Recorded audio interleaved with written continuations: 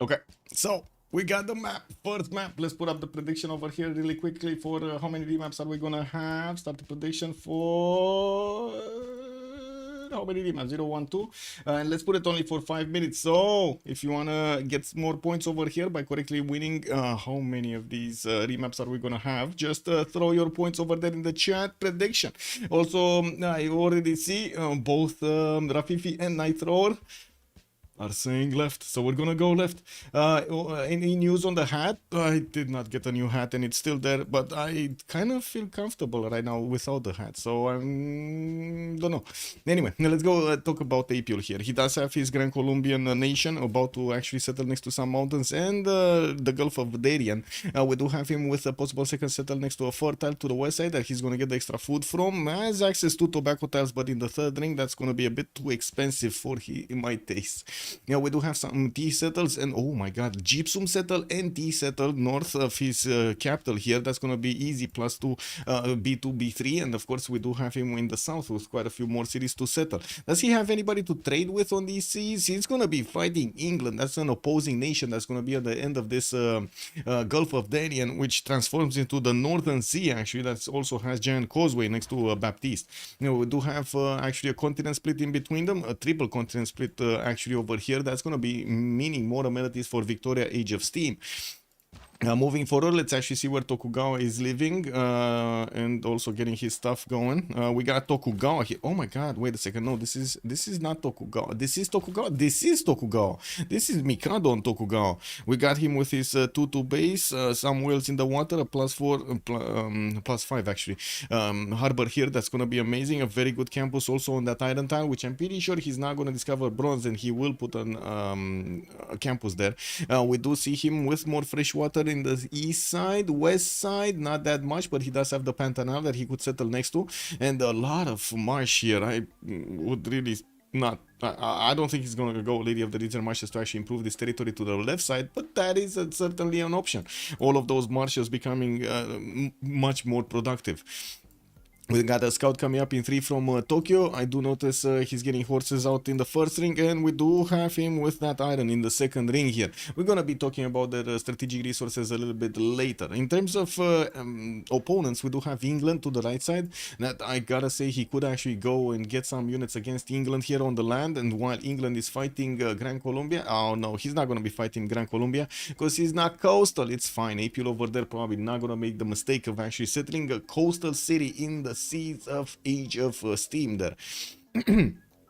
To the northwest, we do have also Damori, which is going to be one of the allies here of Tokugawa, and another one of the nations that will generate a lot of gold for Arcane. London here is going to get his builder out in 5. He does have a 1-4 deer tile, another deer tile here, a 2-2 to the west side. Water, fresh water in the southern cities. East side, Krakatoa to settle on with some incense tiles to improve. They're not amazing food generation from Krakatoa and not amazing tiles, but if he does manage to get irrigation quickly, these will be very good tiles to use. With a settle on the marble tile north, I'm pretty sure he's actually going to want to get his Royal Navy harbors down, so we're probably going to be seeing him settling as much as he can in these lakes over here, or one tile lakes if he can find any, so he can get those harbors out as quickly as possible. Second city actually could be settled on that aluminium, grab the banana to the south, also maybe make some use of I would say government plaza placements in between the south or the north. Will's gonna need to see how he's gonna try to sim over here. Definitely, I do trust Damori that he's gonna get a very good sim. Also, wait, come on, Rafifi, win those points. Yeah. It's best to not be best at everything, Guko Supreme is saying. Why? You get all of the heat or something? Or why do you say it's best not to be best at everything? Why would you not be the best at everything? Is that actually a bad example or something? Why? Wow, how? Wow, okay. That sounds like a perfect human being, right? Being the best at everything. Anyway, now we got Ambiorix here on Xiffy. Let's actually see how he's doing. Aduatuca will have a +4 campus in the capital. Actually, whoa, that's a lot of geothermals here on the right side. We do have him with a decent amount of stone tiles also, and I do see a possible Temple of Artemis for him. He does have 3 possible camps in the capital to upgrade.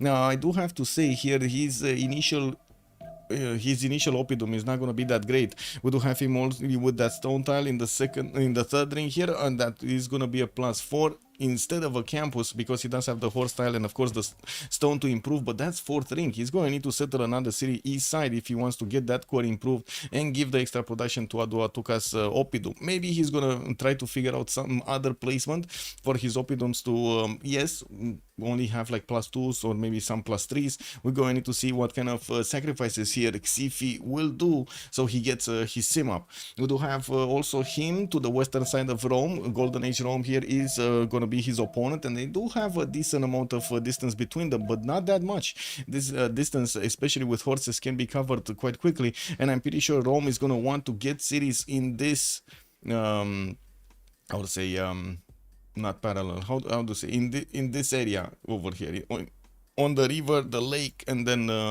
to the north of Tyrian Sea. Well, moving forward, we do need to take a look at Baptiste on Age of Steam. We do have leads here, getting his builder out. Looks like he probably popped on from a hut or got the goal from his teammates. It seems like he got the goal from his teammates, or popped, anyway, one of the two. They don't have that much goal, so I'm thinking he actually got it from his teammates. We do have leads getting a settler out in 5, has access to tobacco tile that he can buy to get the extra phase generation going, and I do notice he's going to have some very good campuses here in the water, especially because of these reef tiles giving him the extra adjacency towards his campuses there. Each of them gives +2 to a campus. Growth comes from challenges. Well, I mean, yeah, but it's not like you can actually grow if you're already the best, right? You need to either, you only have two options, right? You only wait for somebody to challenge you or create your challenge for yourself. That's the only way you're gonna keep growing. Gaul plus Tokugawa on same team seems unfair and should be banned. Well, they didn't ban him. Yeah, and we're going to need to see if that alone is going to be enough, right? That those two civilizations on one side are going to be enough to actually make them win this game or not. In the 4v4 scene, a lot of things can happen. A lot of things can happen. We do have also La Que Tal Amigo with Genghis Khan, actually to the north of Rome. He's gonna have...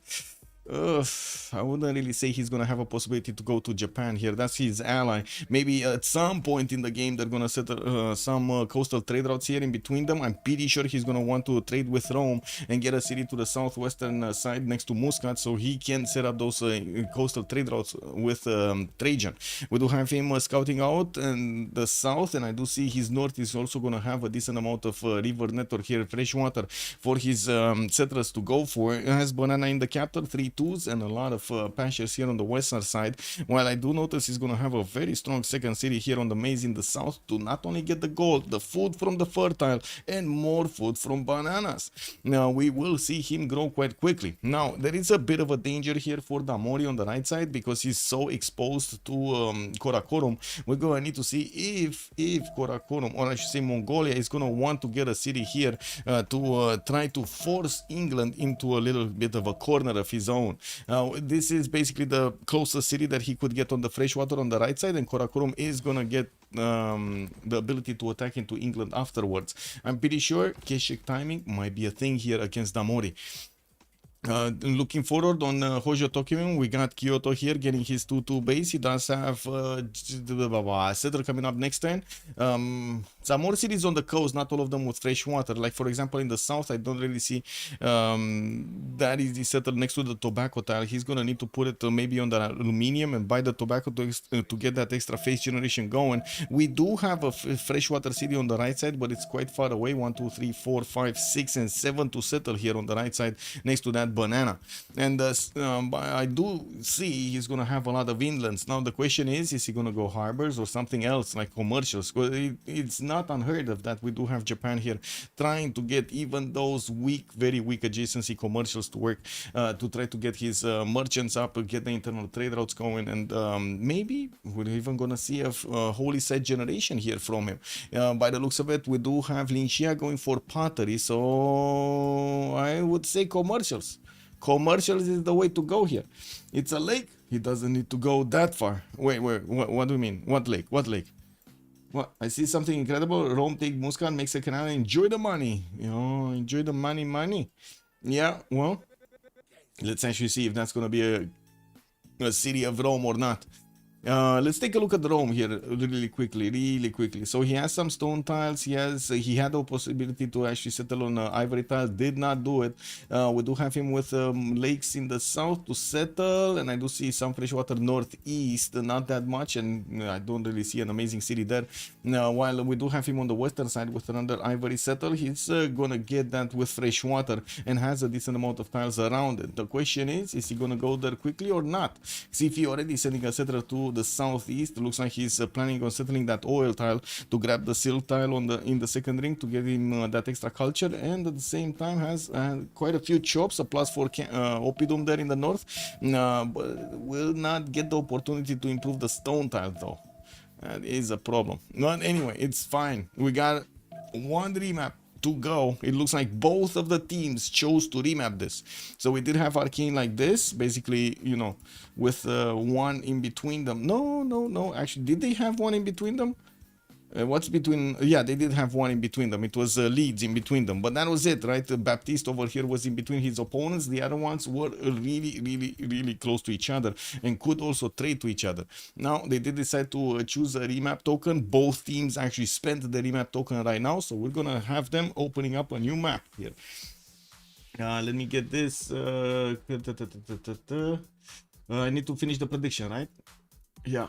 Need to finish, choose an outcome, one remap, and it looks like 64% did go for one remap. Rafifi, did you get the points? Rafifi? Oh my god, I feel like the Beasley lost a few points there. I feel like he lost a few points. Oh my god, you also lost a few points. What? Minus 153? Wait, don't tell me you went for the no remap option? You went for the no remap option, right? Also, BlazeCat Games, good evening, sir, and welcome. Why is my laptop internet so slow compared to my desktop? I had to reconfigure my driver to use 5 GHz, but it's using 5 GHz, so it's using. So I'm not sure why it's doing this to me. How do you have the laptop connected to, how to say, the other stuff? And do you have any kind of internet, how to say, a firewall? Any kind of like... Avast Node 32 or something like antivirus. Drop 2 Gs. I see the Beasley like a boss. Drop the 2 Gs like you're going into the casino over there. Give me those cards.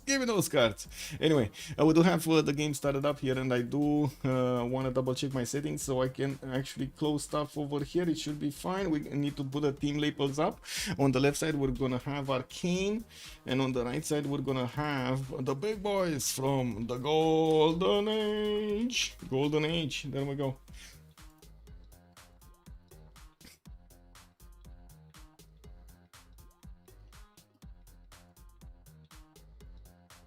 Okay, we're going right. Orpheus said it. Orpheus said it first. We're going right. We're going Boubsho. What do we have here? Oh, he gonna have some diamonds. He gonna have a +4 campus here. Oh, he has the possibility of actually opening up campus. It's very nice. +2 campus on that next to that gypsum tile, and we do have him with a +4 in the capital. Could get a third one here if he settles the wine tile. Could definitely get another +2, and has access to some bananas in the capital. Access to horses first ring, also iron for second ring, both of them. Torres del Paine a little bit further to the northeast, but that has quite a few tiles for him to actually get from. And I do have to say he's gonna have Eleanor here to the southwest. That's gonna be an opponent. 2 tile choke to actually cover. That might not be an option for him to go through against his opponent there at the beginning of the game. Right side, he's gonna have the Gaul, and that's gonna be another opponent. And it looks like also southeast Mongolia, an ally, is probably gonna help him deal the damage against both of these nations. We're gonna need to see if Mongolia is actually gonna want to go and get all of this adventure going against the city of London. Well, let's see. What do we have here? Rome. We did talk about Rome. Let's go next. Let's go Hojo. Where is Hojo? Hojo is here. Kyoto gonna get his 3-1 fish in the water. I do see he's gonna have access to some pearl tiles. An amazing campus over there, and I'm pretty sure he's gonna want to settle also next to that olive tile, because why not? Multiple deer tiles that, to be honest, I think they're gonna just transform themselves into bonus production here. Had to get the 2 jobs going. Also Hashbang, hello there, sir. No cowboy hat today. No, sir. The big hair reveal is happening. Am I getting a Thanksgiving stream busy. Wait, this is Thanksgiving? I have no idea. So if you want to educate me over here about Thanksgiving, please feel free. I have no idea why it is, why people are celebrating it. And yeah, Rome starts out in a golden age. Well, yeah, he's in a golden age team. Painter Q, good evening, sir, and welcome. When you have a desert tile, but it's not a flat one, flat tile. Oh, this one, I mean, he can still get Jebel. He can get Jebel Barkal here, get that face generation going. Now, Kyoto does get his builder out in 5 turns. Also, he is going for sailing. He's probably going to want to get his harbors out this time around. Now, we do have him in the Philippine Sea, and I do notice we did go for the next round. We got horses in the second ring from Kyoto, also an iron in the second ring of Kyoto, more of these in the south, more iron tiles, I mean, but I don't see that many more horses. Another horse tile here southwest, but that's about it for a long time. It's quite close to also Simon Bolivar. That's going to be an option for Gran Colombia to maybe do some damage here to Japan, but also for Japan to try to get into Gran Colombia's territory and, well, make his demise be much faster. Jebel or Sankor? Yeah. Thanksgiving is Thursday. In 2 days, you mean? It's when we thank the Indians for casinos? Okay. Again, I have no idea what it is. Anyway, now we do have to move forward here. After Kyoto, we're going to need to see Genghis Khan. Genghis Khan is here to the south of Gaul. He will have a lot of mercury. I do see 1, 2, 3 of these tiles in the capital to actually improve, and we do have him also with a decent amount of chops. He settled on a horse tile because he only has a 1-1 base from what I can see, and needs animal husbandry to actually see that extra production and food from the horses. Getting a scout out in 1. I do notice he's going to have some more of these mercury tiles in the second city, and to be honest, this is a very strong religious idols. Very strong religious idols. We got him with like 1, 2, 3, 4, 5, 6, 7, 8, 9, 10 possible tiles over there. That's so much gold from this. Has a city over there on the right tile southeast to get the extra food generation going, not to mention a decent amount of tutus and chops, and also access to another marsh rice tile here. In the north, we could probably settle on that 1, 2 so he can get the other tiles, but he would need a little bit of food there, and we'll see how he's actually going to develop and place that northern city. West side, easy to go next to Cahokia, maybe even take that city out. Does seem like he's gonna have the choice between Mohenjo-Daro and the western city, Cahokia city-state, to take out, well, I should say, take for himself, right? He wants to actually settle these cities and take them for himself. A decent amount of fresh water all over the place here with 1-tile lakes or some 4-tile lakes here. It's gonna be nice for him to get going. Has a river in the south that's going into the tundra. That's not gonna be amazing, but still a maze settle can be done, and has access to some mountains for better campuses and other stuff. Let's move forward towards the Victoria Age of Steam, which is in the water with Manchester. He's getting his scouts out. I do see 2 of them already got trained and sent on their way in the English Channel. He does have access to turtles, 2 of these turtles, so he could definitely share one. And I do see another city here on the wheat tile with fresh water and a decent amount of tutus around him. That's gonna take a while to get to, like 1, 2, 3, 4, 5 to get. Okay, that's not that big. Wait, 1, 2, 3, 4. Yeah, it's fine. Now 5 to get. Etc. is coming up in 7 turns from him. Still no Pantheon. It's gonna take a while to get there, and well, we're going to need to see how his scouts are gonna figure out the land here and how fast they will get those settles.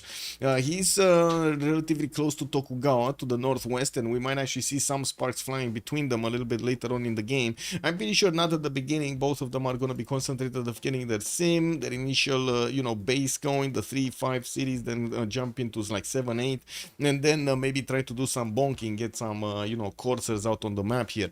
We're gonna need to wait for that to happen though. Looking next, we do have also his strategics iron tile in the second ring from Manchester. Horse tile is directly in the capital on the left side, and I do see he's gonna have some of these reef tiles to give him the adjacency towards his campuses. Not bad, but not amazing either. Well, moving forward, we do need to take a look at Ambiotics' ability to get those Opidums. Oh my god, this is a much better spawn. Oh my god.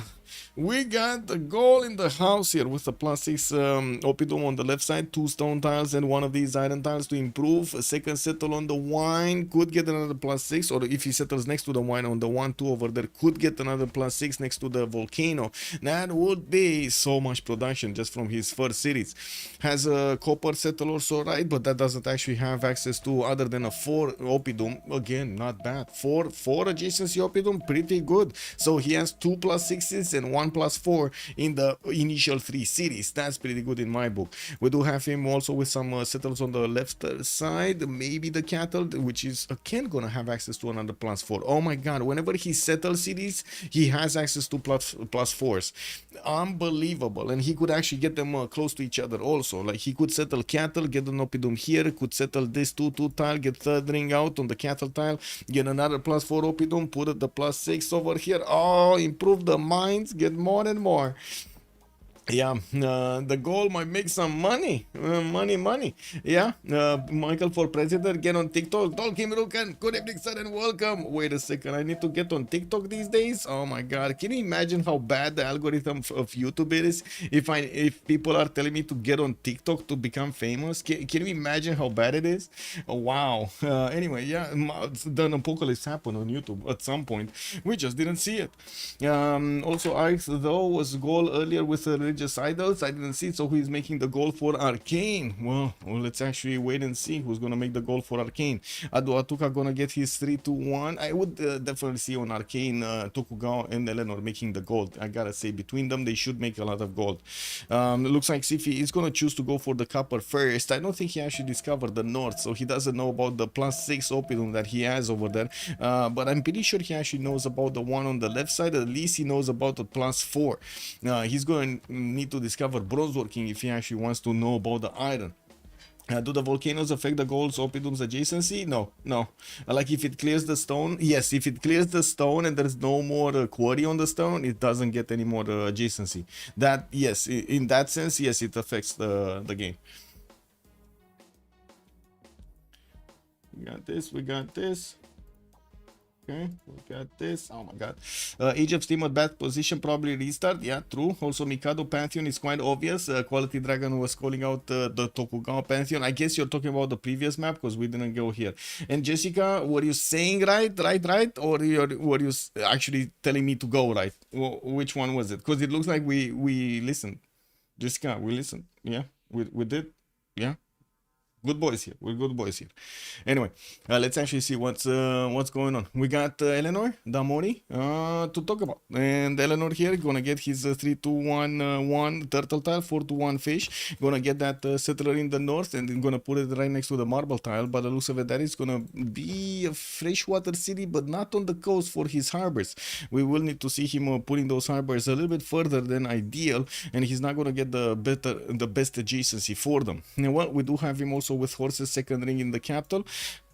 Another settler is coming up in 3 turns here. Could easily get it on the gypsum on the left side, but again, a bit of a problem with the food generation going there. And to be honest, this is kind of weird spawn. Wait a second, he didn't see his chocolate hills? He must have seen his chocolate hills. I mean, he's in Kaguana. He must have seen...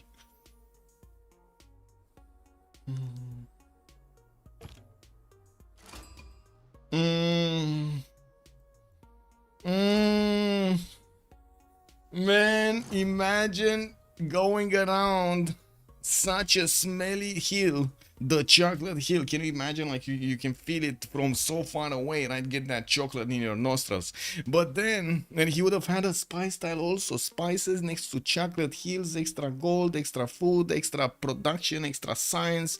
Could have had everything he wanted. Settle on the aluminium tile or over there on the coal tile and got everything from the chocolate hills. Well, now he's gonna be a sad panda. He doesn't know about it. And look at him, he's actually pillaging the lands of Kaguana while he's giving up on one of the best temple givers over here from the beginning of the game. Damori might actually need to get another scout going soon, because that settler is coming up in 2 turns, and the best location is being covered. It's being covered. The Choco Spice, exactly. We do have him also getting a pantheon. That's going to be God of the Sea. He's going to get his extra production on his coastal resources. And I do notice he's also moving on the marble tile to actually get that extra culture and also benefit from a better harbor. That will give him the fresh water and will also give him the access to 2 turtle tiles to improve. One that is going to be next to his or quite close to his city center, where he could actually get some adjacency later on to a campus. Usually Eleanor does start off with harbors into theater squares, does bypass the campus at the beginning of the game and gets it a little bit later on because he really wants the books, right? Really wants those great works in his series. We do have also to move forward towards Tokugawa here. Okay, Rome settling here. That's gonna put him. Oh my god, wait a second. That's actually very close to. That is very close. Does he even know about this? Damori is putting a city right in the face of Rome. Like right in the face of Rome. Incredible. And we did have a war declaration being sent, but I don't know exactly why. They must have seen something. Oh my god, Banana King Japan. Still nothing here. Anything here? No, doesn't look like they actually are doing. Oh, I see the word. Okay, so Gaul got into the territory of Mongolia. Mongolia got extremely offended about this, and Xiffy is getting pushed out of there. We're going to need to see if this scout is going to manage to get out with his life there. He does have a promotion soon, so I don't think these Mongolian scouts will have enough strength to actually take it out entirely. Anyway, we might see some first move shenanigans there. Looking at Tokugawa, we do have him with the second city Sendai settled on a 2-2 base. He does have 3 of these bananas with 3 2s on them, 3 food and 2 production on each, with a monument coming up in 8 and also another settler in 2 10s from Tokyo. We do need to see where is he gonna settle next. Did he also not discover his north, or what's going on here? He does have a western side, also a city next to a coffee tile, but that also brings us up to the subject of his harbors. Is he going harbors? No, he's going commercials here. Writing and foreign trade coming up soon. We might see some campus openers. He does have a +4. This is the +4 between the mountains, the rainforest, and the geothermal and the reef fish over here. It should be a +4. 1 2 3 4. Yeah. No, he's not putting them down right now. Let's see. Maybe he needs gold to buy them, so he's gonna need to acquire some gold from his allies if he wants to get that in.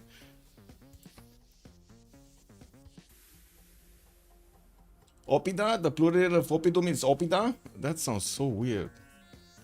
Why is that the plural? Why is there a missing S over there? Anyway, we do need to see his strategics. He does have access to that iron tile in the second ring, access to horses second ring. Gonna have Japan, the other Japan northeast to fight off over with, and I do notice to the northwest he's gonna have an ally, Ambiorix. He's not gonna, well, I guess he's not gonna give trade routes possibilities to Bagakum in the water though. That would be quite unfortunate, but it is what it is, and we're going to need to see if he's gonna do anything about the southeast of his, with Age of Steam being quite close to him. Apeul on Gran Colombia, we do have him here with already campuses coming around. Looks like he's getting his trader out from his second city, Cartagena de India, while we do have Bogota getting a settler out next there. Oh well, settler out already. He's also trying to make a builder. Has access to horse tile in the first ring, iron tile second ring. Campus is gonna be a +3 next to the mountains and the rainforest, and I do see he does have a scout that he could actually use to escort his settlers. Has that rice settler, a 4 food one to the south. Could even try to actually spread around these cities a little bit more and get this one, the 2-2 base over here next to the bananas. With another one on the spice tile to the southeast. We're going to need to see how he's going to space out his cities. He definitely has a good amount of fresh water on the south and the north, not that much on the western side. Did manage to actually get a builder out from Cardiff. That's going to be a 3-charge builder, and he's going to get the opportunity to bring back into his territory and benefit from those charges. 3-charge builder at the beginning, you've seen it, how important it is to get the improvements you need and not spend the production on it. Right? 3 turns is insane. 3 turns at this point in the game is insane. It's insanely important, that's what I mean. Let's see, is he going for the rice settle? It kind of looks like he's going for the rice settle. Does he even know about all of these? Yeah, he knows about the tiles in the south. He actually made a bit of a zigzag here with his scout, got next to Jerusalem, which also had a builder, but probably a bit later. Then Apeul was there with his scout, and now he's trying to bring back this builder in the lands that he's just gonna be about to settle. Okay, we kind of finished with their strategies. We kind of finished also with their spawns. Let's take a look if they do have any more pantheons here. God of the Sea, we've seen it. Age of Steam did go for Goddess of Tides. So next to these turtles, we're also going to see an added point of culture. And we do have him also with access to the pearl tiles to the south of Bristol here that he's just about to improve here with his last charge from the builder. He does need a bit of gold to invest into that tile, and he's probably waiting for the next turn. Opening up with Celestial Navigation to get his harbors down. We do have him sending his third city also on that, oh my god, wheat tile over there across the river. I'm pretty sure that's going to be the choice. And we do also see him with possibilities to settle across the English Channel to get some more cities going. I'm pretty sure cattle tile here will be settled. I'm just curious, when will it be settled? We got religious idols also for Japan. Looks like his third city will be going on that geothermal to get a 2-to-1 base, access to amber tiles and multiple instance tiles to improve. That will make some for some very good tiles a little bit later on. We're gonna need to see also how he's gonna get to set up everything here with his commercials. I do notice at the moment Mikado is going for currency in 15 turns. He does need the trade route or somebody else to actually boost that for him. And I'm pretty sure a trader is coming out from Sendai as soon as he's getting that monument out in 2 turns. Looking at the other Japan, that's Hojo Tokimen. We do have him going for Divine Spark. Looks like Gran Colombia is putting a warrior right in the face of this settler, and Japan is just going to want to move around him. Oh my god, he actually wants to go for the citrus settle, and that Gran Colombian warrior is stopping him from getting to the perfect city. Well, we do have him also settling inland, which kind of makes me think he's going to go holy sites into commercials here, not actually getting his harbors, which is again kind of a sad day. I do see him getting right in right now in 3 turns with also early empire coming up in 2. Looks like he actually bypassed the Gran Colombian warrior instead of the warrior moving on that citrus tile, which to be honest he could still shift enter to get there to try to stop Japan from taking it. Japan could settle in place anyway and get the access to bananas. He has 4 of these that could actually give him the extra food in the city center, not to mention a citrus that can be improved quite easily if he has irrigation and a builder. Slinger is coming up from Kyoto. We do have 2 of these holy sites finished right next to Kyoto and Nagoya, and well, we're going to need to see what is he going to do here to defend against Gran Colombia with that Slinger. I didn't see a good Temenaki, no, not yet. Latin, ironic for a Romani. Okay.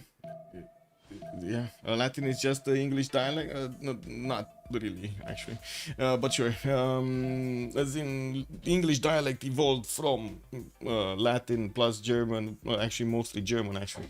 But anyway, no good at Temenanki. No, Mongolia sad. Mongolia. I don't know if Mongolia is that sad actually. So he's getting his encampment already out from Karakorum. I do see Ulaanbaatar yet did not put one down. Third city is moving east side somewhere around here, and I do see him choosing to go God of the Forge. So I think he's happy. Like Mongolia choosing God of the Forge, having Gaul to go against in the north. That he could definitely get his units there.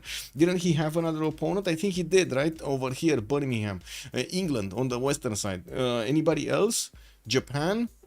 Japan, he's not gonna get to Japan unless Japan settles on the western side. I'm pretty sure he's not gonna get to Japan, but Gaul, he can definitely get to Gaul. Even though I do have to say Gaul over here is quite a strong nation on the defense, has that king of the Eburon Strait that gives you the extra strength on those units. It's very hard to push. We're gonna need to see if the extra intel from Mongolia is actually gonna help out here. Mongolia do that damage. I'm quite sad we didn't see him going for religious idols here. I do strongly believe he would have gotten so much faith and gold and much more value than he would get from God of the Forge here. Which kind of shaves off, like the bonus from God of the Forge shaves off after you don't build any more classicals, right?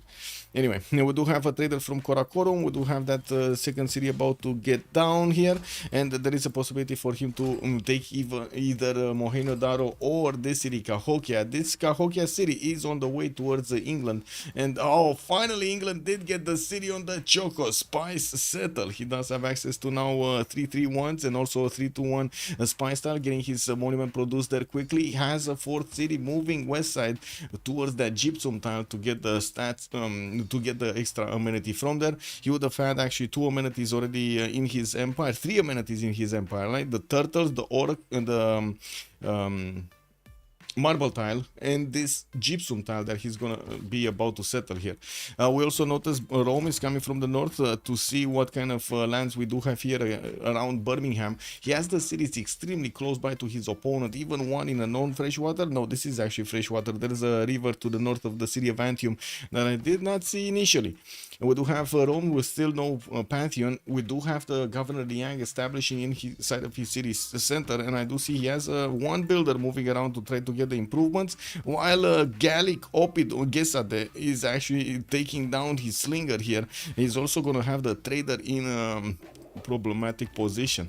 Well, the slinger is still gonna die if the Gesate wants to attack into him next turn, so I'm pretty sure Rome needs to get it back in the city. Yeah, there we go. He's shift entering on the rainforest while he's gonna try to get another slinger. This is the trap for the Gesate. If Xiffy is gonna click fast to take out this slinger, we're gonna have Rome get that two slinger shots from his units if the Gesate actually steps on the commercial. Let's see what happens. Is he stepping? He's not stepping. He's actually stepping out of there. Okay. And of course, Boubsho immediately putting a slinger right in his face to try to attack into the Gesate as fast as possible.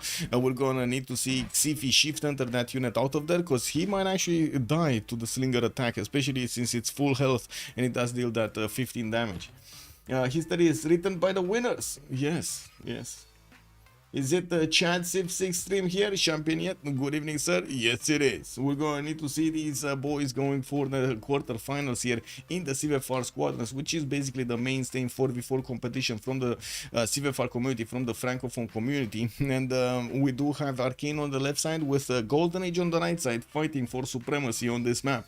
We are still needing to wait for them to get to turn 31 to switch the era, get all of the pantheons going, and also the era score bonuses. I do notice we do have Japan here missing a few points. Genghis Khan is also missing a few points, and Boubsho surprisingly is missing a few points.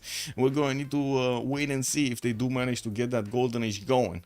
Now, Japan, Hojo will get his moksha out in 3 turns in that city center. I do notice he's also 2 turns out from picking up a great prophet to give him the religion, so he should be fine on getting the religion quite easily. Genghis Khan also did put down his triple encampment setup over here. Balgasum, Karakorum, and Ulaanbaatar, all 3 cities of his initial settle are working on encampments right now, with Moksha establishing in the northern city, Ulaanbaatar, in 3 turns. I don't see it. Well, at the moment he doesn't get actually an extra title.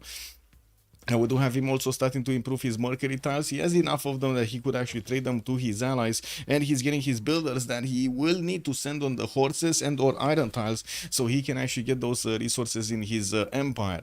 Now, we're also going to need to see what will be his choice of an enemy here. Is he going to be Gaul? Is he going to be Eleanor? Is he going to be, you know, Tokugawa right side? We have so many options for him.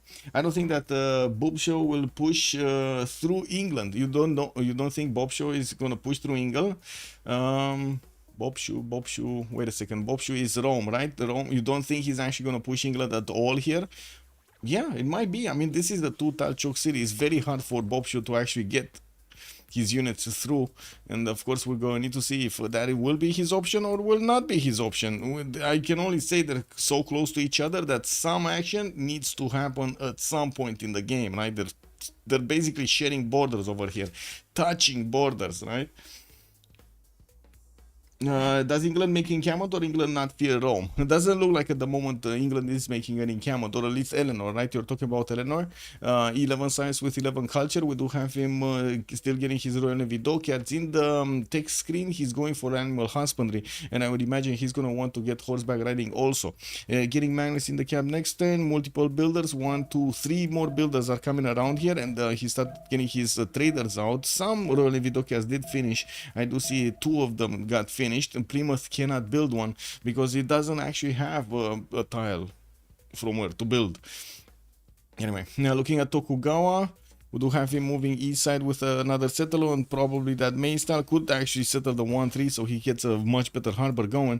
Although I don't think he's going harbors, right? We did have Mikado going for commercial, so yeah, he's just going to settle Gifu on the main style and grab those 2 twos. He's going to need to start improving those tiles, including these olive tiles, not to mention the incense tiles, so he can get those amenities in and make them much better tiles to use. Now, with religious settlements, he did also get 2 extra tiles more than he would have gotten by settling his city, and he's getting more production towards building settlers, which is very, very important. I'm quite surprised we did see him settle G4 on the right and not settle that coffee settle on the western side. Although I gotta say, maybe this is because Mongolia, he just didn't want to actually get a defense going and wants to make use of the one-tile chokes that he has here.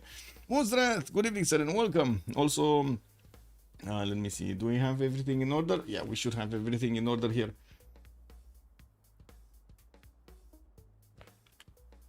Of course, Rome opens with commercials. Yeah, always. I'm pretty sure even on the Rich Islands, we're not gonna see them going even on Rome for anything other than those commercials. Let's see more pantheons. Do we have more pantheons? City Patron got us for Gran Colombia. He's going to get the 40% towards the first district in a city. He's going for a campus here, getting a 210. And I do notice Japan is trying to stop Cartagena de Indias from building that campus. Well, in the meantime, that city center is going to train a builder. And these Colombian slingers are going to have a target to shoot at. We do have an iron tile over there on that underneath that possible campus. And Gran Colombia is going to need to fix the problem, fix the issue with Japan here.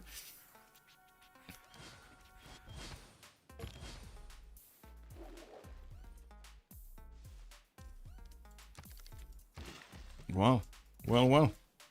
3 turns for Moksha to establish to get him the extra culture. He did manage to put Caracas on that. Oh my god, he actually put it in between the tiles I was saying. Oh well, it is what it is, right? He can get the cattle settled northeast, that's fine.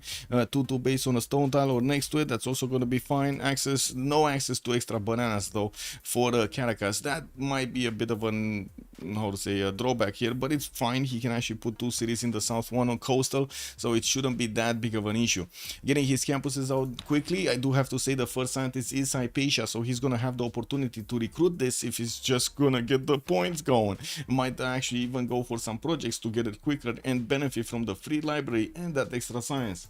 Now, the land quality is amazing. Oh, juicy.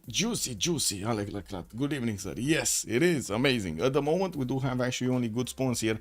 I kinda, you know, have my own, how to say, like, I don't particularly like this spawn. It's not bad, but I don't particularly like it, if you know what I mean.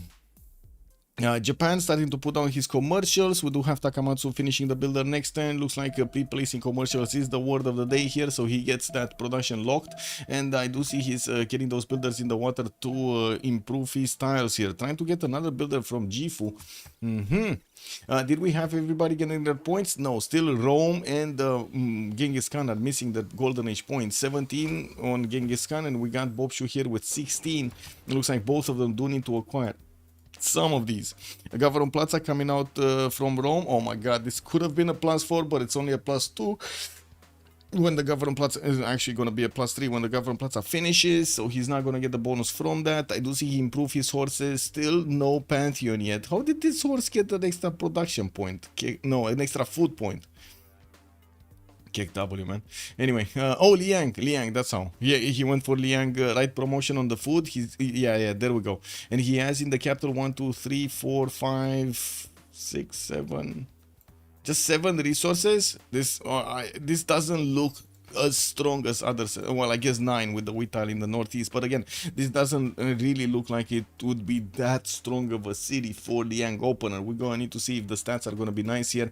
And well, I do see him one-turning his Gavron Plaza at the moment. Doesn't have any points other than a merchant here in Marcus Licinius Crassus.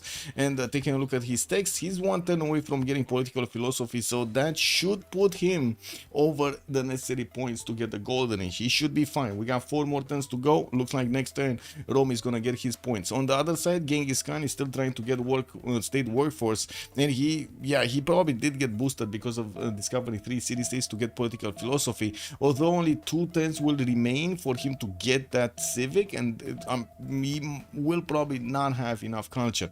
Like in comparison, Rome, it does have 13 culture and was getting that culture for quite some time to get to political philosophy. On that spaceship also, hello there, sir, and good evening. Rome will get political. Yes, exactly. Rome will get very political. He might switch tiles across cities, turning tiles after all. For Caracas, yes, he might. He will probably. Genghis does not need a big game. Eddie Coffin, good evening, sir. Is that a prediction, Eddie Coffin?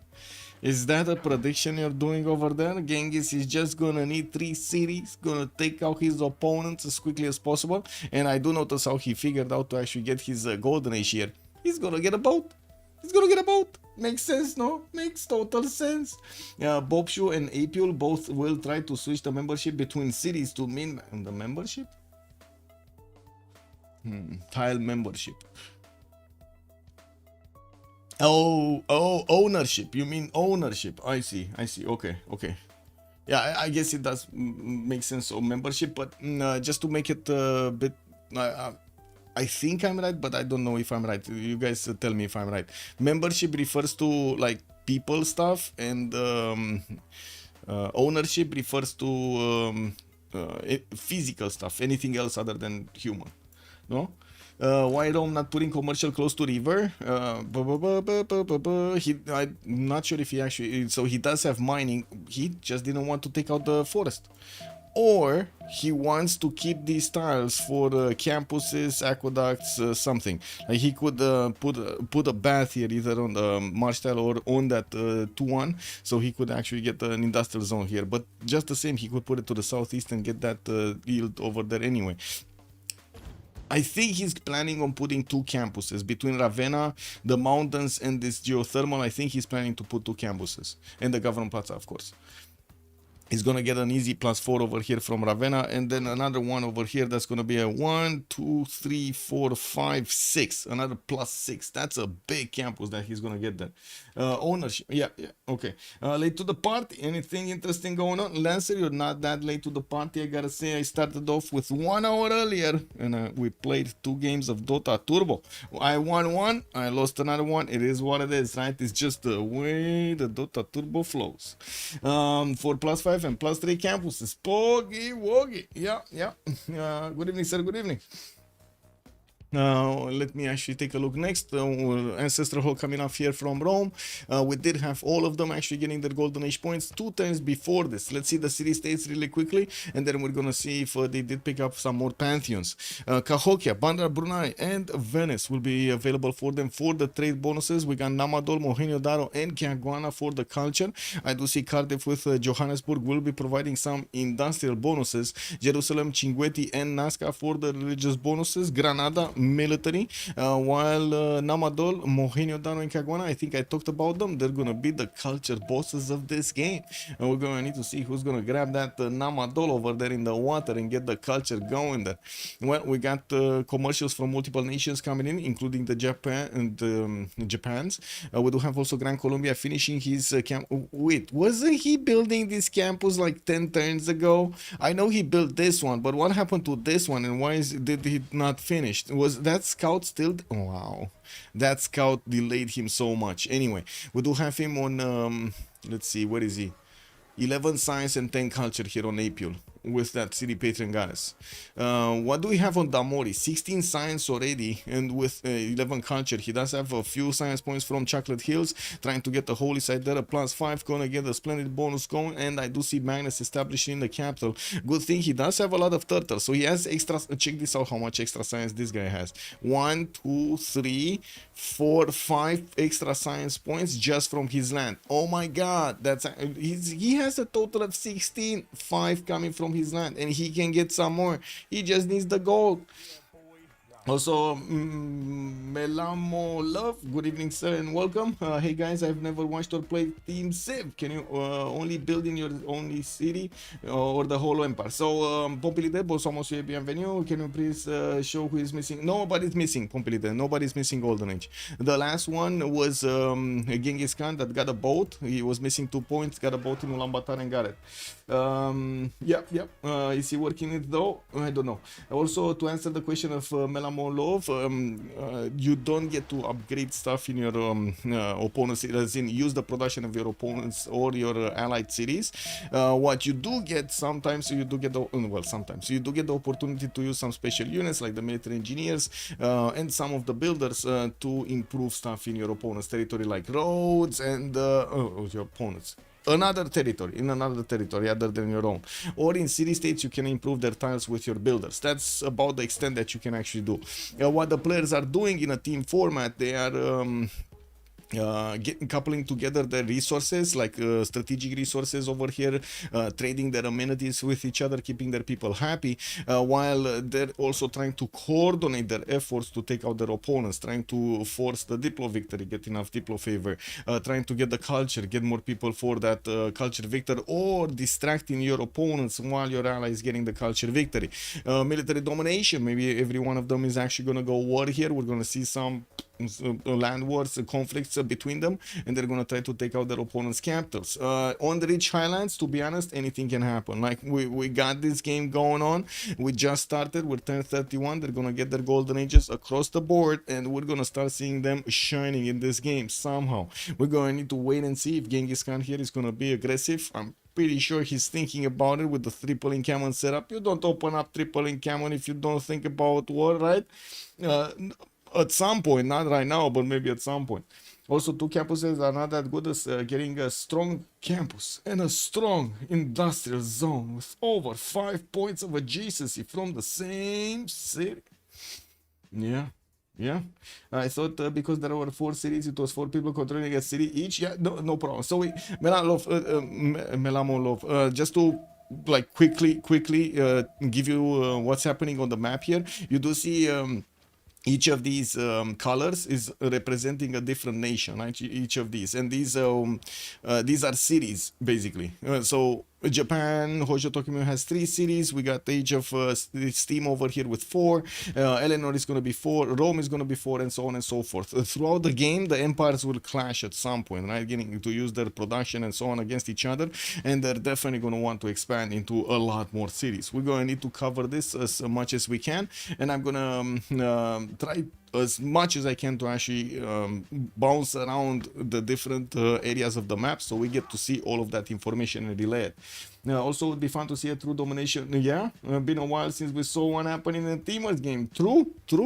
Okay, let's see Apeul here. We do have him with still 3 cities, finish his 3 campuses, got the Gavron Plaza immediately down from Bogota, increasing the adjacency of both of those campuses in the rainforest. Oh my god, this is gonna be a very strong Chichen Itza city. You know, we do have, or I should say empire, not city. He got his free Commandant General, Mariano Montilla, and I do notice he's going for the next settlers, putting on that settler card to get them faster. 4 turns from Bogota, 3 turns from Caracas, which is probably going to be 5 turns after the... Oh, no, that's fine, actually. This one in the capital is going to be 5 turns. Anyway, Magnus establishing Cartagena. He went Moksha first, so he has extra culture, alongside with his pen brush and voice golden age. He's making 19 science and 27 culture, and 11 gold with 37 points of production.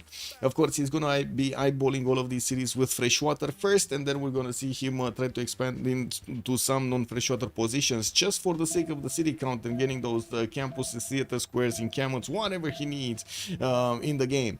Mikado, 12 science, 18 culture on pen brush and voice. Tokugawa, 4 cities strong. Liang opener, 1 2 3 4 5 6 7 resources in the capital, 8 if you count that dry style, 10 if you count the extra fish style in the 3rd ring. Doesn't seem like he actually has the big bonuses we are expecting here for Governor Liang. But anyway, in the meantime, he is gonna try to push back that Japanese warrior from the right side. He's quite close to his opponent here, Hojo Tokyo, and I gotta say in the southeast, he's also about to be touching borders with England Age of Steam here.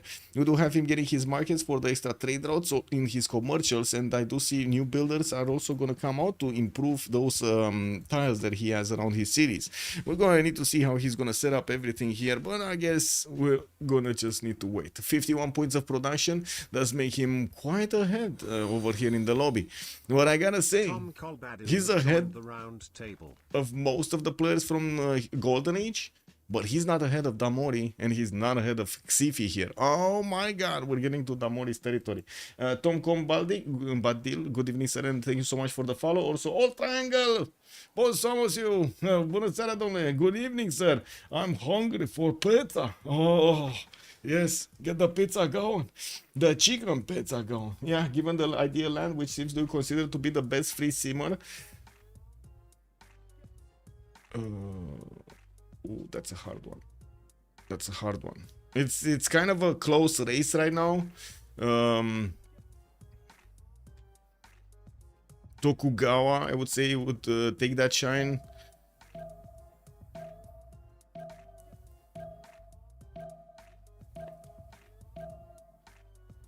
I'm thinking Germany. Like I cannot discount Germany because yeah, not we don't see it that much in the games, but I'm pretty sure Frederick Barbarossa.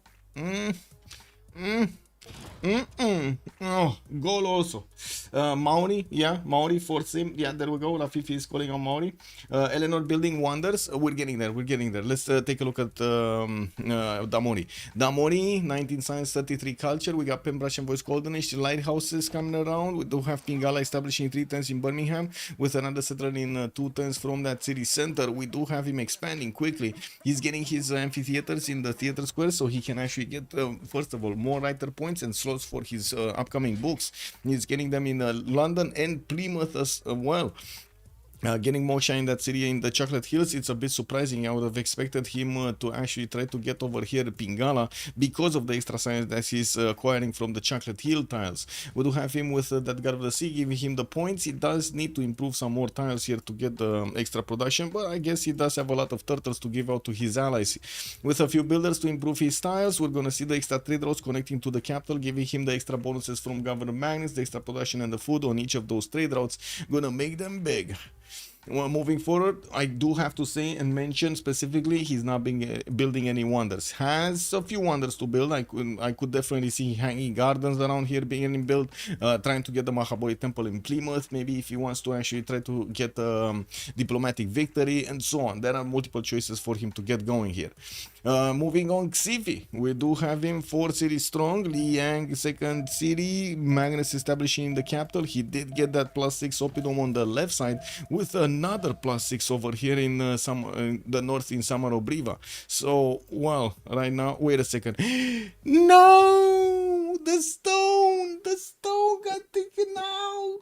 That's so nasty. Anyway, yeah, no stone, no +6 oppidum. He got, I mean, he's gonna get it when he's gonna get the niter tile, but the volcano said no. The volcano said no to the initial +6. He does have another one here, which is gonna be a +4. And we'll probably get some more mines around it to increase its adjacency. And I do see he also put one from Avaricum, which is just a +2. Again, multiple mines are actually going to make that a little bit better. And with Liang establishing Bagakum, we're probably going to see him getting the food upgrade here. We do have, as you can see, also extra production on the stone tiles. He did get stone circles to give him that extra boost of production and faith on these tiles, on the quarries of the stones. We do have him with granaries. It's very important for the Gallic cities to grow quite tall, and they will need housing, and they don't get housing from oppidums, so they do need to actually get it differently. Ancestral Hall coming up for Duatuca next turn. I do notice he just chopped the forest of that. What? He chopped the forest on the wine tile? Really? That's sacrilege. Xiffy, what are you doing? That would have been an amazing tile if you just got irrigation on it, improved it with a plantation. Oh, well, it is what it is. He chopped it, you know, he got it. It is what it is. Well, now moving to Baptiste, we do have him 20 science and 37 culture on Age of Steam Victoria. I do see him getting his lighthouses, 4th and 5th and 6th settlers coming around from his cities. Has multiple cities to settle, no problem with amenities by the looks of it. Did also get his government plaza in a way that he's gonna beef up one of his campuses to a +4 adjacency and has more adjacency towards his Royal Navy dockyards. Very good tiles to use here, and also having access to turtles that will also get the extra culture makes him get so many yields from these how to say, improved water resources. You know, we do have Moksha establishing Leeds, and I do see Magnus Capital. Let's see what he's gonna get next. Doesn't have that many units, doesn't need that many units. And we do have a few units that are holding on any kind of Japanese invaders here, which, to be honest, it's only a slinger and some cats, just, you know, fooling around next to a mountain. There's nothing really big coming from Mikado. Baptiste here also has 71 points of production and 32 gold points, making him quite strong at the beginning, but again, not even that close to Eleanor's 92 points of production on Damori, not to mention 27 science and 49 culture on Eleanor of Aquitaine. We got Genghis Khan that needs to reveal to us what is he gonna do, getting his ordus. Korabalga soon gonna work on the first one, getting also another campus in Ulaanbaatar, that's gonna be a +2, and I do see him going for his next settlers. Has quite a few builders to start improving his tiles here. He did get initially the Mercury tiles improved, and I'm pretty sure he's gonna need to go for his strategics. He did open up iron, just didn't improve it. With the first horses coming up from Ulaanbaatar, he is on God of the Forge, so he's gonna get extra production towards these units. While I'm pretty sure we're gonna need to wait and see which is he gonna choose as a target, North or somebody else. Thank you so much for the follow, Melamolov. Much appreciated, sir. Chopping rice style with improvement is a crime. Yes, yes. Why should Gaul preserve the woods? They got plenty of production from oppidum. Lancer, I don't know. He has a plan, right? He has a plan in his mind. A volcano would kill the forest eventually. Hello, sir. Good evening, sir. And you make a very good point. You want to chop that before the volcano eats it, right? Or melts it. You've seen the volcanoes. They're getting excited out of nowhere. You don't even know why. He needs so many builders to make his land worth. Yes, that is true. This is kind of a weird land for Mongolia, and of course we're going to see if he's gonna take one of these city-states down. I would assume he's gonna take out Mohenjo-Daro on the right side, if you would ask me. Getting these granaries to get that extra housing going, he did choose to build a warlord's throne in his capital, so he can just keep pumping out caches when the time is right. I'm very surprised we don't see him getting the 4th and the 5th city out, and I do have to say he is only 42 points of production, even though he did manage to get orders in his encampments. It's just not covering for the extra production that his opponents are benefiting from right now. He's barely like half of the production, less than half of the production of his opponents. Pantheon choice was really weird. Yeah. Muzrat also highlighting big message. Okay, we got into highlight message mode. Beep, bow, bow. Highlighted message is being read aloud. Bad Pantheon Mongolia. Religious idols would have been great. Plus the Grand Master Chapelle for faith by military units. Very bad, very bad. Yes, I do agree it could have been a little bit different here. We're going to need to see how he's going to try to milk the advantages that he has on Mongolia here. Also Cool Whip coming in with the negative news over here. Welcome, sir. Think Mongolia is irrelevant already. I've seen it, I've said it, and will have zero impact as well, which is very sad. Apeul just found a relic for himself there. Anyway, 17 science, 27 culture on Genghis Khan. Pembrasian voice doesn't seem that strong right now. And he did manage to get another 2 points of production, but again, not that strong right now. We're getting to Damori Eleanor also. Well, let me finish Lin Xia and Boubsho, and we're going to talk about Damori also. So, Hojo did get the religion, got Stonehenge with multiple holy sites. I do see at least 2. A third one is getting built here in Damori. He's also getting quite close to Gran Colombia on the right side, also trading punches with some of his units. Uh-oh! Woo! We got Gran Colombia coming in. Apeul putting his empire in the 3rd gear, getting these horses with the Grand Commandant General here, going against the city of Omori. Lin Xia, what kind of religion does he have? Defender of the Faith will have an extra +3 on his units, has ties to get the gold and the production from the shrines and temples. He's building them right now, getting the temples going for the +4 production in that city center. And I do see him. Wait a second. Whoa. Let me see if I can get this disrespect correctly over here. He in the city of Nagoya, he actually put down an entertainment complex, got a wonder also, hanging gardens right next to one of his theater squares, had the nerve of opening up with theater squares and a holy site next to Gran Colombia, and at the same time gridding out Colosseum. Did I get that right, chat? Do you see the same thing I'm seeing over here? Do I get that right? We got him touching borders basically, like he's extending a hand. He's basically like throwing an apple into the neighbor's garden with his own hand, and he's still trying to build Colosseum. And that's a nice Colosseum for Gran Colombia. Yeah, it is. Tornado spawns, I'm surely. Yeah, tornado spawn. Look at his food, 35 food a turn. Yeah, that alongside the better Pantheon choice probably can get him a good chance. Is there a nice flat highway for the K-Shakes going north? Not really. I mean, yeah, some. So you get this. You get this, 2 hills are stopping him, and then the hills next to Divodurum. So you could get this. You could get in like 3 turns, 4 turns, you could get to the Gallic borders from Mongolia's territory. Yeah, surely there's nothing bad going to happen over here. Yeah, we do need horses from Japan to get the defense up. I do see Gran Colombia putting some archers in the forest, shooting out, getting a shootout against the Japanese archers. And of course, I do see Lin Xia did go for a Monumentality Golden Age, benefiting right now from 50 points of faith a turn. Well, we do have Boubsho, 23 science and 31 culture on Rome, Pembrach and Voice Golden Age, 5 cities strong, getting 6th, 7th, 8th out from his cities. While I do see he's also getting his army of builders, he's actually not that convinced he would need to get more horses or not. Looks like he's trying at least one. And we do have a project here for the scientists. Even though Rome did pick up Hypatia early, he also did manage to get Zhangqian. This is amazing actually. He not only will have a free library from Hypatia and +1 science on each of his libraries from from the moment he actually activates Hypatia, but also will get what did he? Oh my god! What the extra trade route capacity for an extra trade route here, which is again gonna be amazing. One less market to actually build at the beginning, giving him the opportunity to connect more cities quickly. Go prediction. Will throw my points and go to sleep. Okay. Let's get the prediction going. For who will win, we're gonna need to delete all of the options that we had on Sunday, and we're gonna put over here Golden Age on one side with Arcane on the other side. Submission period. We're gonna have 30 minutes to wait and see the result of this one.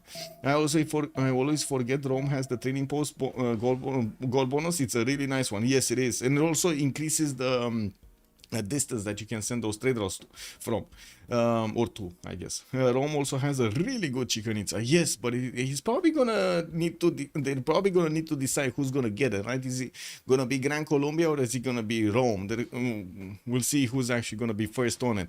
Rome here will have an opportunity to get his cities to, or I should say, units to Gran Colombia here, maybe even through the Mediterranean Sea if nobody's gonna get this. Oh, wait a second. Rome actually has Eleanor, no, to the south. That might actually keep this bay in check. We'll see how things evolve. With the horses of Gran Colombia getting close to the Japanese borders, I do notice one horse is watching, eyeballing the archer in Omori. We do have Lin Xia also getting a builder with Monumentality to chop another horse. He's getting victory establishing that city center, so those units of Gran Colombia don't do that much of a damage. I gotta say, Gran Colombia here, if he does manage to actually cross the river with his 2 horses, he might just get into the main tiles of Kyoto. And there isn't that much that Kyoto can do. As in, Japan would need to block that with 2 units, right? At least get this one here. I don't know why he got it in the city center. This one needs to be on the desert hill. So he stops this, because he's just gonna shift enter, right? So Gran Colombia moves across. This one moves across. This one moves across. And then we're gonna have him next turn setting his movement on the iron tile. And he's gonna get there. And on the, how to say, on this hill tile. And he's just gonna get a line directly towards Kyoto to pillage those tiles over there. Pillage the Government Plaza, pillage the campus, and pillage the holy site. Oh well, we'll see. The Commandant General will need a few turns to move. No, it's fine, actually. It's all good. He just needs 2 turns.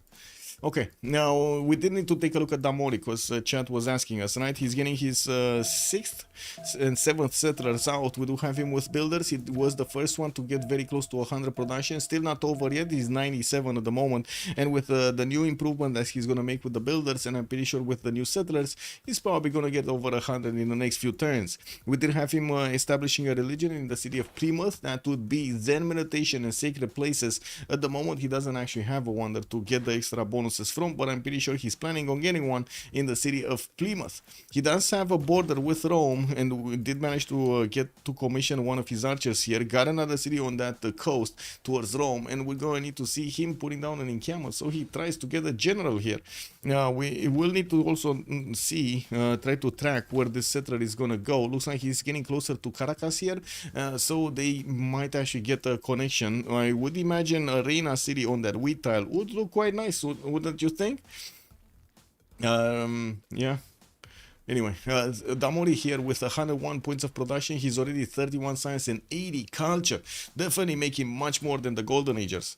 We do have also England, Age of Steam, getting his city over there on that hut. Just popped a hut. I have no idea what he got, but anyway, might have been a builder, might have not been. We did have him with more cities in the south, some of them with actually no, all of them with freshwater. He did get Hull in the on the inland and got Portsmouth here, both on rivers, and he's gonna get to settle one on the western side of that coast, which is gonna give him an opportunity to actually go against Japan on the coast. Oh, Baptiste is gonna try to take on Japan on the coast. One has harbors, one does not. And so we're gonna need to see probably how Tokugawa here is gonna try to get an admiral. If he's gonna get attacked in the capital, right? Is this with BBG? This is with BBG. Yes, this is with BBG, with BBM, with all of the shebang over there, all of the cheeseburger traits.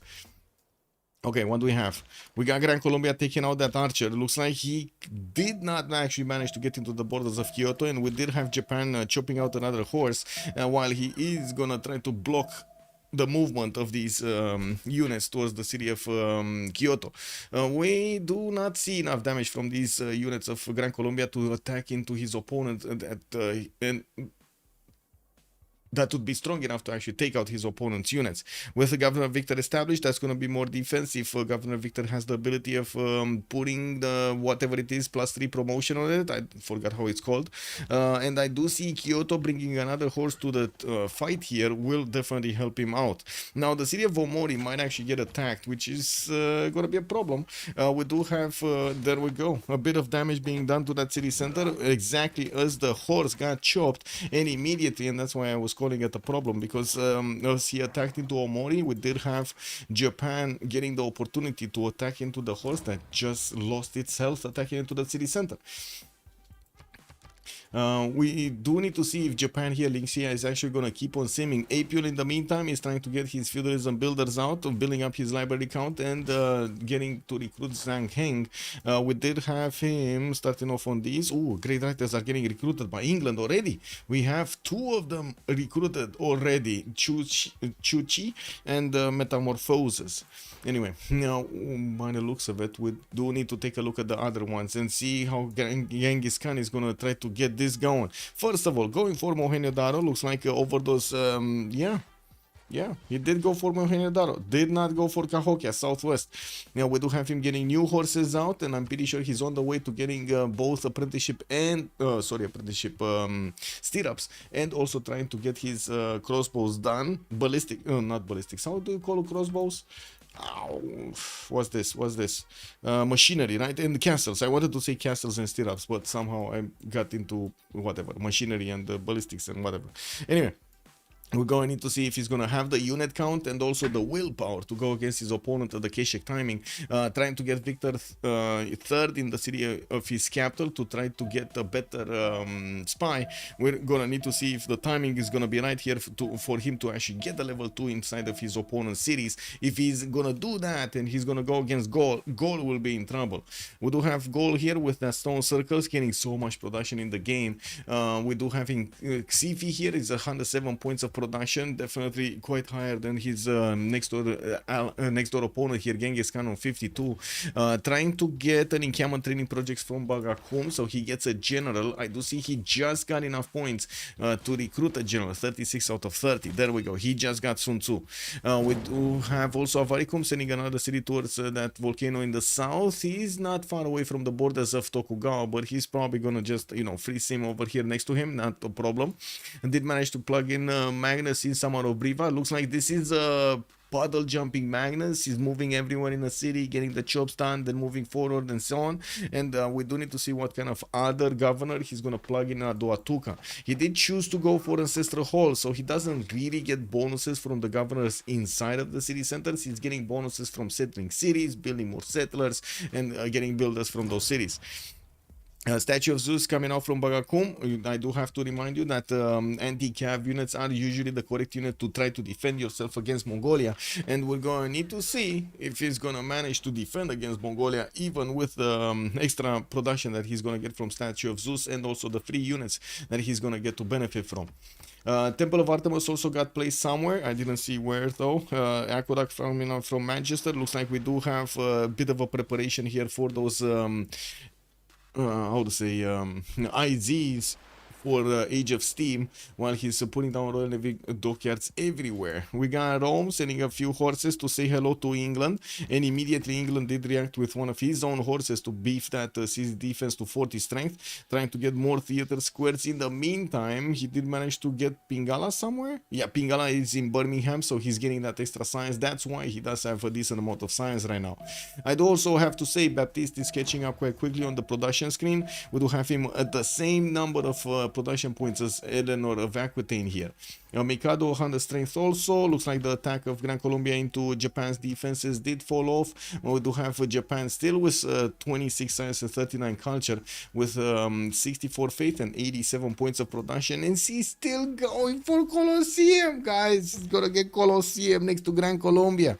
He has 2 more builders with feudalism able to chop the Colosseum with Magnus inside of him. Wow. Okay. I mean, it happened, bro. It actually happened. Also, Volcar was saying, oh, Neața Dorian, bună dimineața. Also, let's see. Wildfire also, good evening, sir. The best city in the world. Yeah.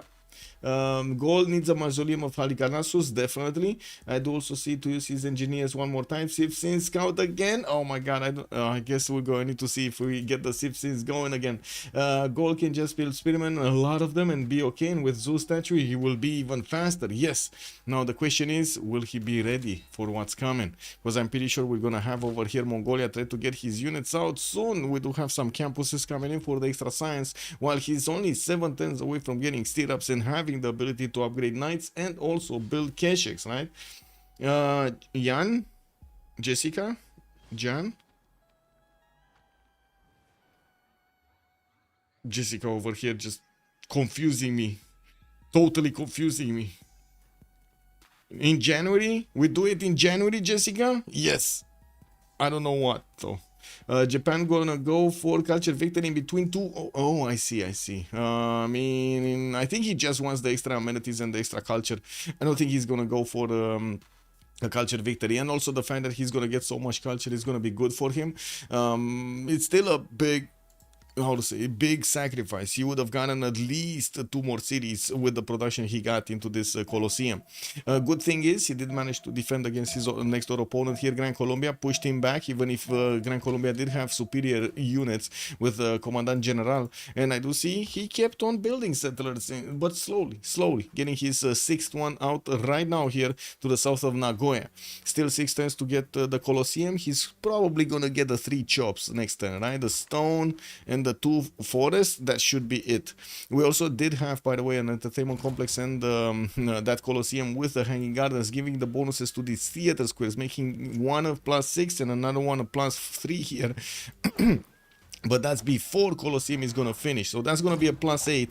There we go, Colosseum just finished. That's gonna be a +8, and this is gonna be a +5 here next in Fukuoka City. So immediately we do have Lin Xia jumping up to 60 culture and 34 science, 104 points of production. Much better amenities here in all of his cities that are getting hit by Colosseum, and we do have like all 6 of them getting hit by Colosseum. Okay, well, another holy site in Omori. He's gonna get that extra production going, and I do have to say at the moment they're not doing very well in the gold screen. You know, like Lin Xia is only 20, Olaketalamidon Genghis is only 8, Boubsho is 19, and we don't have them yet setting up those coastal trade routes. It's not gonna be long though until we're gonna see some. Well, I do notice Roman units are gonna see this English horse and probably gonna run scared back home. We do have Ariabata also recruited by Rome, and I do see horses are getting out in the northeastern cities. His Trajan here is also trying to build the pyramids in Mediolanum. Does have a few chops for them. I gotta say 1, 2, 3, 4 if he's gonna spend the gold on those tiles, but he's gonna get a new builder and he's gonna get more charges, another charge on each of his builders from then on. With multiple markets coming around, he's getting the traders to connect to his capital, building up the great library in a tile that we thought he's actually going to get an industrial zone. Looks like he's going to be happy settling that bath to the southeast of Ravenna, and probably the industrial zone is going to be on that 2-1 rainforest that he's about to chop here. He will need bronze working, and I do have to say he did manage to get bronze working because I do see an encampment here in Ostia. He knows about his iron tile. He knows about his iron tiles. Japan still sitting on 4 cities, finally getting 4th and 5th and 6th, 7th, 8th out. He's gonna double his city count in the next few turns, getting also to 1 turn in industrial zone in the capital. That's gonna be a +5, giving him that amazing bonus. Did get Temple of Artemis in the face of his opponent, actually his ally Ambiorix, and will benefit from 1, 2, 3 amenities in the capital. Actually, no, this is not the capital. This is Takamatsu. This 2 amenities in the capital. There's 2 amenities in the capital. But still, the extra food generation and the housing is going to be good. That's a 10 pop city that Tokyo is benefiting from.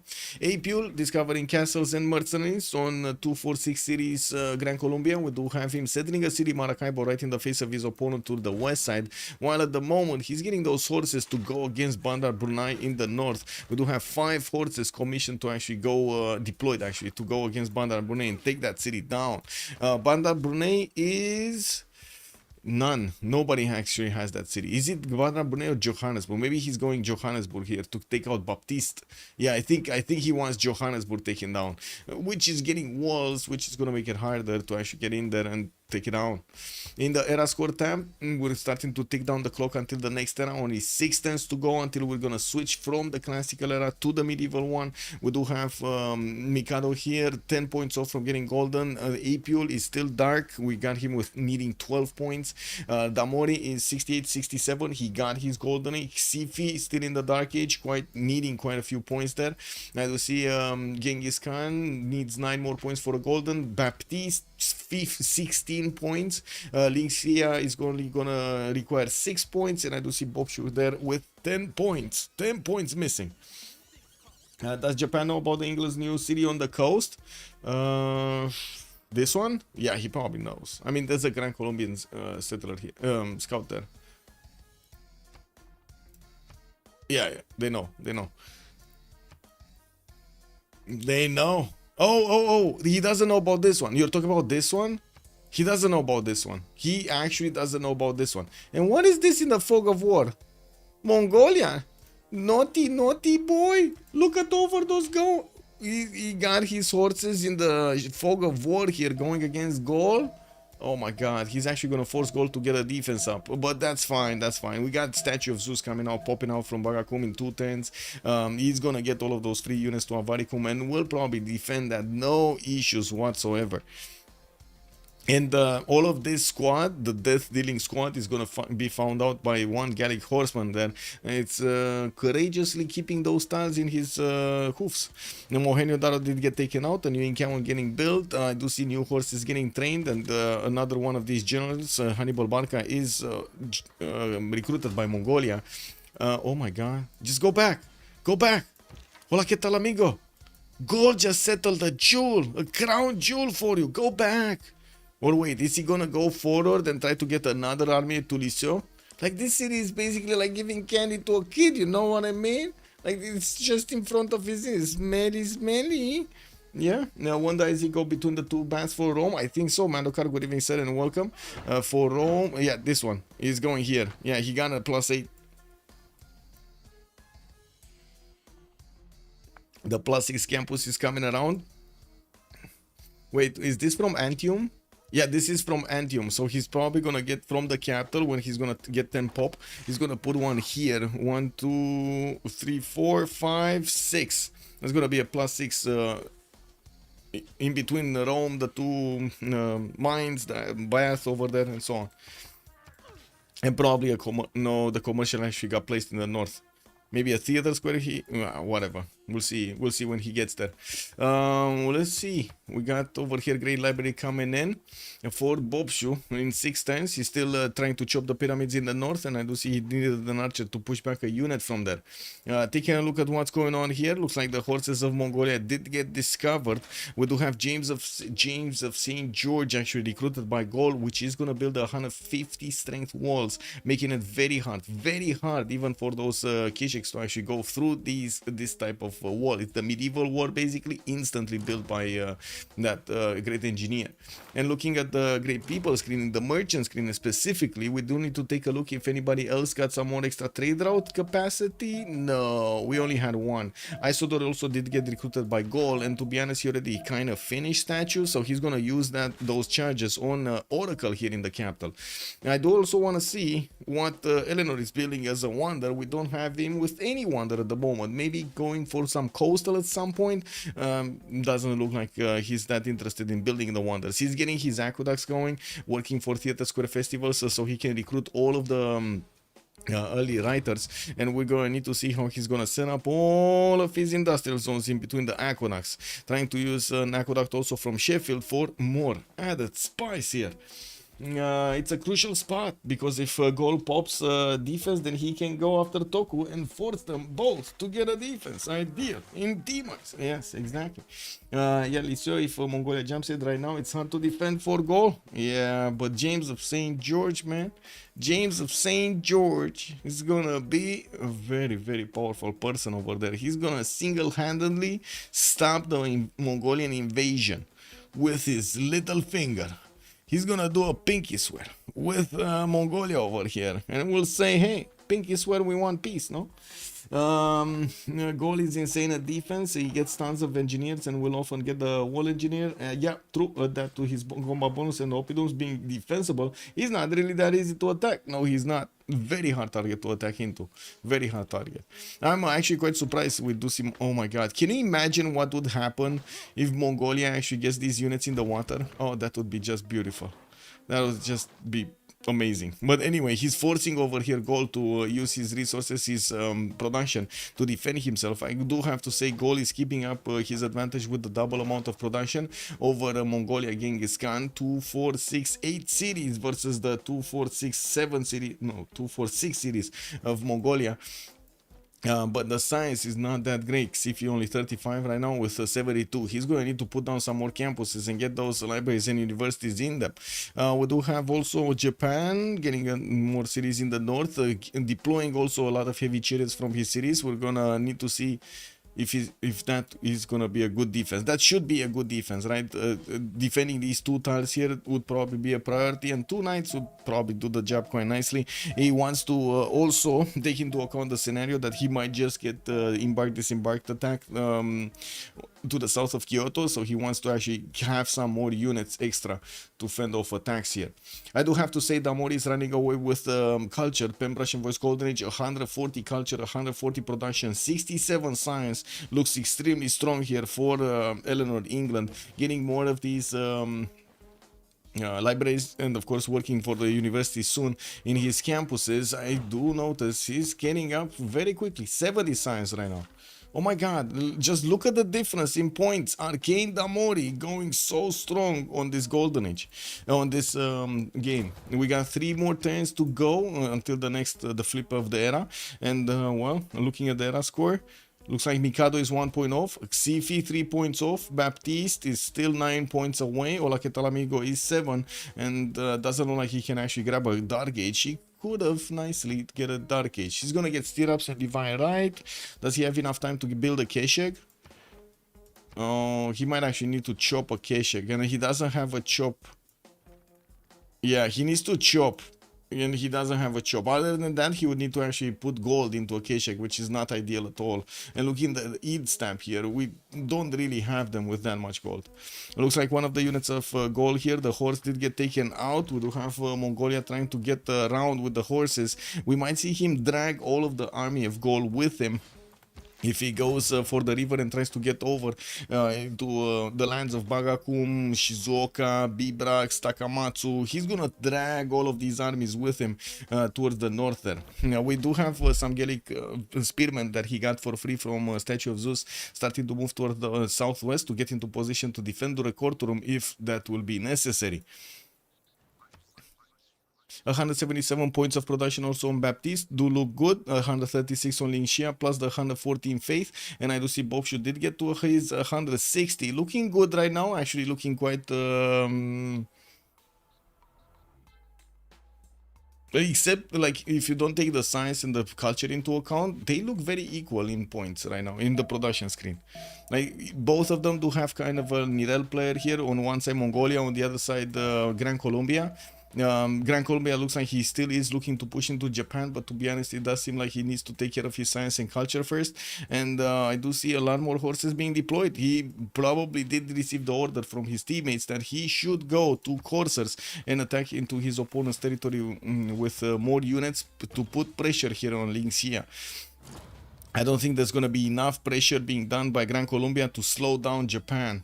Not enough though. Not enough to slow it down significantly. Also, just one thought, a wall exists. Yeah. Also, Mandokar, I think it's more lucrative to just ignore Gaul and go straight for Japan and force him to stop simming. Yeah. I mean, he did manage to get 2 horses there. And I do see Japan is putting those heavy chariots in the tiles I was pointing out earlier. He's just going to stop this attack with these guys. Will get stirrups soon, or does he have? He already has stirrups. He can get the knight upgraded. What is he missing? Iron? He's missing iron. He needs like 3 more iron for one of these. Inkiaman training project from Takamatsu to get a general. Looks like in the Great People screen we are already on the 75 pointers with Mongolia taking 2 of them. I'm not sure exactly who picked other ones.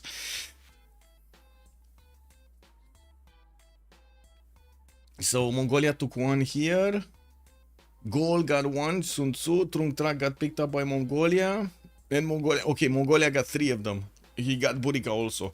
Does he have the military engineer moving around and creating pathways here? I don't see it. This is kind of weird. Like if he had 3 of them, usually what the players do is actually activate Burica and then use Burica. Burica is on the front line and is not even doing the damage.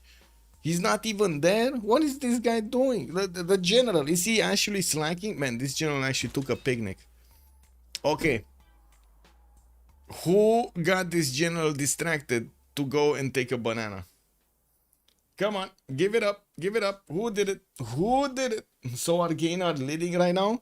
I would say so. With Damori having so much science and culture, I would say they are leading right now. Yes.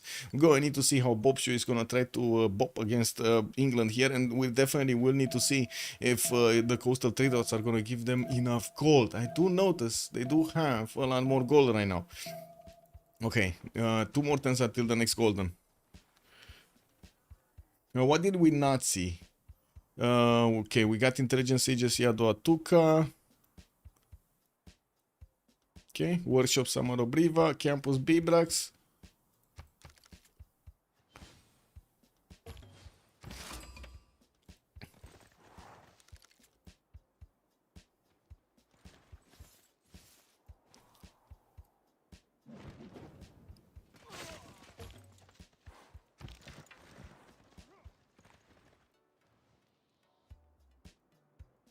Okay, anyway, Kume from Rome did get settled next to Torres. He's still trying to build the pyramids here in Mediolanum, and we do have it coming up in 6 turns, and Rome might actually get a chop.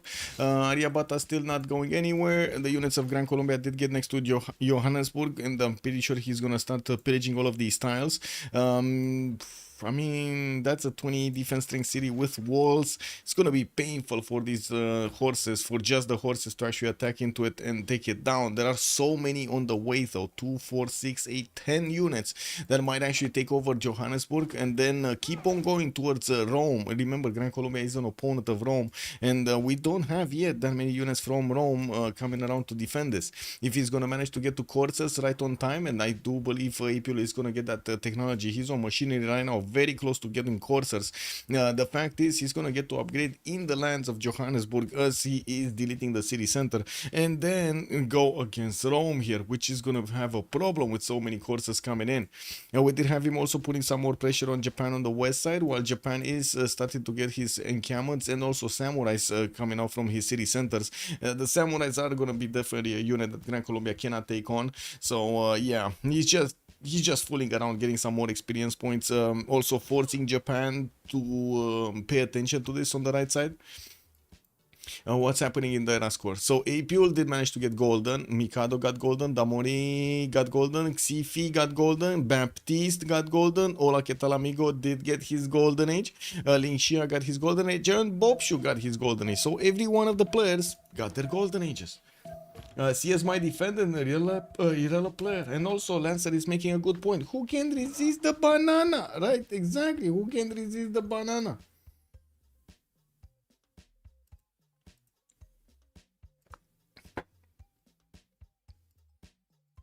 The big banana or the tiny banana? I don't know. It might be both at the same time. Oh, and it seems like Mongolia is funneling through that tile I was talking about over there, trying to get over the river. He needs to move forward with these horses and trying to get into the main tiles of Gaul to pillage a few and maybe even take a builder, dragging all of the Gallic army with him. For some reason, Burika just woke up and moved on to that coffee tile here, getting in the face of the Japanese knights that are also gonna have a problem attacking into the horses. At least they're gonna be strong enough to well, not die when they're attacking. Intelligence agency in 3 turns from Korakoro. Mongolia deploying a few. Wow, he has units in Cahokia also, and taking down that city. That is gonna allow him to actually get these units to England. What we thought is gonna happen at the beginning, right? We thought this will be a plan, a possible plan. England getting Apadana in the city of London. Next turn, he's also putting down these industrial zones. Needs a few more of these aqueducts to finish, or I should say one from Sheffield. But he's building a builder right now there. I did put 2 units in the north to stop from his opponent, stop Rome from pushing in. And I do have to say, we got 1 minute and we're gonna have a pause for 2 minutes. We'll see afterwards.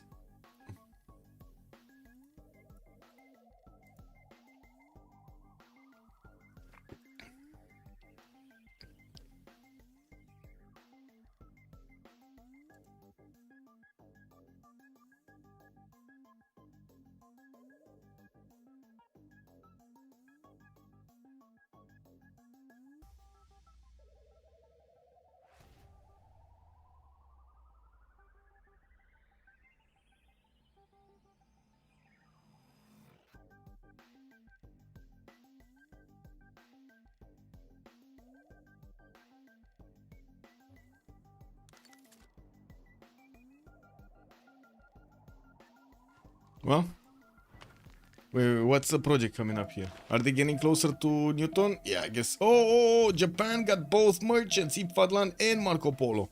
So Rome got the first one, Zankian, and then boom, we got Japan over here, Tokugawa, recruiting like 2 extra ones. Let me actually put this, me, silver, me, talk to Leech here.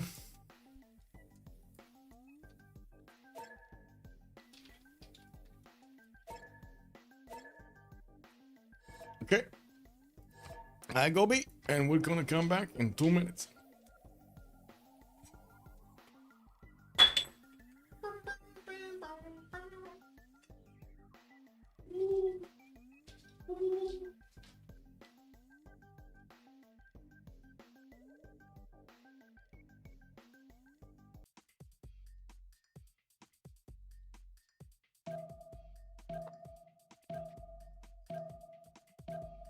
Oh, good. I had to drink some water. How far are both cap players away from castles? We do have castles in 2 turns from Genghis Khan, and taking a look at Gran Colombia. What is he? Did he not get them? I don't see it yet. Does he not have a horse with movement? No. I guess we're gonna see it this turn. If he has the upgrade button, he has stirrups. If no, he doesn't. And he does have the upgrade button, so he already has castles here.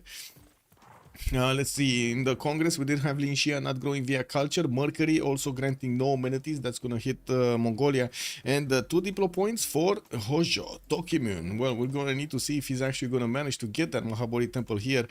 He definitely can place Holy Site, oh there we go, he can get the Mahabodhi temple right here on the 2-2 base next to Morioka. That's fine, that's fine. Okay, so Apeul, Drums of War this time around. He has 246 cities. He's going with those coursers towards Johannesburg to take that city down and be able to upgrade more tiles. We do have Johannesburg being seized by his opponent Baptiste, and well, he's getting the vision over here of what's going on. He needs to be careful to, first of all, keep the city under siege. Second of all, keep doing damage and take out all of these units so he can take it out and not allow it to upgrade. Next turn, that city is gonna become stronger. And these horses are not going to take it out anymore, right? The heavy chariot is coming in. Extra points of defense are going to be added to the garrison defense strength. We did have him with also Gregor McGregor, Commandant General, that is going to need to appear somewhere on the front line. West side, he sent some horses to bonk against Japan. Japan got samurais in return to defend himself here. And it looks like he did keep his borders intact. Mikado, Pembrashe Voice Golden Age, 91 science, 85 culture on Tokugawa. He's right now 2, 4, 6, 8, 9 series. 2, 4, 6, 8 series, 9, 9. We do have him with an encampment in Sendai and getting his theater squares up for more culture. With Pembrashe Voice Golden Age, it's a bit surprising that he's going for theater squares right now, and he did not go for commercial for the free inquiry. Well, he didn't really have very strong commercials, but he still has had some +4s here and there. Also, Mongolia is 2 turns off. I told him he needs to win. I don't get why he didn't win. Tyro, good evening, sir. You need to win, sir. You need to win. Yes, wait, who did you tell him? Who did you tell that he needs to win? So Mongolia will be able to upgrade about 6. Yes, these knights. Exactly. We do have 190 points of production here also on Mikado, while Damori is 200. Damori is going to get his 137 science and 124 culture to work. Free Inquiry Golden Age this time around. It looks like those units of Mongolia are about to upgrade in the city borders of Cahokia after he's going to take over that city center and, of course, have those few seconds before he gets to raise it. Also, Hojo GMC or Monumentality again. GMC, 3 times GMC, and he did go for Pembrashe Voice. Okay, coming back here, Kilvak Zivani coming up in Damori's territory. We do have him with over 200 production, getting universities up for more science and more markets for his internal trade routes. We'll need to put up a defensive screen on the east side, while in the north he actually kind of covered this with a few horses. On the right side, he only has a lonely warrior trying to make some form of a defense. Cahokia got taken over. We're gonna see all of these units, there we go, upgraded. And this should be a big red flag for Damori to get those units up here in Sheffield and Plymouth. It's gonna be a very sad day for him if he doesn't get that going. Trumtraki and Hannibal Bark are available for Mongolia to use to get that extra movement point going on those cav units, and also do the extra +5, get an extra +5 strength. Xiffy, what happened here? 57 science, 93 culture.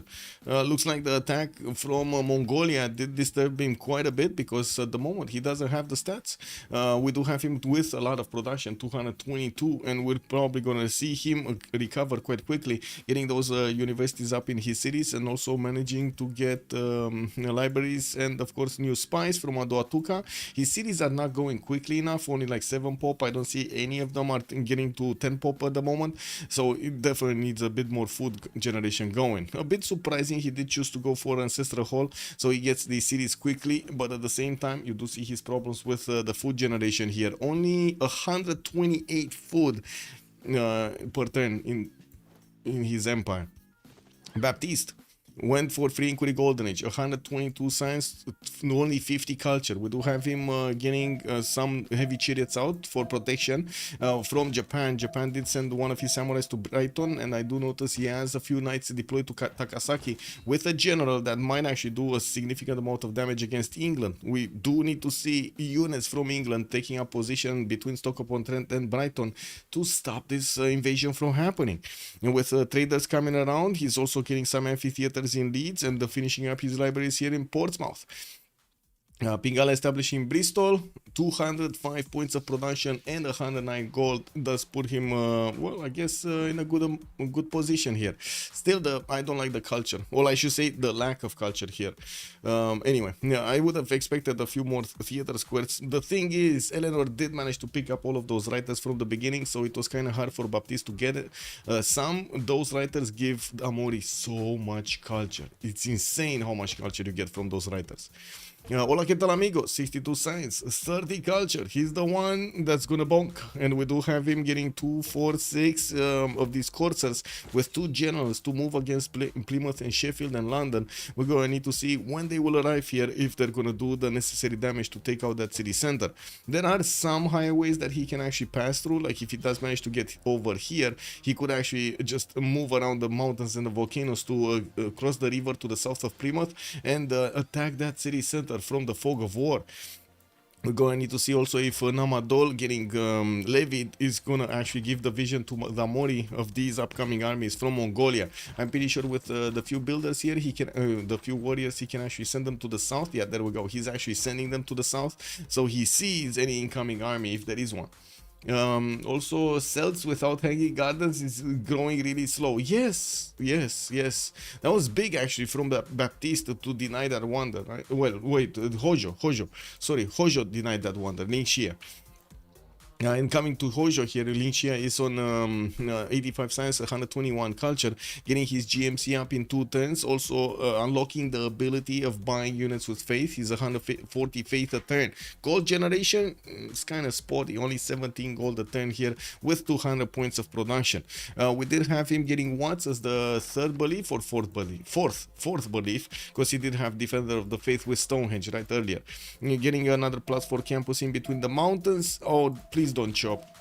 Please don't chop the... Oh my god, he's chopping the Mahabodhi temple, guys. He's actually chopping the tile he should build the Mahabodhi temple. So remember, this guy actually got the Diplo points, right? So ideally, you should want to focus with Hojo Tokugawa to try to also get the wonders for the Diplo points. Mahabodhi Temple, Potala Palace, Statue of Liberty, all 3 of those actually give you some points in different ranges. Like 2 points for Mahabodhi Temple, 1 point for Potala, 3 points for Statue of Liberty. That's a lot of points. 6 points is a lot of points in this game. Out of a total of like, what, 20.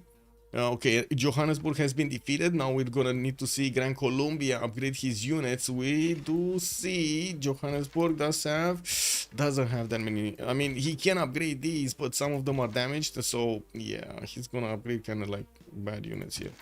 Anyway, this one has a promotion, that's fine. This one doesn't have a promotion. This one doesn't have a promotion. This one doesn't have a promotion. And the man, the only, oh my god, the Colosseum of Hojo is affecting how many cities? 1, 2, 3, 4, 5, 6 cities. This one is a bit too far away. It's like 7, 8 turns. So 2, 4, 6, 8 in Hakodate. So he has 6 cities. It also noticed that starting to recruit these. Emily Duchâtelet being the next scientist. I don't see actually them having the race going on. Anyway. Now, Boubsho, 124 science, 70 culture on Trajan. We do have him 2, 4, 6, 8 city strong with multiple campuses coming around. They choose to go for a pen brush and voice, keep it basically. And I do notice he's starting to put up a defensive screen against possible attack from Gran Colombia. He's aware that Johannesburg has been taken down, but he's not aware that Apeul is gonna come bonk Ostia from the west of that city. He's actually gonna disembark. Oh, he saw it. Damori saw. Oh no, Damori actually actually, sorry, he's the ally of Gran Colombia, so he's not seeing this. So we do have Apeul trying to get the coursers in. He's just gonna need a few turns to actually disembark as many as possible, and then we're gonna see him wrap around Ostia. Give him the kiss. Bam! He's gonna take it down. Damn, 600,000 points. Oh, wait. Are you guys putting so many points in this reward? Oh my god, we actually have 600,000 points put, and 500,000 of those are in Arcane. Wow. That's a 110. Oh my ratio. Wow. Okay. Anyway, I do have to also point out we do have quite a few civilizations, 6 of them going over 200 points of production since we're approaching the 1060 here. Let's take a look what's going on here. Okay, so Mongolia is finding the correct pathways in the south. Does he know about this? Okay, he knows about the territory here. He also knows about Namadol. I don't think he knows about the levy in that city center, unless Mongolia figured it out with a scout there. There was a warrior quite close on the right side. Anyway, if he does manage to actually get these units in good enough time towards England, he might actually do some damage. But England is managing to get some heavy chariot pre-builds from Plymouth and will have knights to defend. Here he might even get stronger units than knights if he's gonna manage to get enough science, and which to be honest he's kind of getting. 160 140 is good enough science and culture. Oh, there we go, we got the Mongolia knights coming in. Let's see Damori switch to stirrups as quickly as possible. It's probably gonna be like 4 turns for these Mongolian coursers to actually get into the tiles of England, and that's how much England has to defend himself here.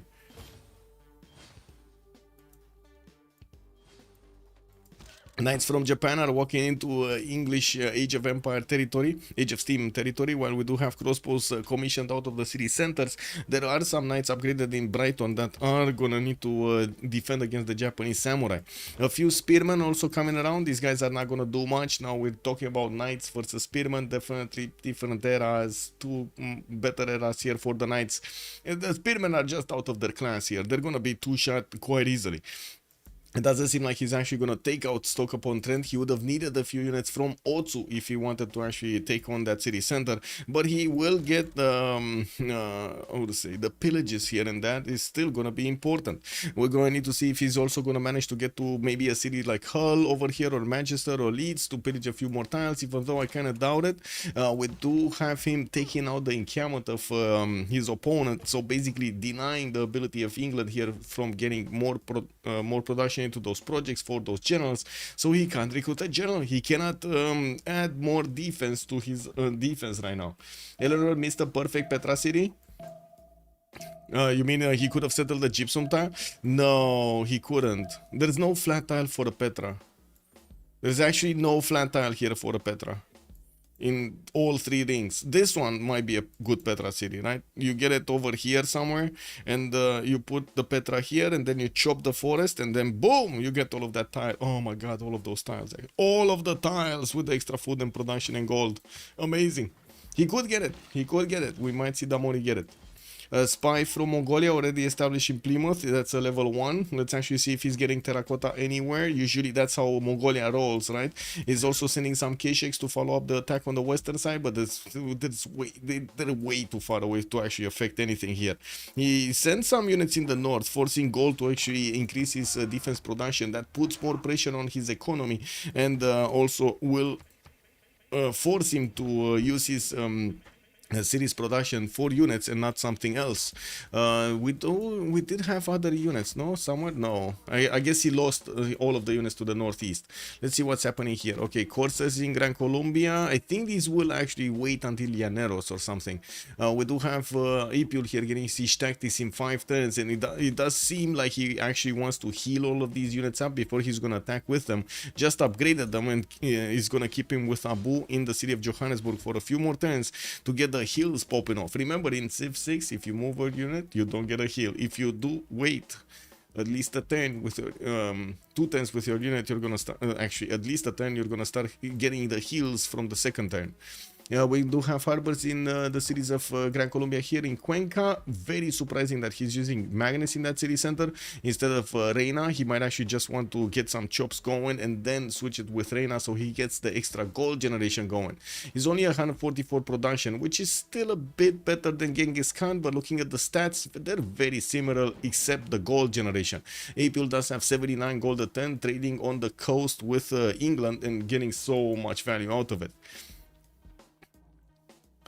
Okay, Yeah, so we do have Japan walking into the borders of England here. England will have some exposed crossbows that might actually succumb to the strength of these knights. While I do notice there is a pikeman here, the samurais can take care of the pikeman with no issues. I would have expected Japan maybe to do a bit more, but to be honest, he did enough. He's forcing England here to defend himself, and in a moment that England would have needed to get a lot more culture going. We also have Gran Colombia moving in from the northeast, trying to push the English units next to the city of Bristol, which is trying to get some crossbows to defend himself.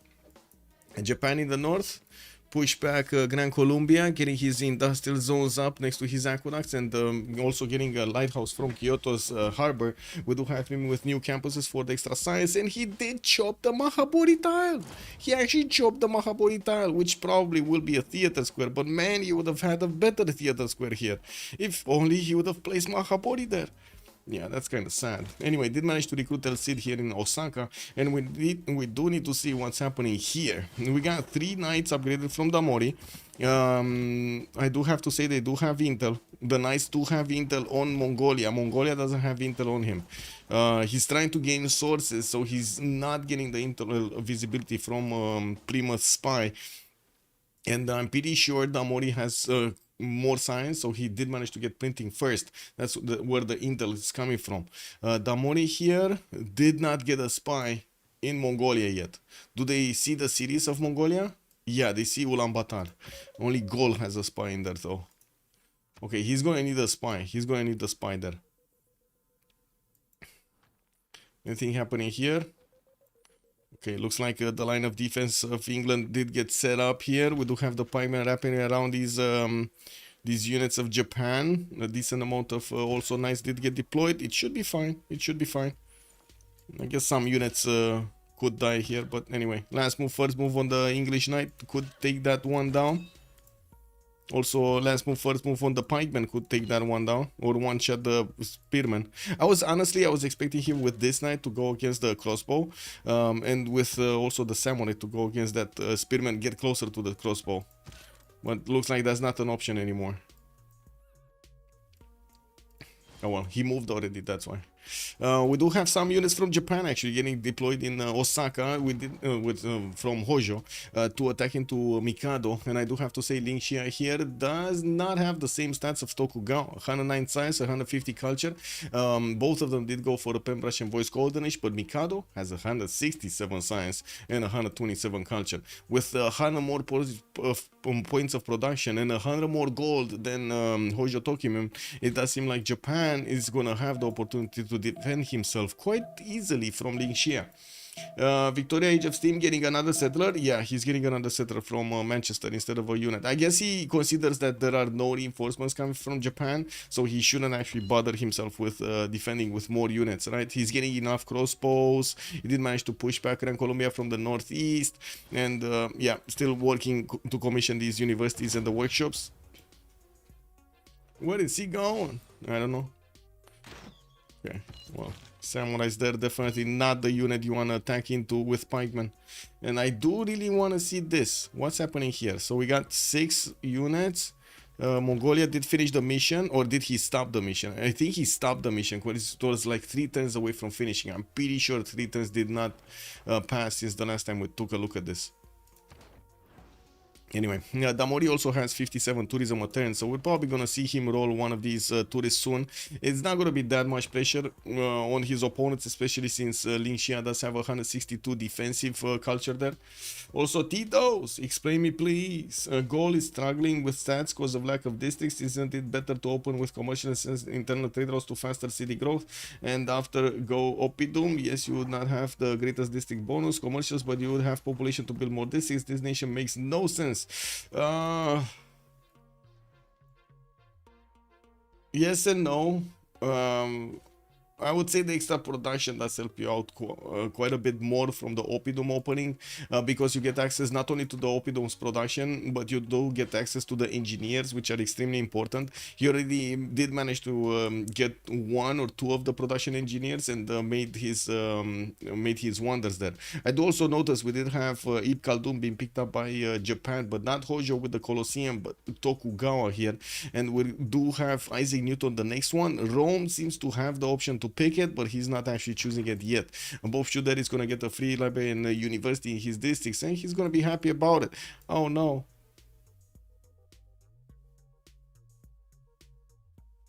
Chat, we got a problem. Chat, we got a real problem. Mediolanum might actually die. Gran Colombia has 5 of these courses without the Commandant General. I don't know how these guys are actually without the Commandant General, but sure. I'm pretty sure Gran Colombia has multiple of those, but they're just deployed weirdly. I don't know where they are. Where are the Commandant Generals? Oh, Ostia is down also. Look at Ostia. Yeah, Ostia's going down. Rome did get pillaged on his aqueduct, and it looks like this disembarkment attack from Gran Colombia worked beautifully. We're gonna see a city taken out from Boubsho here on the left side, and then we got Gran Colombia getting into the tiles of Mediolanum. Which ancient walls are getting built in 6? Oh my god, Apeul is just gonna make way for these, gonna stop the knights from moving to defend Mediolanum, and will attack into the city center immediately. Beautiful from Apeul. Look at that. That city center gonna get pillaged quite nicely.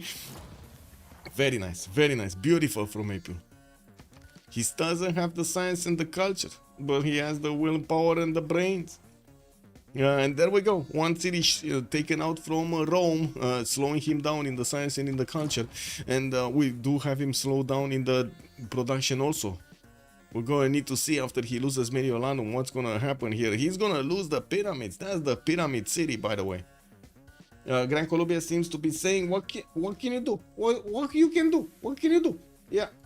Kind of funny that we thought that Rome's major antagonist would be Eleanor at the start. Yeah, and then from, across the map over here, we got Gran Colombia sending his units.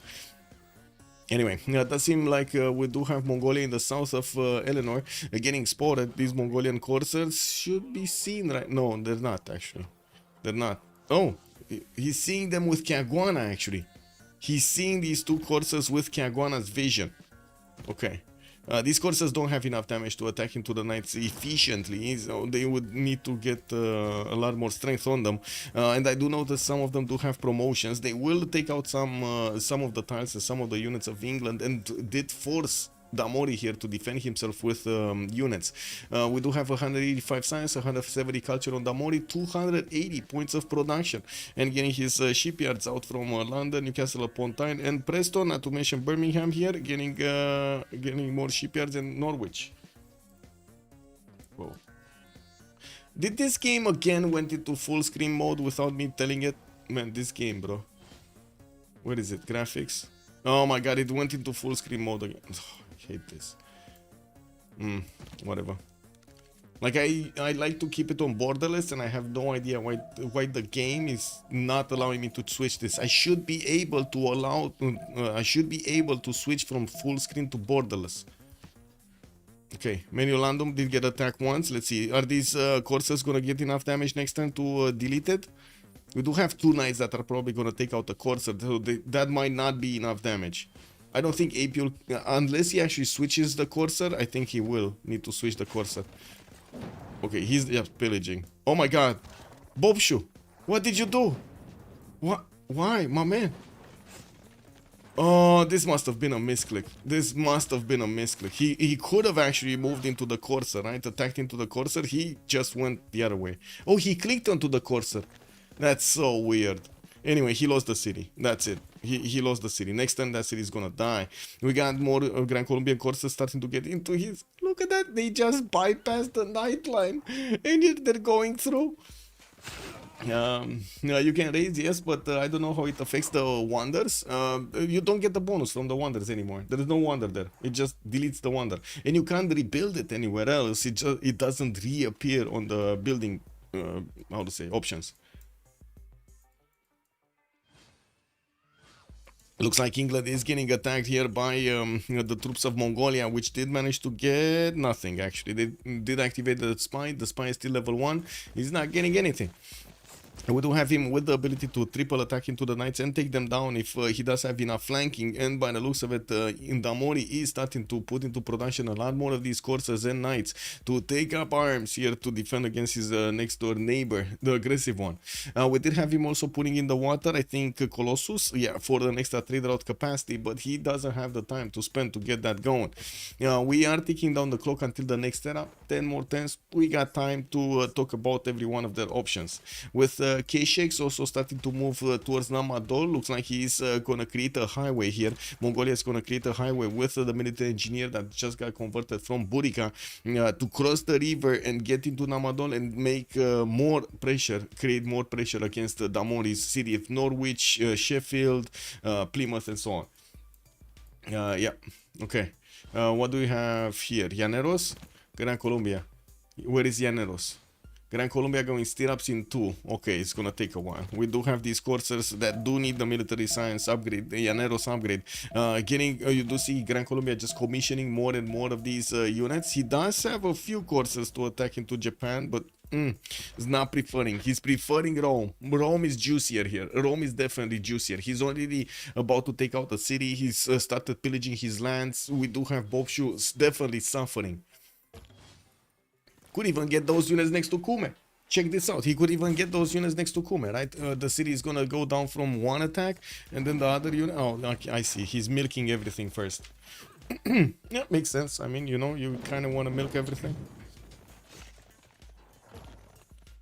Yep, milk it like it's too far away to hold loyalty? Yeah, for sure. Only the original builder gets the benefits of the wonder. Yes. Well, no. As in, if you capture a city like that has Forbidden City, you're gonna get the extra cult from Forbidden City. I'm not sure about pyramids though, but I think you do get the pyramids extra builder also if you do get to get that bonus. But you can't rebuild it. That's the problem. If you raise the city, you can't rebuild it.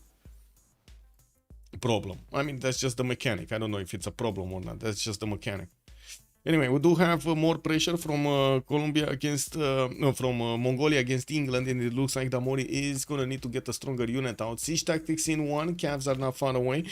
He did manage to get the walls commissioned in Plymouth, and I'm pretty sure Sheffield is gonna need to get some also. That's a man-at-arm that is not gonna survive for long. With Namadol also being chipped away, his wall damage is gonna be taken down. England will lose the extra culture that he's gaining from Namadol's bonuses on all of his cities on the coast, and he has a lot of bonuses. A lot of culture is coming from that city state. But still, Damori is very strong in the science, in the culture, and in the production screen. 278 points, while Mikado did jump up to 345 points. Looks like Mikado here is starting to get a very strong army to maybe attack into Lin Xia. We do have Mikado going top 3. He's going industrialization, and I do see Japan, Hojo on the line next to him. He's trying to get his cuirassiers up way before his next door opponent here is gonna get them. And this is gonna be a problem, a bit of a problem here for Mikado.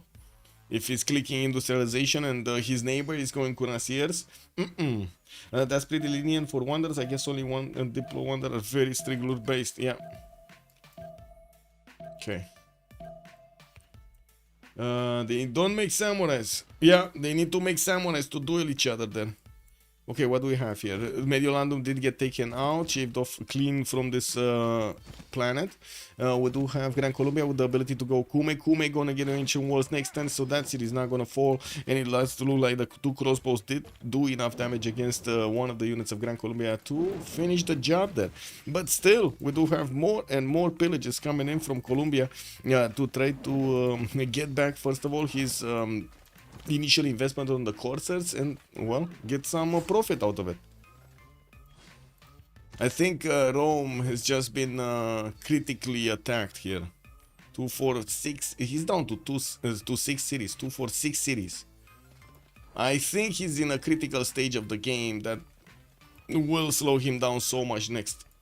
Is there any pressure on Gaul? No. We do have him trying to get Forbidden City with an engineer Imhotep and getting some new builders out.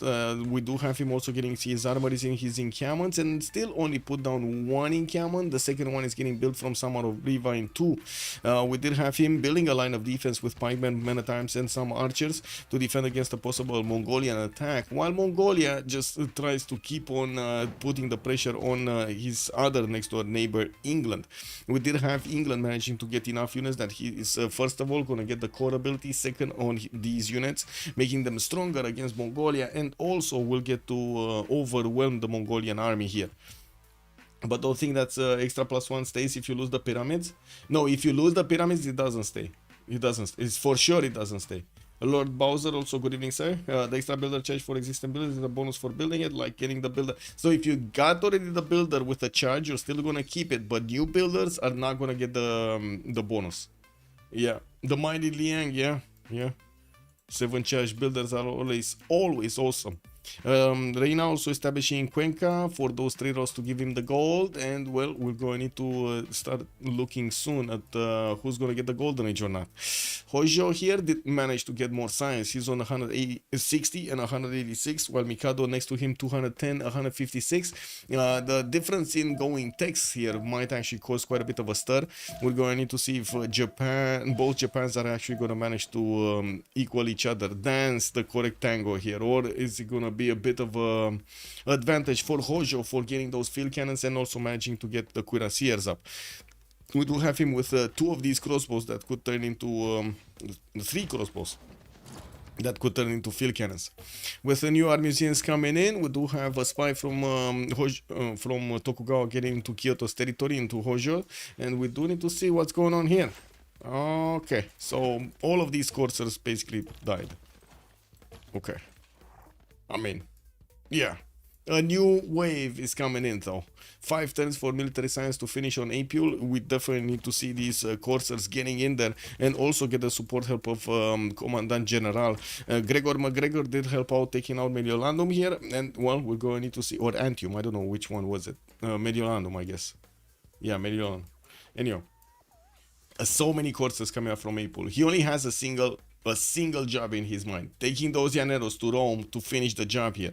We do also need to see if Damori, after he finishes the job with defending against Mongolia, if the next wave of Mongolian troops are going to be strong enough to punch through his defenses. We do have Genghis barely getting siege tactics in 5 turns. He's not quick to get military science, so he can upgrade these coursers into calves, making them much stronger. While we do have Damori going for industrialization soon. He's going to pad those points of production here, already double the amount of Genghis Khan. It kind of looks like Genghis, even if he wants to, he's probably not going to do enough damage against Eleanor. Both put knights across each other's samurais. Yeah, we were robbed. The samurai duel. Well, yeah. Can I say? I do see Age of Steam also did manage to get his defenses up here with the pikemen to defend against Japan's units. Spies coming around, and I do see a call for the Savant. Anyway. Did we just see all admirals being picked up by one single nation? Okay, in the other England, Eleanor does get Ferdinand Magellan as well. And I do notice there will be a free trader here on Age of Steam, while a free luxury. This is going to be weird to get because it's an admiral, it actually needs to swim.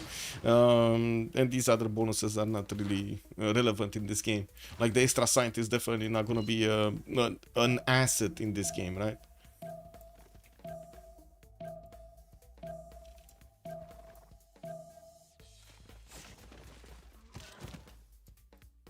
I see, I thought you were against Samurai Dueling. No. Samurai Duel, what do you mean? Best duel.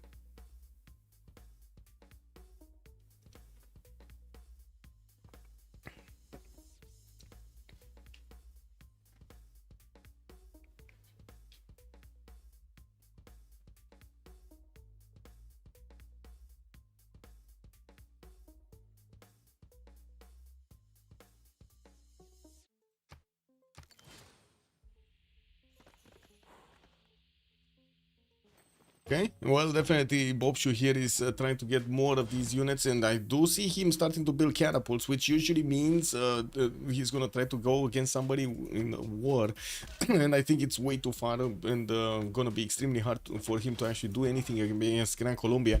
Even if he does have more science, the Llaneros are gonna be very strong.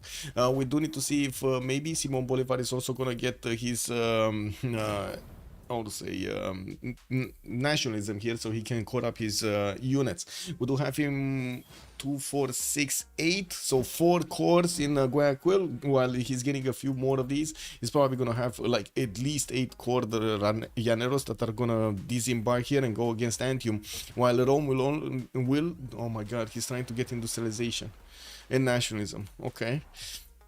While Rome is also going to get attacked in Velitre and to the north, from the north of Antium, with another wave coming up from Johannesburg. 2, 4, 6, 7, soon to be 8 of these courses are going to appear in that city center Llaneros soon, and they're going to core up 4 of them. That will be a much stronger unit than Rome has to put on the field here. Much stronger. He's probably going to one-shot these banged up knights with those.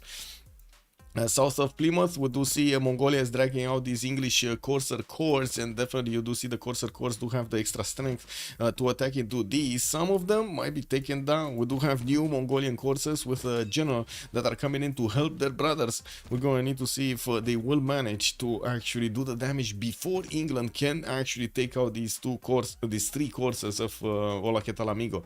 There are tiles that he could pillage, so if he keeps on going to the northwest, he's actually going to get into York, into Newcastle upon Tyne, in the main very, very, very juicy campuses over there. Oh, pillage the library, man. Hola, ¿qué tal? Okay. Another wave? Wait a second. He's doing another wave of Corsairs against his opponent before the Llaneros. Why not stop for the Llaneros? You will get them soon, no? Military... Oh my god. Okay, military engineering coming up in 1 for Apeul. He's gonna need to get knighted or something. Okay. Yeah, he's probably restless here. He really wants to keep on going, attack into Rome as quickly. And to be honest, to be fair to him, Rome is struggling so much with units. So much. Like, Gran Colombia definitely can take on these knights with the amount of units, like the sheer amount of units he has. Looks like he's sending some to Birmingham. He might actually get them into the borders there to upgrade. Maybe that's the plan. Looking here, still no attack between these two. We do have Japan about to get ballistics and on Hojo Tokyo Lin Xia, while Mikado is slowly getting to industrialization. He's on square rigging, and I do have to say Tokugawa does have the core ability, but he does have Muskeman. The question is, when can he get ballistics? Because these Japanese knight cores will turn from Hojo Tokyo into cuirassier cores, and he's also gonna have quite a few of them. I do see at least 3, if not 4 will get upgraded here. While Mikado is only gonna get to defend himself with a few knights. 2, 4, 6, 7 knights on Tokugawa. Looking at Gaul here, we do have the pikemen coming around to the Corturum Divodurum. I do see armories coming in the north, and yes, we do have some new traders with workshops coming up from Avaricum, and Lin gonna get builders to improve his land. Well, we're going to need to see how things evolve.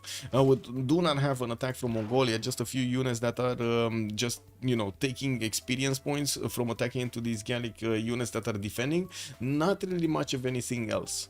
Apeul is 4 turns away from getting his military science that will unlock the technology of Llaneros on him. And I do have to say, Rome did put 2 spies in Johannesburg. He is aware of what's going on here in that city center. He's not aware of what's going on in Guayaquil, though, where there are another big wave of there's another big wave of Corsairs in there. Did we see the attack going? We didn't see the attack. Okay, 1 Corsair did get taken down. Another one will probably fall next turn. Finally, the Corsairs of Mongolia do have +6 on their opponents on England. And these Corsairs are going to start pillaging the northwestern territory, going to slow down here Damori as much as they can. And I do notice Baptiste does have 200 science, just the same as Damori, 200 science. We do have Boubsho also getting to 200 science, much more than Simon Bolivar. And he is also getting slowly to field cannons. He's 2 turns away from getting metal casting. While I do notice Hola Que Tal Amigo is getting into the tiles of England. He's starting to pillage every one of them. He's not pillaging with the raid card, no? Because I don't see the double cards. Yeah, he doesn't have the raid card. Gothic architecture, I think he started building terracotta. He did finish terracotta. That's how he got the level 2 spy, no? Level 2 spy activated in Plymouth. Beautiful. Okay, in second wave of attack coming in, K6 moving strong towards Norwich. That city does have Sea Dog in it, which is strong enough to actually take out these K6, two-shotting them, also the Corsairs. While I'm pretty sure the Ancient Walls are going to defend that city center, that won't stop the Mongolian Corsairs from pillaging every one of the mines they can get their hoofs on. And the fact is, a lot of these Corsairs already had the level 1 on them, and when he got Terracotta Army, Mongolia did get the level 2, so he will get the opportunity to pillage more tiles with the same amount of movement. Colossus finishing on London. We do have a few more turns until this era is going to be over. 4 turns, and I do notice Damori is only 5 points away from getting his golden age. Baptiste going dark, Olaketalamigo going dark. Lin Xia 4 points off from getting golden. Doesn't seem like he's getting it, no? I don't think he's getting it. He's getting Theatre Square festivals, projects. Well, he's gonna need like 3 projects here. He's not getting this. Yeah, he's oh, actually, wait a second. It's in the artist. He's gonna get an artist. Okay. Can he get something else? No, I don't see him having points for something else. That's maybe this Mimar Sinan engineer. If he's getting a project for engineers, maybe he can get that one. That's gonna be another point. Anyway. He did manage to upgrade his Cuirassier Corps, and look at the damage. Between the Cuirassier Corps and the Knight, we got 82 against 71. The Cuirassier Corps definitely coming up on top. Field Cannons are going to be strong enough to two-shot the Samurais from afar, and I'm pretty sure soon we're going to start the attack against his opponent. If he puts this Field Cannon here on the 2-2 base, he's going to get to shoot the 2 of these Knights, actually. Do they struggle with gold? They are struggling with gold. 122, 33, 20, and 72 is not enough gold to turn here for the Golden Agers. And especially since they are getting milked quite a bit from by their opponents in the lands of Rome here. That is quite sad. We do have also the milking going on of England, right? We did have these Mongolian coursers just moving around everywhere, taking out the mines one by one. Oh my god, look at these coursers, man. They're taking out everything. Oh my god, this is not worse as Mapuche, but still very bad, very bad. Yeah, good thing Damori does have Sea Dogs to protect himself in some of his tiles, and will have the opportunity to take out some of these units, but will not stop the pillages. The lands of Damori are getting bullied into some mission here.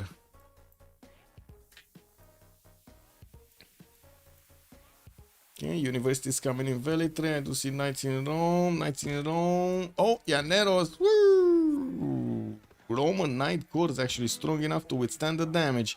We're going to need to see the western attack with the northern attack coordinate to actually go against the city of Antium and Velitre at the same time. While more Llaneros are coming in, we will see them disembark here on the other side of the land. We do have the 2 courses deployed in Birmingham to take up the defense there, and we're going to need to see if they're actually going to move to the south to stop these Mongolian coursers. It might have been that Damori actually asked for help. The battle guitars. Yep, capturing is not allowed. You can only capture one city state. Yeah, and if you can't hold loyalty, you're just not gonna keep that city, no? Mongolia already has the depredation coursers. Yes, he does. Yes, he does. He's getting everything here from England, from Damori, and it's incredible how much this actually changed the game, right? Damori was ahead quite nicely, keeping up his advantages against his opponent, and now he's gonna be I would say he's gonna need to repair like half of his empire here. I didn't lose a city, well, at least not yet. Will these K-Shakes have enough damage? I don't think so, right? There are only like 4 of them. I don't think they're gonna have enough damage or time to actually take out Norwich, but they might. We'll see. Anybody else getting golden? Lin Xia still needs 3 points. Damori did manage to secure it. Got Colossus, got an extra trade out capacity. And I do see him starting to build calves, which is gonna be a strong unit to take on these Mongolian coursers, but not that strong. And another one. And another one. Oh my god, he's just pillaging everything. And another one. And another one. And another one. Oh my god, how many pillages? How many pillages happened this turn? And we're gonna see some here in Norwich also, right? We're gonna see him. Oh yeah. 1, 2, 3.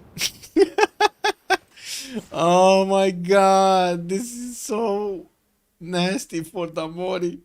Okay, the guitars are moving. Yeah, the guitars are moving.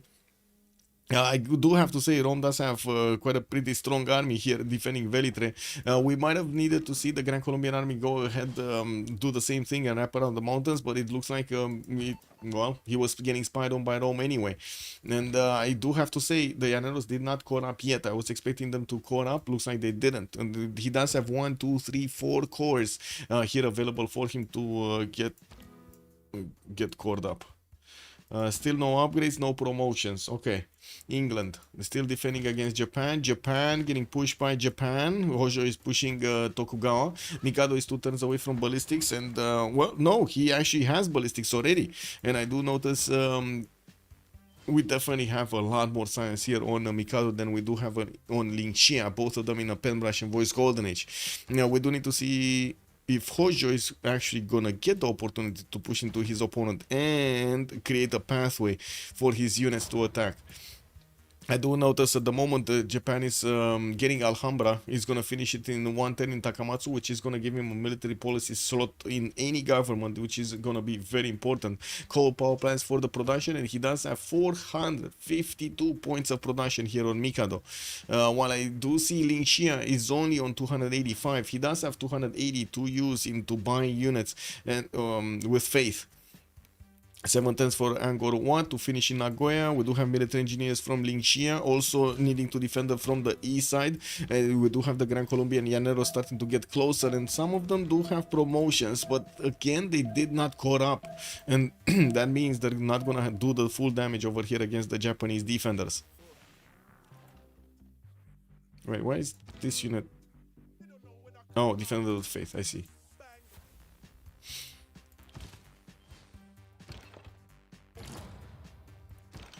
Okay, that might be a samurai down though. I want to see this. So we do have the K-Shakes chipping away the strength of Norwich. We do have more courses, one with level 2 that, well, he's going to need to get into a tile that he could actually pillage.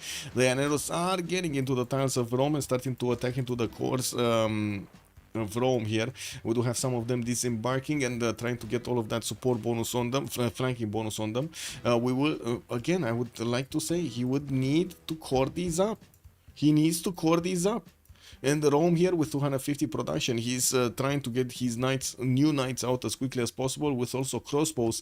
Did click ballistics and will have cuirassier upgrades next turn. The question is, can he actually keep his knight cores alive? And after he upgrades into cuirassiers, will those be strong enough? I think so. I think so.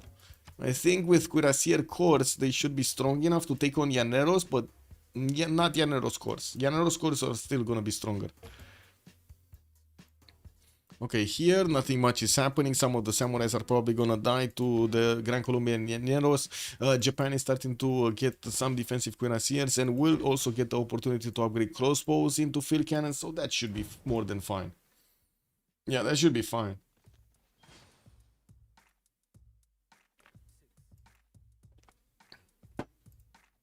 Ooh.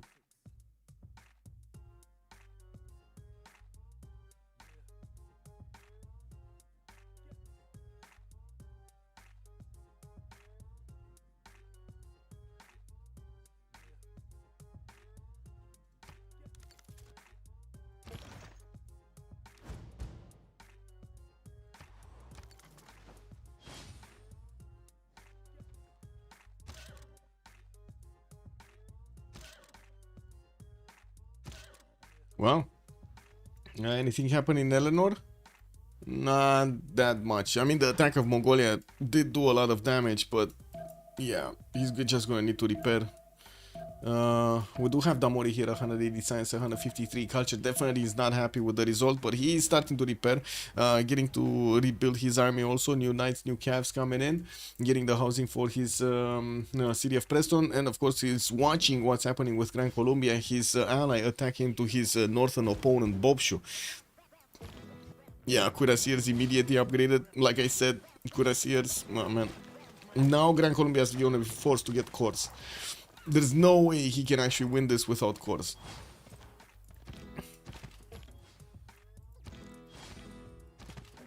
Oh man, these Cuirassier cores are the bomb. Where are his cores? He's 4 turns away from nationalism. Okay, that's why he's not coring up. 4 turns away from nationalism. And I gotta say, he's probably gonna lose quite a few of these Llaneros. Quite a few of them. We'll see. The two Japans, Lin Xia still doing the damage against Mikado. We do have him, Mikado, defending himself with that encampment.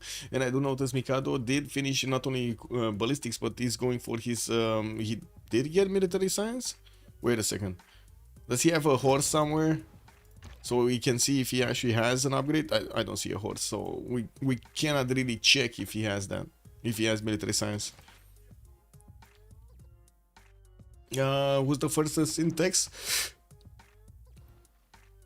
We got 36 texts on Mikado. He's the furthest. And the 36 texts on Baptiste. They're actually tied to each other. Right next to each other, they're tied to each other in text. But Mikado is on 300 science and Baptiste is on 187. Did Baptiste actually get industrialization? He did. 1.5 mines. Okay, he did. Interesting. We probably didn't get a lot of the one turns that Mikado needed to do. Like ballistics and the cav technology and so on. Oh well. I do also notice we do have some English ironclads in the water, while we do have Japan getting some caravels out to defend himself here. There is a sea dog that might actually convert one of the caravels to himself. Baptiste is using the sea dogs to also pillage some of the mines of Japan that are on the coast. He does have commercials also exposed and a dam here in the city of Sendai. Ooh, wait a second, if you pillage the dam, does it destroy everything? Guys, if you pillage the dam, does it destroy everything? I believe that the best fighting strat for Bolivar is to hit with every Llanero to half HP, then use a commandant heal, and only after then core up. It might be. Okay, let's put this. We got recon. It floods? No. Alright. Okay, recon preserve. We're gonna have a pause for 2 minutes.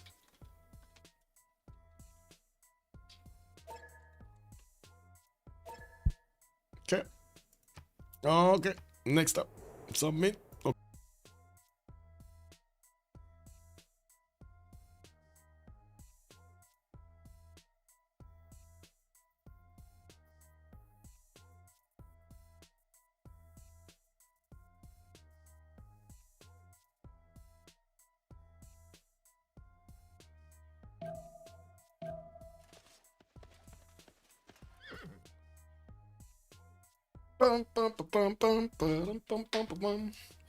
He deleted 3 Roman cities. Wait, 2. What is the third one? 2 of them. He deleted this one and this one, right? 2 of them. What was the third one? Was there a third one? I didn't see. Those 2 ironclads will completely destroy it. Yeah, he's definitely not ready for this. And we do have the Llaneros trying to go around here. The defense of Rome. They will actually get to pick off these field cannons if they're left exposed. And of course, we do see he's attacking quite strongly Antium. That is the 77 defense strength city, though. We do have light cavs getting +5. Oh my god. Industrial zones 100% production towards them. And of course, Hojo did get the 2 Diplo. We do have him getting Angkor Wat in 4. Still not building his Diplo wonders. And I do see him fighting off Mikado on the land, while Mikado is trying to get into the lands of Japan. No, sorry, he's trying to defend against the incursion of England on the seas here. The dam has been... Oh, now we see. Nothing happened? How is this possible? You pillaged the dam and it didn't flood? Okay, this is kind of stupid. I was expecting a flood here. I was honestly expecting a flood. This is kind of stupid. Anyway, we do have a frigate in Tokyo, and I do see he's one-turning bombard, so he's gonna have a strong enough unit to attack into any kind of coastal, let's say, unit coming against him. It should be fine even to push back that ironclad slowly but surely with the bombards. Looking at Gaul, Xiffy here did get 140 science, 140 culture, but is minus gold. He's getting the gold from Damori, while also Damori did manage to push back the units of his opponent of Mongolia from from the city of Norwich. We do have a new wave getting trained over here in Almalic, Ulaanbaatar, Korakorum. We're gonna need to see if also, oh my god, Xiffy coming in with Pike shot cores from the north can two-shot the cities of Mongolia. And Apeul here is, wait a second, so Ola Ketalamigo is trying to get ballistics. That's not gonna help him that much. That's not gonna help him that much. Pike shot cores are gonna be so strong. So strong. Like these coursers are getting two-shot by these, or some of them are getting one-shot, even with the military advisory resolution on them. This is so big, and this is such a surprise for Mongolia. Let's see him two-shot the city of Ulaanbaatar. If he manages to take one of the core cities down of Mongolia, oh my god, that's just... I mean, they already bullied Boubsho, right, into basically submission. That we do have Gran Colombia applying so much pressure against him, and then Xiffy is being deployed to attack into Mongolia to allow Damori to free sim. If Damori is allowed to keep on simming, that's gonna be a bit too much. A bit too much for them to handle. Anyway, Tokugawa did go normally, 300 science, 150 culture, much more science than everybody else on the game here. We do have Damori 150 science and 150 culture in a reform the coinage, getting that gold generation going, and also has 381 points of production. Xiffy 140, we talked about him. Dark Age, he can use the +5 card against his opponent, which again is going to be massive. Another +5 on his units are going to make them extremely strong. Baptiste 200 science, 80 culture, Dark Age on England. Then we do have England quite close to Japan. He's probably gonna die at tanks or something, or he's gonna get jet bombered / planed over here. Fighters are gonna come out soon from Japan, and he's gonna want to get his tanks also quite soon. Now we do have also Ola Ketalamigo, Dark Age, very little science and culture, 115 and 43, just the same as Apeul. But Apeul, I gotta say, he actually is very relevant, while at the moment Mongolia couldn't really keep his relevancy in the game, especially when he's getting attacked by Xiffy with such a strong force, and might actually lose his core cities here.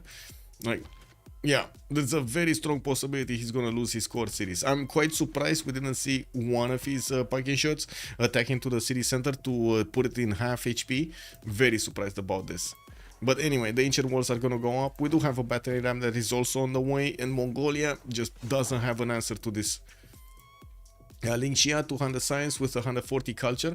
We do have Hojo Tokimun here getting his massive attack going against Japan's Tokyo, city of Gifu, of Mikado, of Tokugawa, and I do see field cannons are getting deployed to stop. Bombards are getting out from quite a few cities, which is surprising because bombards don't usually help you out on the defense. You still need field cannons and cuirassiers, and or later on tanks. Now Mikado is quite close to getting his steel walls and also getting combustion. He's 3 turns from rifling, getting mobilization in 5 for the army production, and I do see he kind of stopped the incursion of his opponent here on the coast in Tokyo. He's kind of finding it hard to stop the Sea Dogs though, even if he does have enough of these bombards deployed. He's just not finding the correct shooting solutions against his opponent. Oh, the general, this bombard just got out of the general bonus and he's not gonna get to shoot. The general needs to move. The general needs to move close to them. Anyway.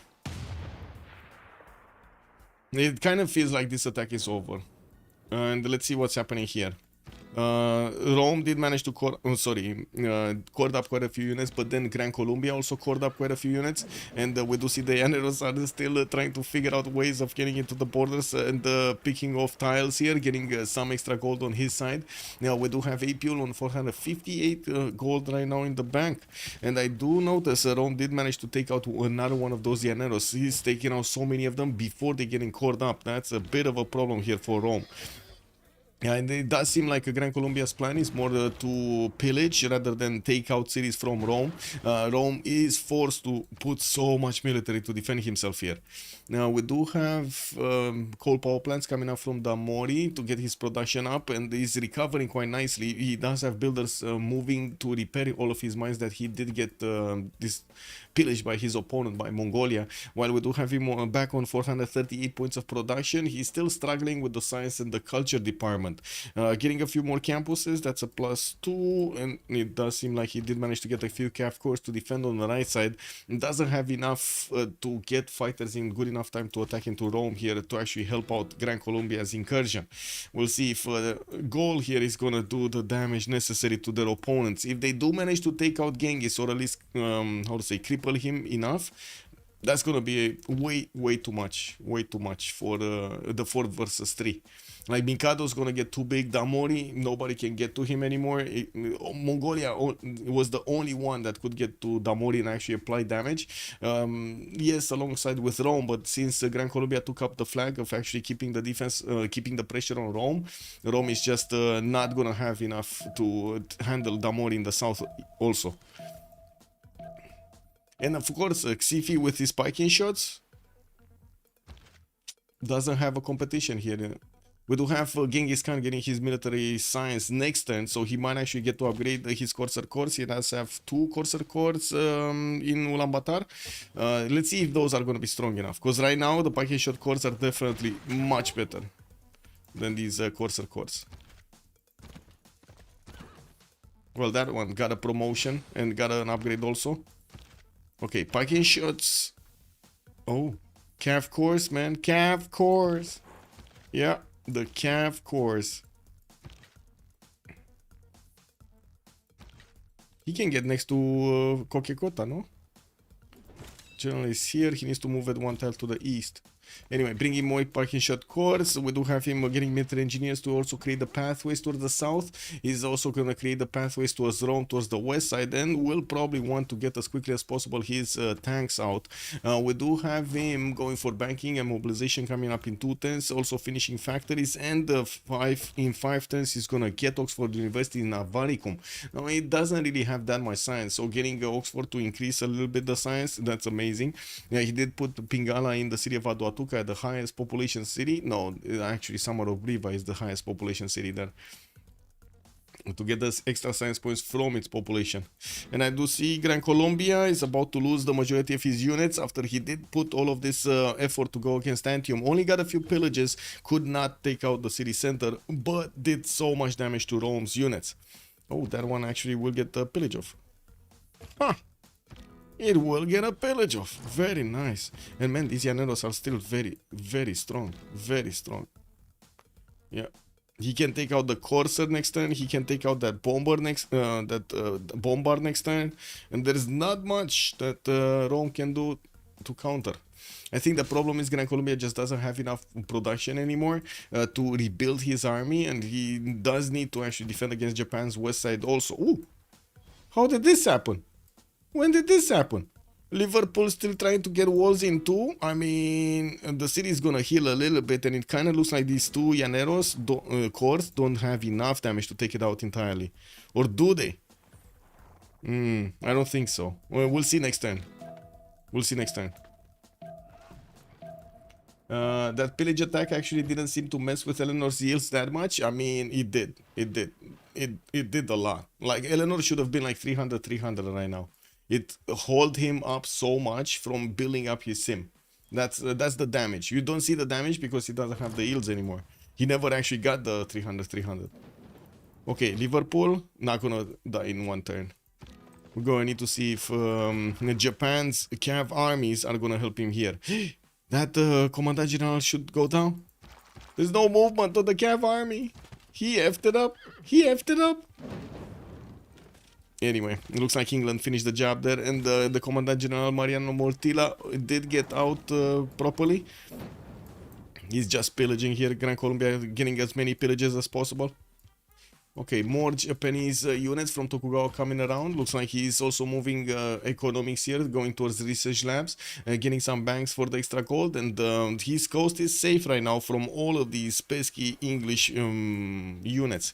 We do have some new cuirassiers also coming around from England, trying to build with Filippo Brunelleschi the Ruhr Valley Wonder to get more production in the city of Hull. We're going to need to see if he's going to finish it. I didn't see anybody else building it, so I would assume he will get it. We do have factories coming in also from Gaul. Gaul got to attack into Ulaanbaatar again and did manage to take out all of the walls defense and half through the city's defense. We're going to need to see if he's going to have enough damage next turn to take that city down. He should have enough. We do have also the other units trying to get into the encampment line and push back one of the cav corps from this. And in the meantime, I gotta say, Gaul does not have any ranged units that would actually do damage. We do have an archer corps, which I don't know what he's doing, but he's here. Namadol killed by Mongolia was the biggest damage. Yeah, it was a lot of damage. It was a lot of damage here. Namadol slowing down so much Damori. Yeah, or I should say the lag thereof of Namadol. It is what it is. And Sasu, bonsoir monsieur, bienvenue.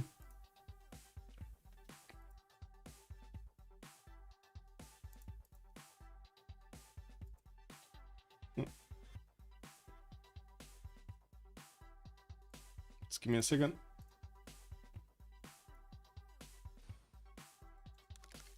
Okay. Japan's still fighting each other. Does look like Mikado has this. He's slowing down enough in Lin Xia that he's gonna get his defense up, going for sanitation right now, still building up his military academies. Gaul not only putting his production in order, 429 right now, 150 science, 160 culture, but he will have stronger units to go against Boubsho. We'll see if he's gonna manage to actually get to tanks and also attack into Rome at that moment in time. Since Rome did put the majority of his defense on the western side, we will be exposed on the right at some point. And we do have Xiffy taking down Ulaanbaatar and then lost it. Wow, he didn't click the buttons. He didn't click the buttons fast enough. Took down one of the encampments also. Was that Ulaanbaatar's encampment? No, it wasn't. I'm pretty sure it wasn't.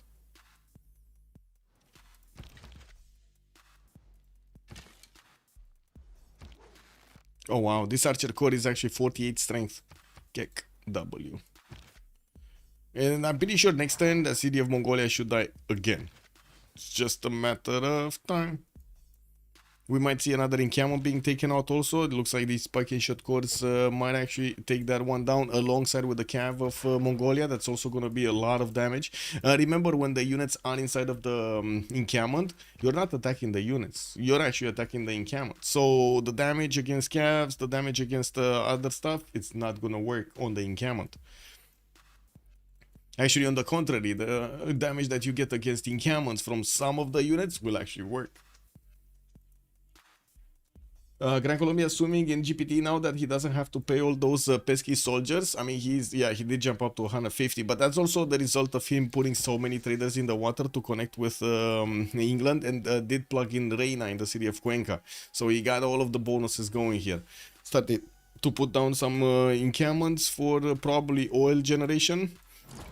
And also hard building armies here, corps and armies. I mean, armies, what am I talking about?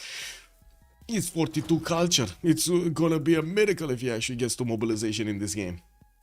Refining in 4 turns from him. Lin Xia getting rifling next turn. Damori also rifling in 2. We do need to see when Mikado is going to get his rifling and also going to combustion.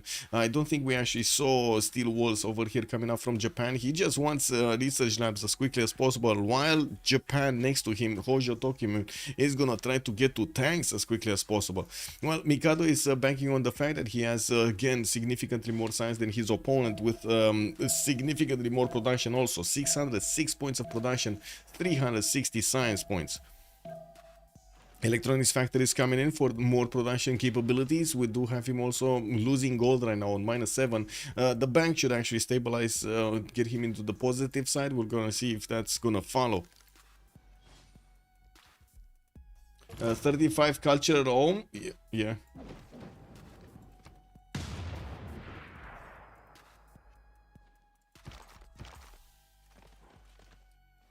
Looks like the Yanero attack on England has finished. We do have England just with one Yanero here that he needs to push back, and that's about it.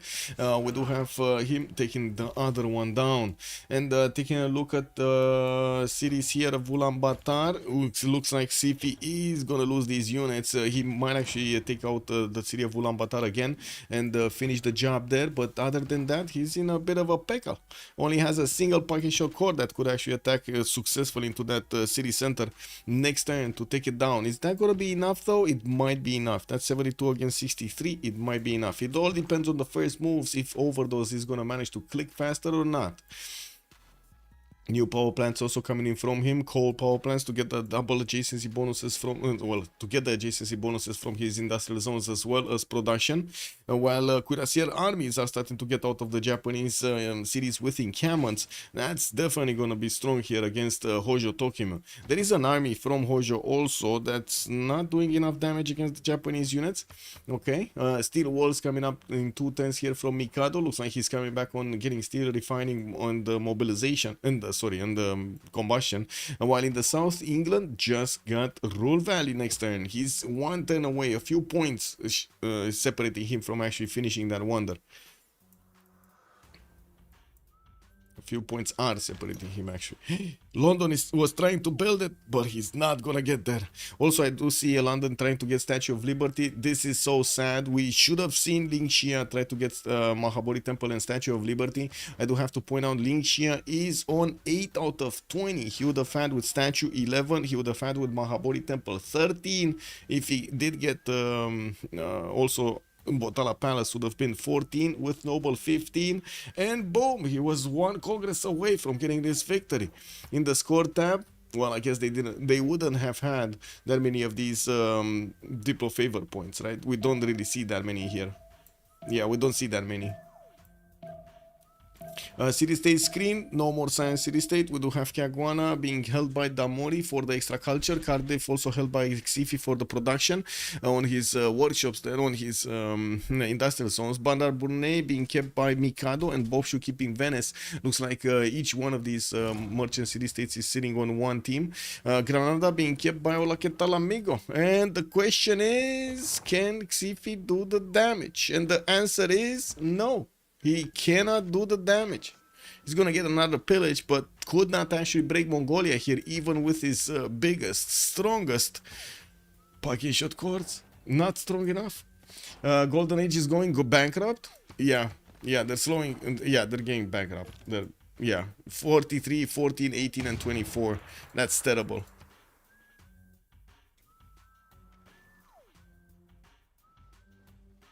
We do have Baptiste managing to get 600 points of production, but then Mikado next to him 630, Damori also 683 on the side of Arcane here. We'll see if Damori actually manages to get back his science. I'm pretty sure he will. Water parks for more amenities, Theatre Square Festival projects, 5 turns Potala, 4 turns Statue of Liberty. This is gonna finish well before the next era. He's also building a great lighthouse in the second city, Newcastle upon Tyne, to just, you know, get more era score. It's not that much of anything else. I don't think he can even put a Theatre Square next to it, but again, it's good. It's good. Getting a commercial in Preston to get an extra trade route with Reina. Reina did get the ability like a few months ago in the last upgrade. It did get this one, the Harbor Master. When you do get a market and a lighthouse in the same city, you get an extra trade route capacity. Yeah. Yeah. Okay, any movement? No, actually, we got Mongolia pushing back. Gaul is still negative in the gold, but he has the production up, it's fine. We do have him with a few more markets and banks coming in, so he did put down commercials. He's gonna slowly equal this out, balance this out. And he did manage to get his military engineers to create the pathways, connect all of his cities here, and keeps on getting these roads. Most of them, he wants to get them to Rome. And talking about Rome here, he did successfully push back Gran Colombia from his territory, and now Gran Colombia is left without any unit to defend himself and or attack on the right side. On the left side, he has a few units, but it looks like Japan does have a defensive cav army that can definitely take on the Llanero corps. Yeah. He definitely can do that. We do have cuirassier armies also coming in from Japan. From Hojo Tokyo, trying to keep up the pressure against his opponent here, Mikado on Tokugawa. I do have to say, even with field cannons, he's finding it very hard to punch through the Japanese defenders here. Yeah, we do have the army ability on Japan on both Japans, and I do see oh my god, 4 of these battleships. Oh my, oh my. He's gonna take out Brighton, isn't he? He's just gonna take out Brighton. Yeah, yeah, he's gonna take out Brighton. We got an ironclad here. Baptiste is gonna lose that one. Just need another one of these battleships to attack into it. Next turn, probably.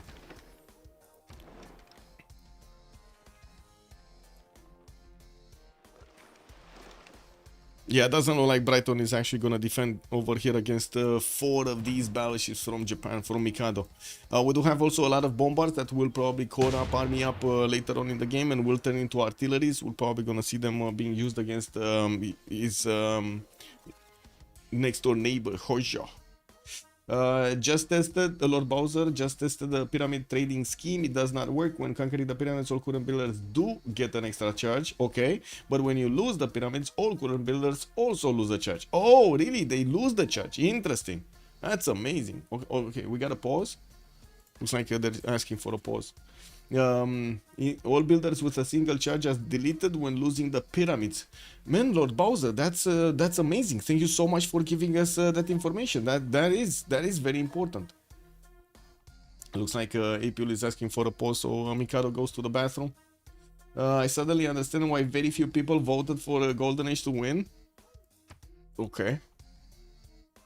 I mean, they're not doing that bad. Pelikanov. Apeul did amazing to take out Boubsho's ability to keep on simming. Walla que tal amigo did do the damage against Eleanor, but couldn't actually break him entirely. We did have Hojo split between trying to get Diplo and putting pressure on his opponent, and it looks like he chose to put more pressure on his opponent and totally like gave up on getting the Diplo. Which is kind of sad. Well, he didn't really give up, but he gave up when he didn't get them at the timing, right? He's now 6 turns away from getting statue. That's not gonna finish. Statue is gonna finish here in 3 turns in Birmingham. Yeah. Does he have maybe a charge from something? No. He doesn't have an engineer here to get him a charge. It's unfortunate.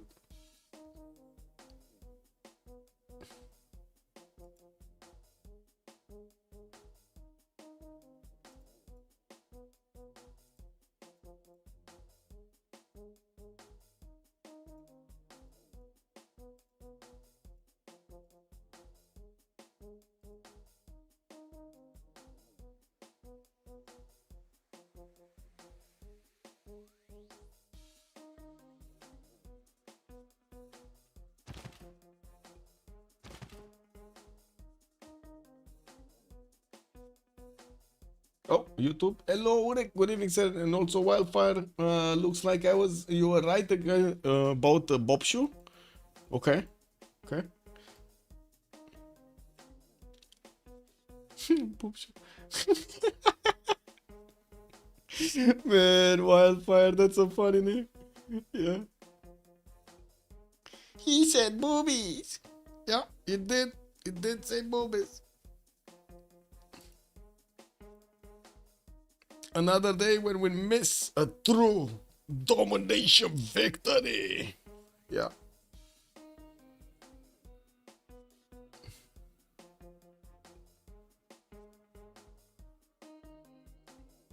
Wait, Mikado's back.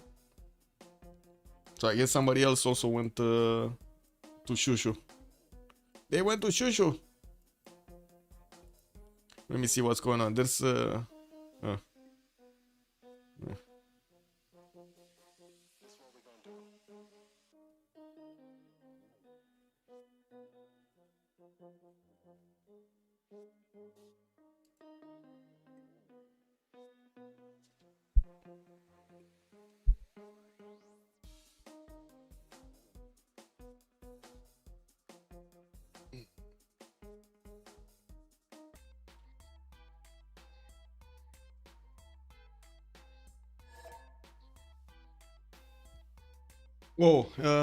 wait, Lord Bowser, but stealing a builder does not remove the choice, so it is possible to take a builder from the player with the pyramids, then take the pyramids, and then that builder gets another extra charge. Oh, Oh, and we're right on time, 3-1, and we're gonna get to see the end of the game here. We still have 12 more turns until the next World Congress, and I gotta say it's starting to get a bit chilly in here, so I'm gonna put something on me.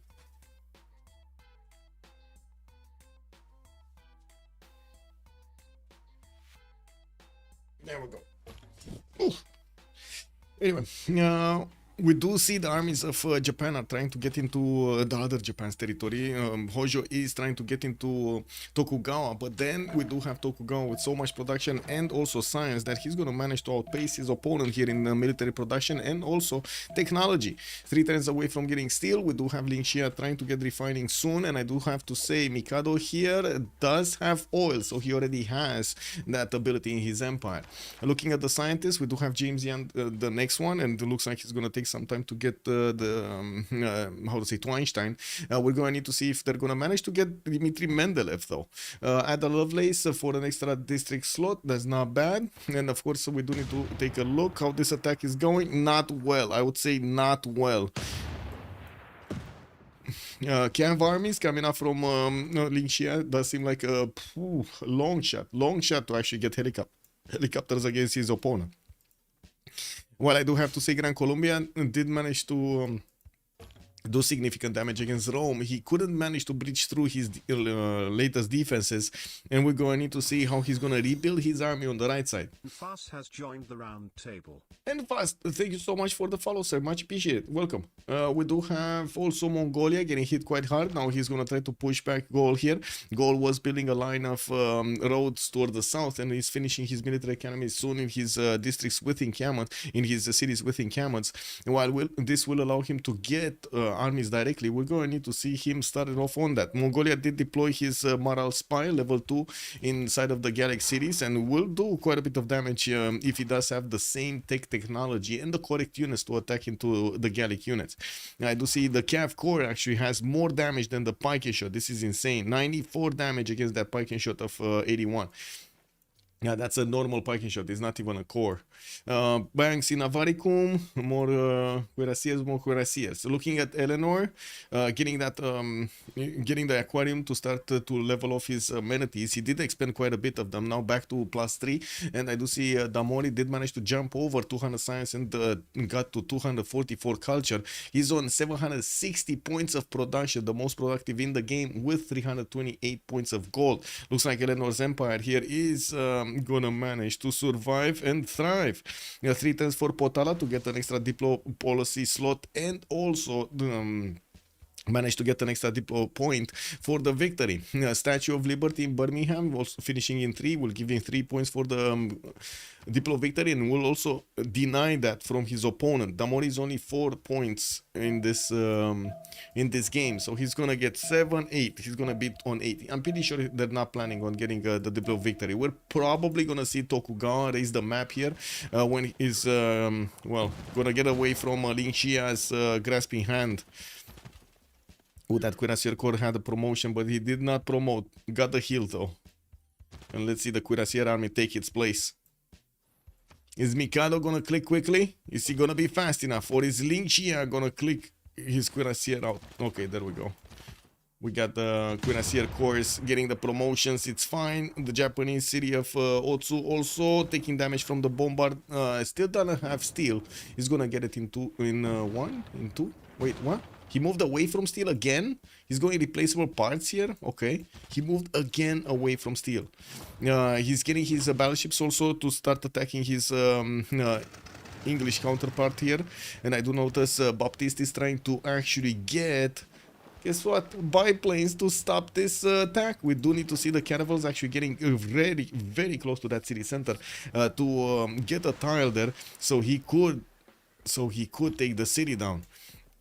Another biplane coming out from Manchester, and it will arrive over here right on the ironclad spot, so he stops the takeover of the city of Brighton. That probably won't stop it entirely though. I'm pretty sure that there will be Japanese cuirassiers or tanks that could actually just move in and take over that city anyway.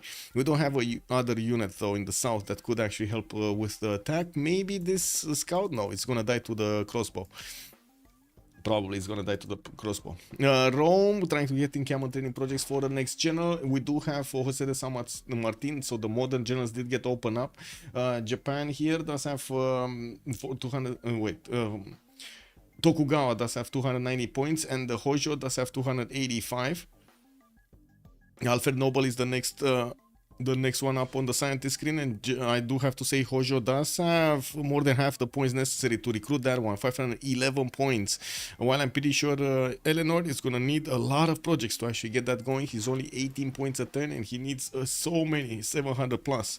We do have also Rome managing to get his units towards Johannesburg. They might actually get to liberate that city center for another 100 Diplo favor points, which would put them probably at the same level as their opponents before the next World Congress, if they do manage to take out that city center. And that's a big if. Let's actually see if walls are gonna go up and if Rome's units are gonna get through these Eleanor defenses, as they did push them back from his territory also. We don't have Gran Colombia managing to get more units out. He's building up more infrastructure, trying to get the armies, trying to get the military academies in his cities and new encampments, so he gets more production towards units, but he's still on 237 and it looks like he's slowly getting some up. Builders coming around from England. England did get Charles Darwin earlier, still no projects here. I don't think Hojo actually will do projects, but let's check him out. No, I don't see any project, or at least not yet. And Japan, I do have to say over here, Mikado is kind of threading the needle with his defense, having a lot of confidence in his cuirassier technology rather than getting his tanks over here. Would have finished the job against his next door neighbor a long time ago, but also would not have had the opportunity to go to research labs that quickly. While Brighton is getting taken down, England did manage to deploy another one of those biplanes in the water, so he will unfortunately block the takeover of the city center for a few more turns. We will need to wait and see if Mikado is gonna deploy some units. He should deploy some units in the water, right? Put them right next to battleships. Anyway, it is what it is. Like, he just needs to get a unit here and then attack into the city center. Like, these biplanes do enough damage against the cuirassiers. He needs to be careful how he's actually gonna get to deploy units, especially if they're not gonna be anti-air covered. The battleships do have anti-air, so I'm pretty sure the biplanes just die if they attack into them. So it's more of a problem of positioning over here for those units. Well, I do see Lin Xia is also getting some art museums in Hojo's empire. A lot of cuirassier armies are coming out from his encampments, and that is something that Japan at the moment is not always getting out. Well, I do see some of them are coming out. Stock exchanges also coming in from Mikado, so if he fixes his gold per turn, he's only on 61. Upgrading tanks right now is probably gonna be a killer for his economy. He did manage to jump up to 333 points of science though, and he does have 200 culture, so culture is not gonna be a problem. Lin Xia is on 150 or 145, so I guess both of them are gonna get to fashion in a relatively good enough time. And Mikado just dropped. Oh no. Oh no. No. Hermitage also getting built in the English territory. Damori is going to get Cristo Redentor. Did finish Statue of Liberty in Birmingham. Now working on Bolshoi. So took away those possible Diplo points from his opponents. Basically, she took away the ability of their opponents to go for the Diplo victory with taking over Statue of Liberty. If the game goes longer, I'm pretty sure the advantages of Arcane are just going to keep building up. While on Golden Age, yeah, I don't know. Like, Victoria over here is being locked in defense from the north and from the west.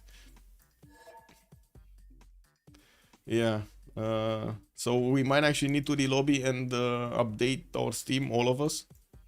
Yeah, it's Tuesday evening, so we do have Steam issues Tuesday evening because it's Steam update day, so sometimes it just happens. They get a Ninja update, you lose connection to Steam, and then yeah, I have no connection to Steam, for example, so he can't get in. Now the question is, do they want to CC now or do they want to wait until it fixes itself? Yeah.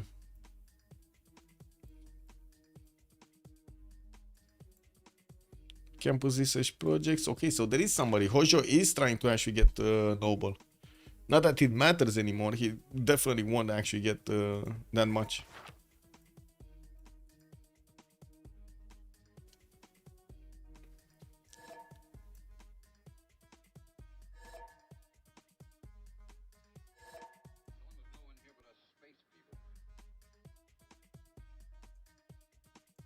Oh, I see. I got a connection again on Steam. Kick. Okay, it was only for a few minutes.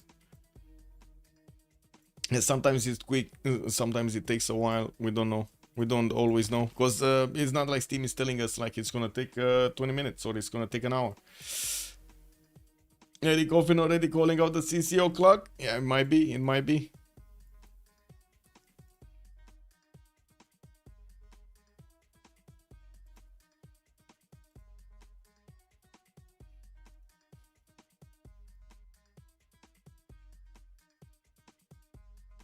Apeul is saying that he cannot rejoin. So we're probably gonna need to relobby. Yeah, I'm pretty sure we're gonna need to relobby. If he restarted Steam, if he got the update. Yeah.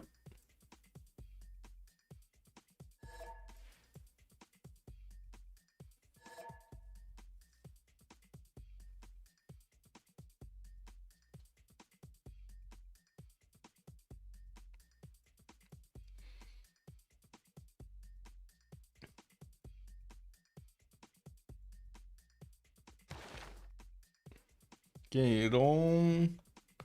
The two Japans are trying to get generals, and also Eleanor is trying to get there, but I think Gaul should actually have this. Gaul is probably gonna be in a much more aggressive position than his neighbors, especially since he has cuirassier armies coming around. He's gonna want to take on Mongolia directly, and we're gonna need to see if Mongolia is gonna get enough units out. I do see him barely getting normal calves out of his city centers. Yes, he does have a +6 against Gaul here, and of course we're gonna need to see if Gaul will have enough production. I think so. 3 cuirassier armies are coming out soon with 2 normal cuirassiers also from his cities. He does need to finish his military academies in all of his cities and maybe even put some more in cannons, so he actually flexes that 576 points of production against his opponent. He's also gonna get steel. I'm pretty sure he already got refining. He's on 9 oil at the moment, so yeah, he did get refining. Yeah, but then he's gonna need to rely on Eleanor's gold to actually upgrade units, and I gotta say Golden Age just doesn't have gold anymore. 76, 15, 55 and 69, it's not close enough, not good enough. What is this say envoy? As in it works or not?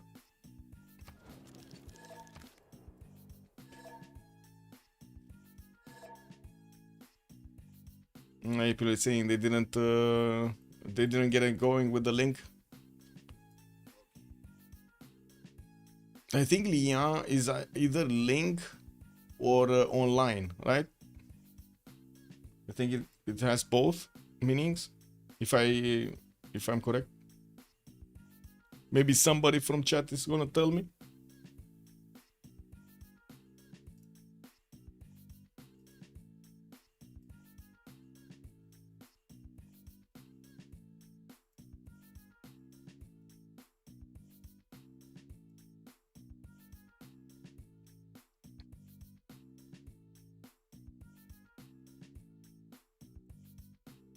Wait. Yeah. Okay.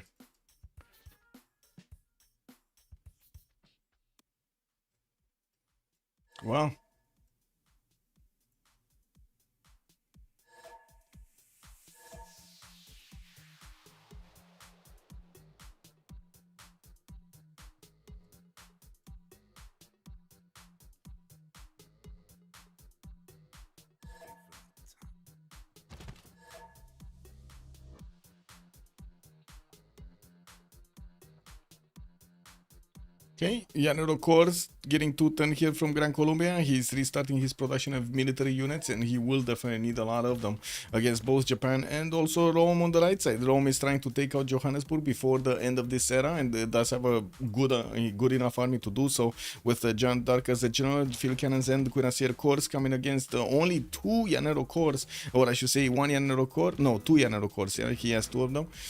We do have also a Bombard that will try to do the damage against Johannesburg, and I think we're just gonna relobby here. Well, Apeul disconnected also. Go relobby. Okay.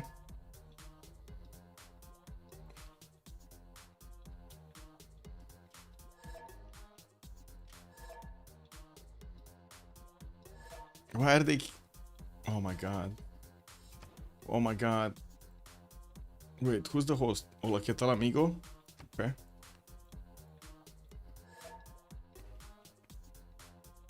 Oh well. We'll see what they decide. Oh, Casa de Constatación was built also in London. I didn't see this. I did see it put it down, but I wasn't sure what it is. And then he's working on Hermitage now. Okay, they're going for relobby really quickly. Is it GG already? Well, not yet. They didn't GG yet. I don't know exactly what they're looking for, but it looks like they want to keep on going. Maybe they have a chance. So we'll see. We'll see. I just need to get the link. Give me a second. Need to get the link. Where are they? Let's see where they are. I'm finding them. There we go. Click. Oh, I think I need to restart Steam, no? Let me actually restart Steam. Or do I? Do I need to restart Steam? Because that was a quick lobby. I'm pretty sure he didn't restart Steam. Let me try again. Should I restart Steam?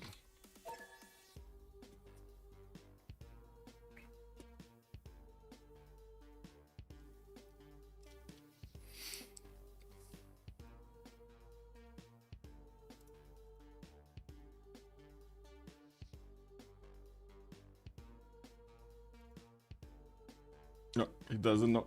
Okay.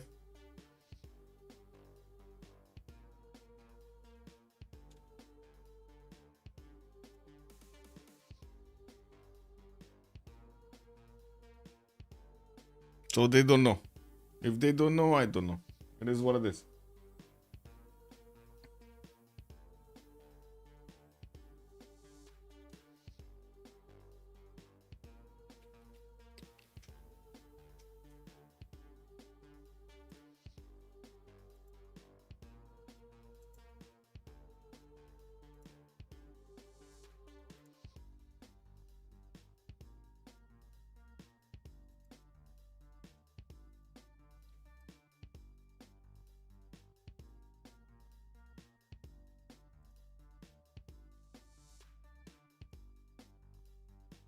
Looks like also in the CPL community there are some problems with some games. They cannot keep going. Bit unfortunate. Oh well, this is Tuesday. It is what it is.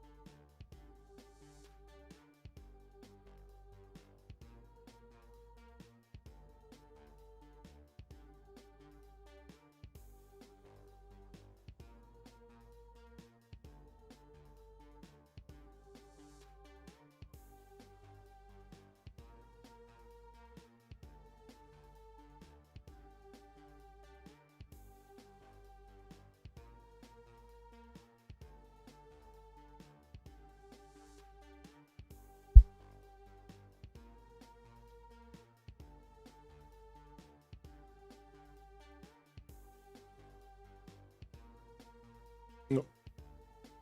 Let me actually rejoin really quickly to fix any 0ms. Oh my god. Really?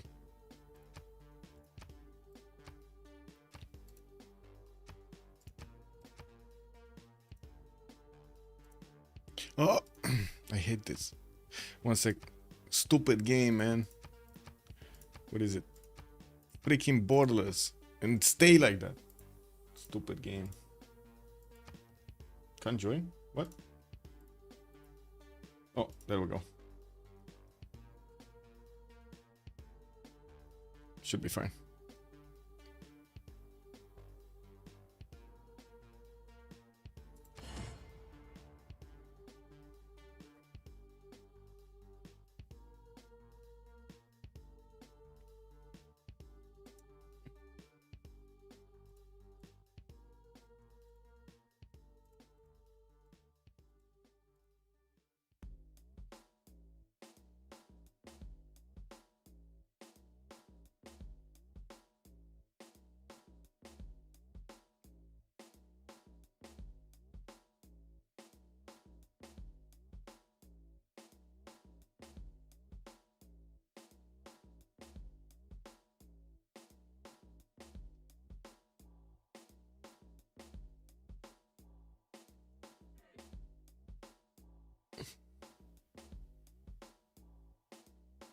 Okay, load again.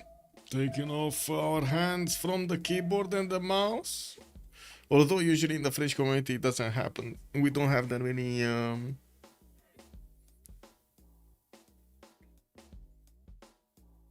double loads.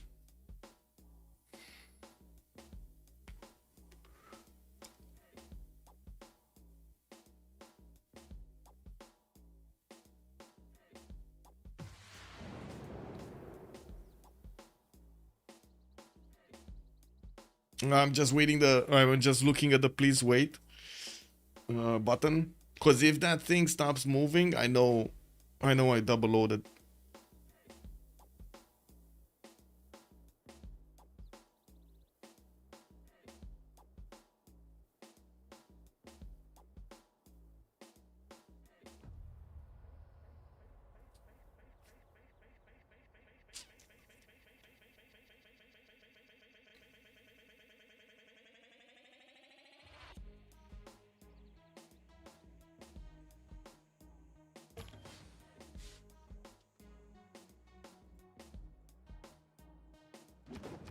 Okay, there we go.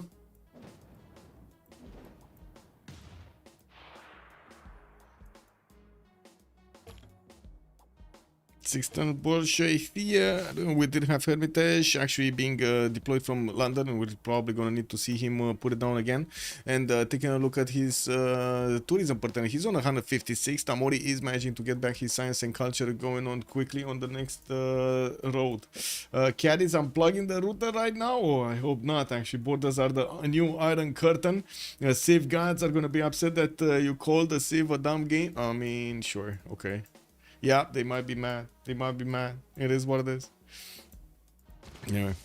It's like me when hosting the how to say the Rooster Cup or the other competition. You know, somebody's gonna get mad, or the Go tournament. Somebody's gonna get mad and DDoS me. You know, try to stop me from streaming, because that's how it is in the European Union and in Romania.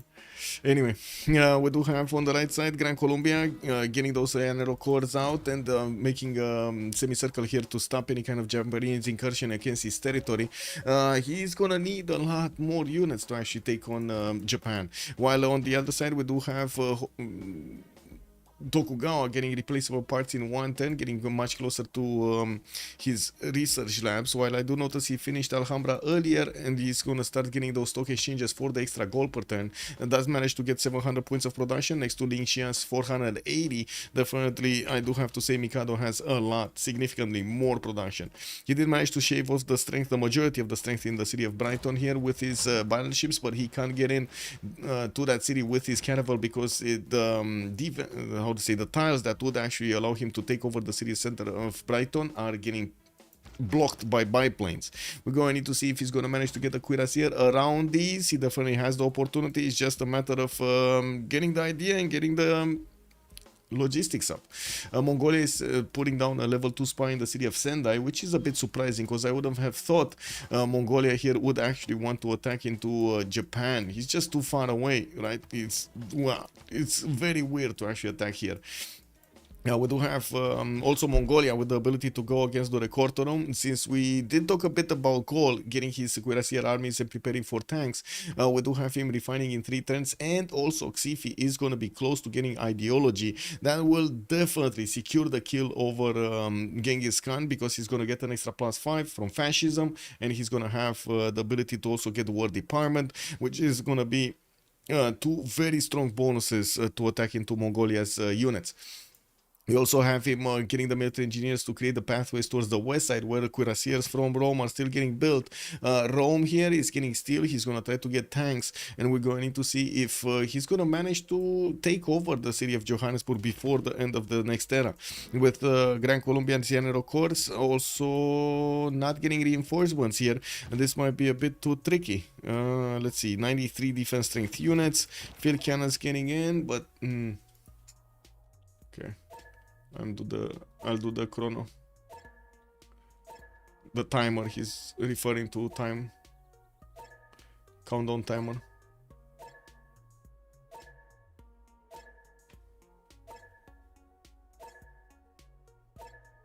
Canadians and their DDoS attacks. Yeah. Oh my god. Yeah. Some people just don't have anything else better to do, you know. Easy to destroy, hard to build. Yeah. Well, we do have the Japanese cuirassier armies deployed on the east as well as on the west side from Hojo to Kimyun, and he's hard building some more. We do have him also with banking coming out next turn, while he is sending one of his cuirassier armies to pillage the tiles over here of Japan in Tokugawa's territory. Mikado does only have a single field cannon shooting back. There is a cuirassier army coming out next turn from Takamatsu, although I think that's the encampment in the south. Yeah, that's gonna pop in the encampment in the south, and he's gonna need to get it up there.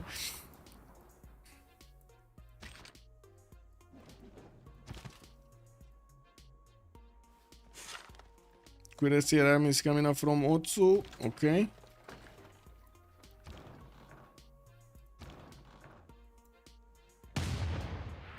Oh well. What do we have here? Hangars, Manchester. It looks like England is still taking shots from his opponent. England, Baptiste did manage to get another biplane deployed there to the north and closed off that angle. He does have in the southern tile another way in for these Japanese troops to get his city, but it doesn't look like Mikado is actually taking this seriously. He's not sending a cuirassier to take over that city center. He does have 2 turning cuirassier armies from multiple cities, so you can imagine his production of tank armies is going to be booming. Also getting ideology in 4, much faster than Lin Xia is getting there, with Lin Xia only on 150 culture. It looks like he's going to be on Manusmania for the next 3 turns. Also, Mikado getting chemistry in 2 turns. He's going to unlock his research labs, which is going to be extremely valuable to get the extra science going. We do have actually Lin Xia managing to get next to the city of Gifu here, and there still are quite a few cuirassiers that need to defend, core up, and become bigger here from Japan, which the moment I do see his newly built cuirassier armies are still yet to deploy on the defense of Gifu. We do have him with at least 1 core, 2 cores that he can get. That will be stronger than the line infantry that he has on the front line, but it looks like he's just moving them away, moving them around, I should say. Anyway, he's gonna core up this line infantry, making it stronger. Bombard corps in, we'll get bombard armies, shouldn't be a problem. And well, we do have Lin Xia starting to move all of his cuirassiers towards the west. Well, most of his cuirassiers, because he has some deployed on the east. Hermitage finishing next turn for England. Damori's in England. Eleanor. He will get more slots for those great works of art. While Plymouth is building Cristo Redentor. We do have Norwich recovering. Rome did manage to take out one of the Llaneros, and now moving in towards Johannesburg's defenses. That's a 56 defense strength city with steel walls, and even if the bombard corps, oh my god, the bombard corps is never gonna take this, I mean never, is not gonna take this city down before the next era. I don't think so. Yeah, like even with a 56 defense, I'm pretty sure this bombard is gonna take like forever to take out those walls. 300 steel walls, that should be strong enough, and I'm quite surprised Gran Colombia didn't actually choose to put a Llanero inside of that city center to give it an extra plus what, 10? I think you get like 10 from this unit, or do you get more? Do you get 15 from the core? Three Arcane players are going ideology. Closest from Golden is mass media on Hojo. Yeah, he's quite far away, but he's gonna get combustion much faster than Mikado, and we do need to see if that will create a bit of a way for him to maybe take one of the cities of Mikado or shave off decent of part of his army. Boubsho also getting combustion in 5 turns. It's going to be faster than Xiffy, or maybe faster than Xiffy. I do see Ambiorix is getting refining next with ideology in 4, gonna get that going for himself. He's also getting attacked. I do see Gaul immediately deployed some of his cuirassier armies to handle the threat here, and Mongolia doesn't have a way in Gallic territory. There is a Gran Colombian Llanero core also just showing up in the borders of random borders of Gaul here. We do have more cuirassier armies coming out, normal cuirassiers also that will need to appear in the Durecortoron, and of course Xiffy will require a decent amount of gold to upgrade his units here. He does have what, 15, no, 95% with Mikado. Wait, what happened on Damori? He gave all of his gold away probably. Yeah. Oh well, I don't see anybody else actually making that much gold, right? 100 on Mikado, 171 on Apeul, and only Damori is 500 from the whole game. Baptiste 74, Hola que tal amigo 28, Lin Xia is 54, and then Boubsho is 40. Looks like in the total amounts, they do have a good enough gold generation for maybe 3-4 tank armies to upgrade from cuirassiers, and then they're gonna run out. And if they do start to upgrade tanks, this is gonna put so much pressure on their economy. With Japan only on 51 gold a turn, that might be enough that he's gonna start going negative here. Okay, one cuirassier of Japan, of Tokugawa did get taken down. It looks like it might actually, yeah, it's gonna be traded away. We do have an infantry upgrade also, which is not giving him that much. And I do see Mikado did discover chemistry, so he's going to get the ability to put these research labs in production here as quickly as possible. While we do have Japan not only doing the damage against the city of Brighton, but also its encampment. It's about to take out that one from there. I think Japan is also waiting for tanks to push into English territory. And of course, will probably click on tanks on combustion after he finished chemistry. 2 turns ideology makes him like maybe 6 turns away from getting fascism. Damori also getting fascism in 4 might actually boost Mikado here a few more turns, which is gonna be amazing, right? He might actually get it in total in 4 turns, which is gonna be much faster than we are expecting, and way faster than we do have over here Baptiste or Lin Xia, his next door neighbors, getting that civic. Research Labs getting 2 turned. I do see Gustav Eiffel also with 2 charges available for Mikado to use, while Alfred Nobel is still getting man, I don't know how you do this. How do you say this? Courting is still getting courted. I think that's the correct word, right? He's still getting courted. Closest to from gold, combustion Hojo without gold. Yeah, the without gold is a problem. I don't know how they're gonna fix that, but the without gold is definitely a problem. It doesn't look like he's actually gonna get pillages from his Japanese name. Oh my god, wait a second, where are units? Where are units? So he's getting tank armies, and it looks like he's gonna want to take on Gran Colombia, which is fair. But at the same time, if he doesn't put the tanks on the west side, he's just gonna lose there. Well, he does have 922 gold right now that he's upgrading his tanks with, and yeah, there are a few tank armies here already upgraded, 3 of them. While he's gonna hard build another one in Ormori, he's also upgrading artillery armies, well, to get the damage on the walls.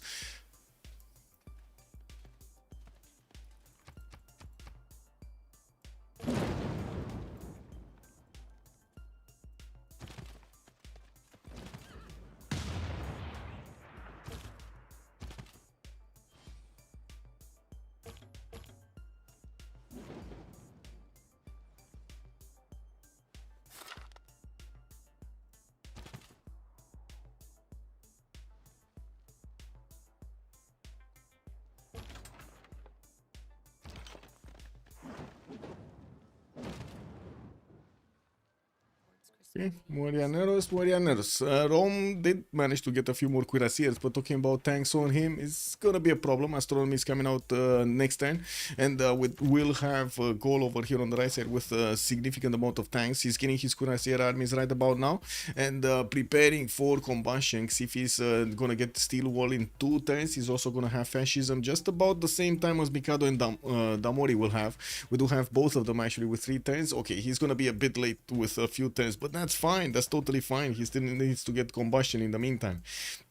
Now looking here, we do have also Mikado preparing those tanks in the south of Takasaki and getting anti-air guns to defend against a possible air attack. While in the north, it looks like Japan's cuirassier army is slowly going down. We did have this cuirassier army from Mikado that got in there. I'm not sure exactly what did the damage, so much damage against that cuirassier army. I'm pretty sure it wasn't just the field cannon, right? That barely scratches the cuirassier. Probably the walls. Anyway, that didn't stop actually Japan taking the gold from his next door neighbor to upgrade his tanks. This was terrible. This was terrible. Like, so much gold got ripped off over here from his next door neighbor. Lin Xia got the ability to actually upgrade his tanks with that gold.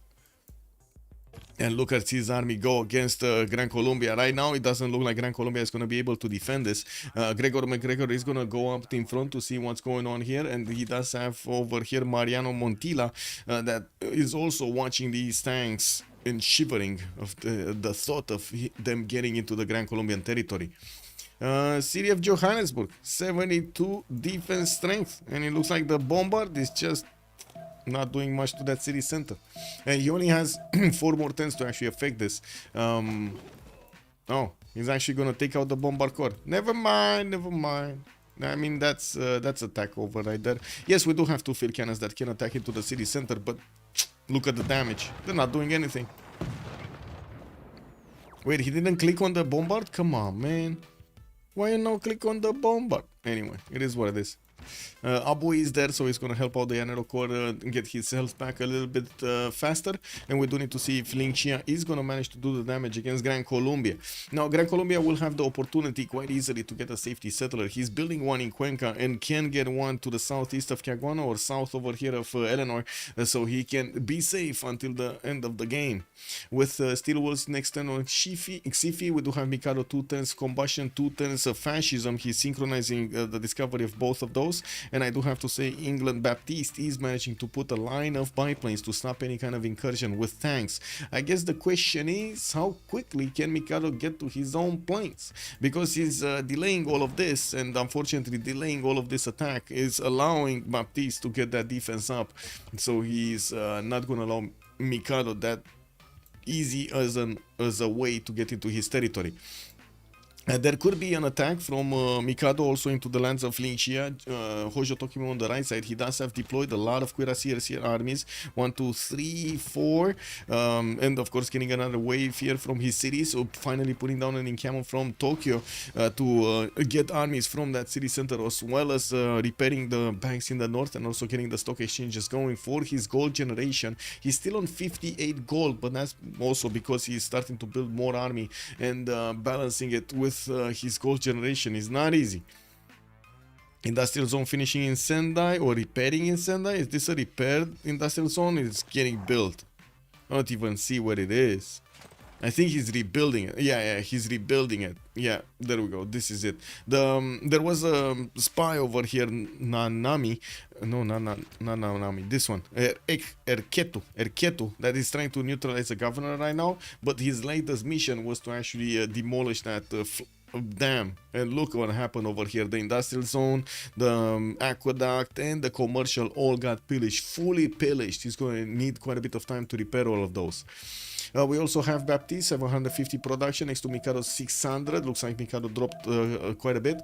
Damori, 834 points of production with 366 points of science and 300 culture.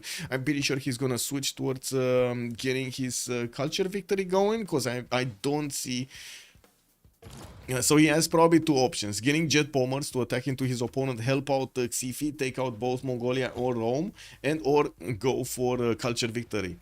He does have 200 tourism per turn. He's starting to also roll a few of these tourists, 17 out of 109 points, and he did manage to acquire a lot of great people before in the game.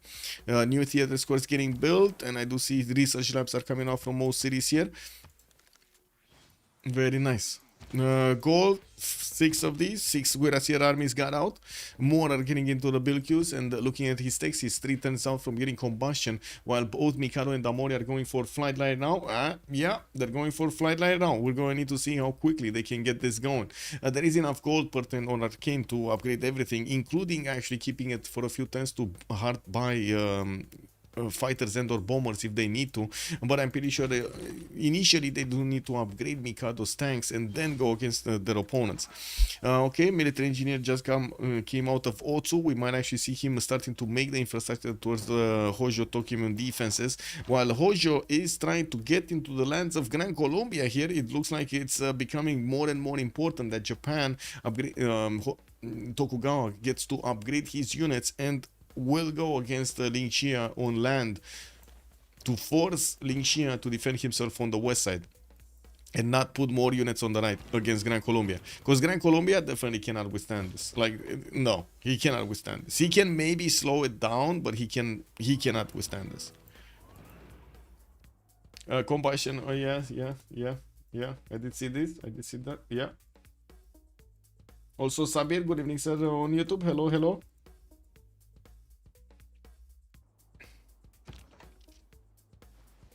Okay, we're here. Looks like a military engineer stopped with the road there on the west side. He's putting it in Durekortoron, putting 2 of these to Durekortoron to attack into Mongolia. His Cuirassier armies are not doing enough damage against the Mongolian troops. He's definitely going to need tanks and will definitely need more artilleries, not to mention fascism. He's going to need fascism here.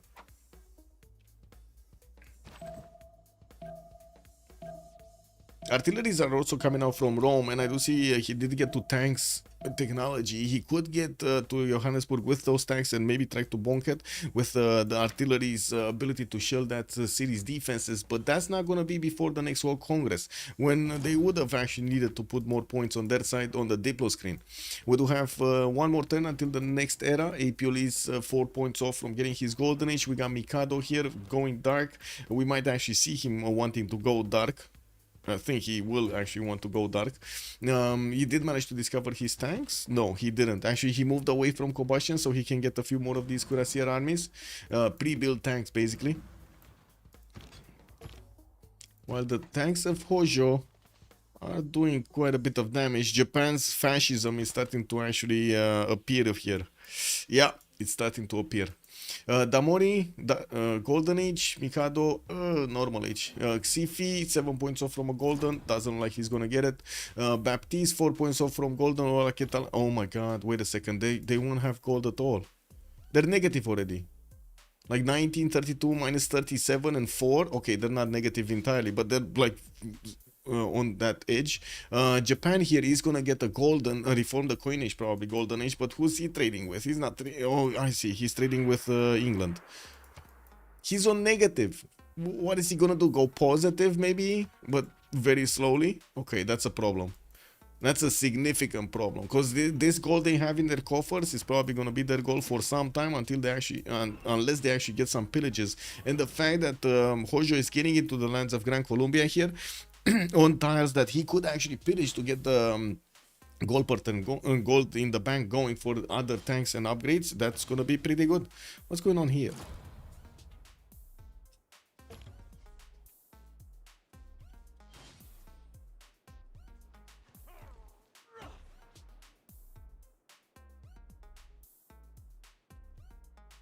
Oh my god, I'm sorry.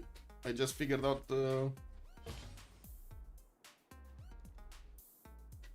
screws from the left arm of the chair are always, for some reason, are getting unscrewed.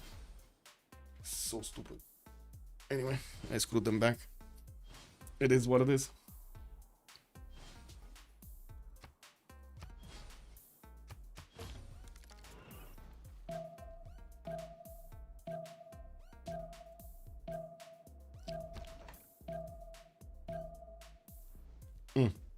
Mm-mm.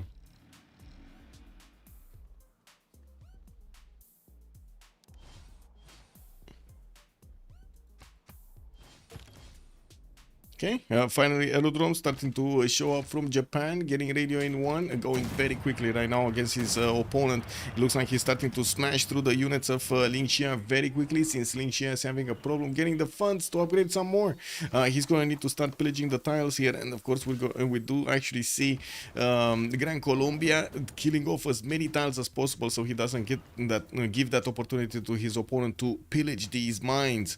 Taking away gold is going to be extremely important here for or taking away the option of Japan of getting the gold from him is going to be extremely important.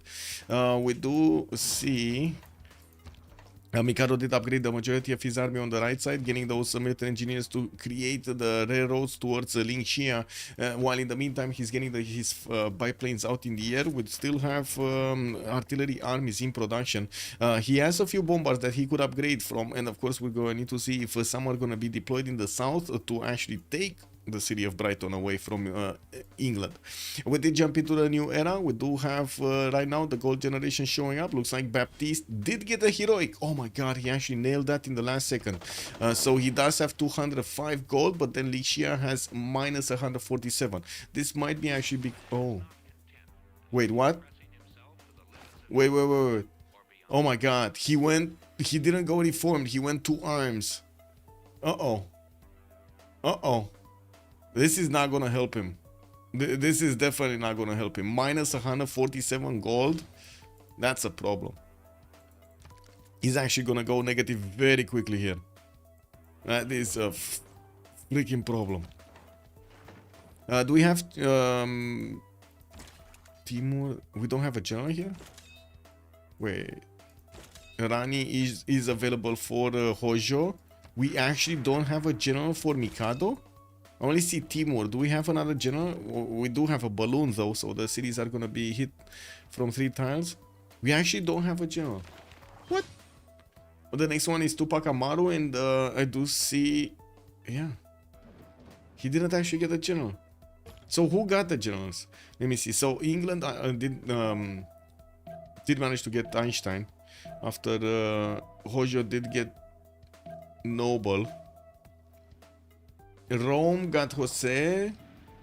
Dandara is on Japan, and Mongolia got one. Okay, I see. Mongolia got one. Not Tokugawa. Okay, we're gonna have a pause of 2 minutes here.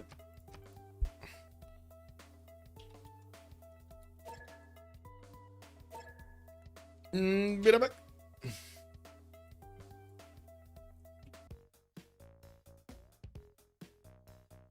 Oh man, I need to put socks in feet because it's cold. It's very cold. It's starting to be very cold.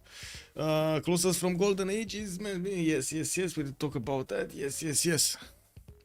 Okay, let's see what they're gonna go into this Congress. What will they do?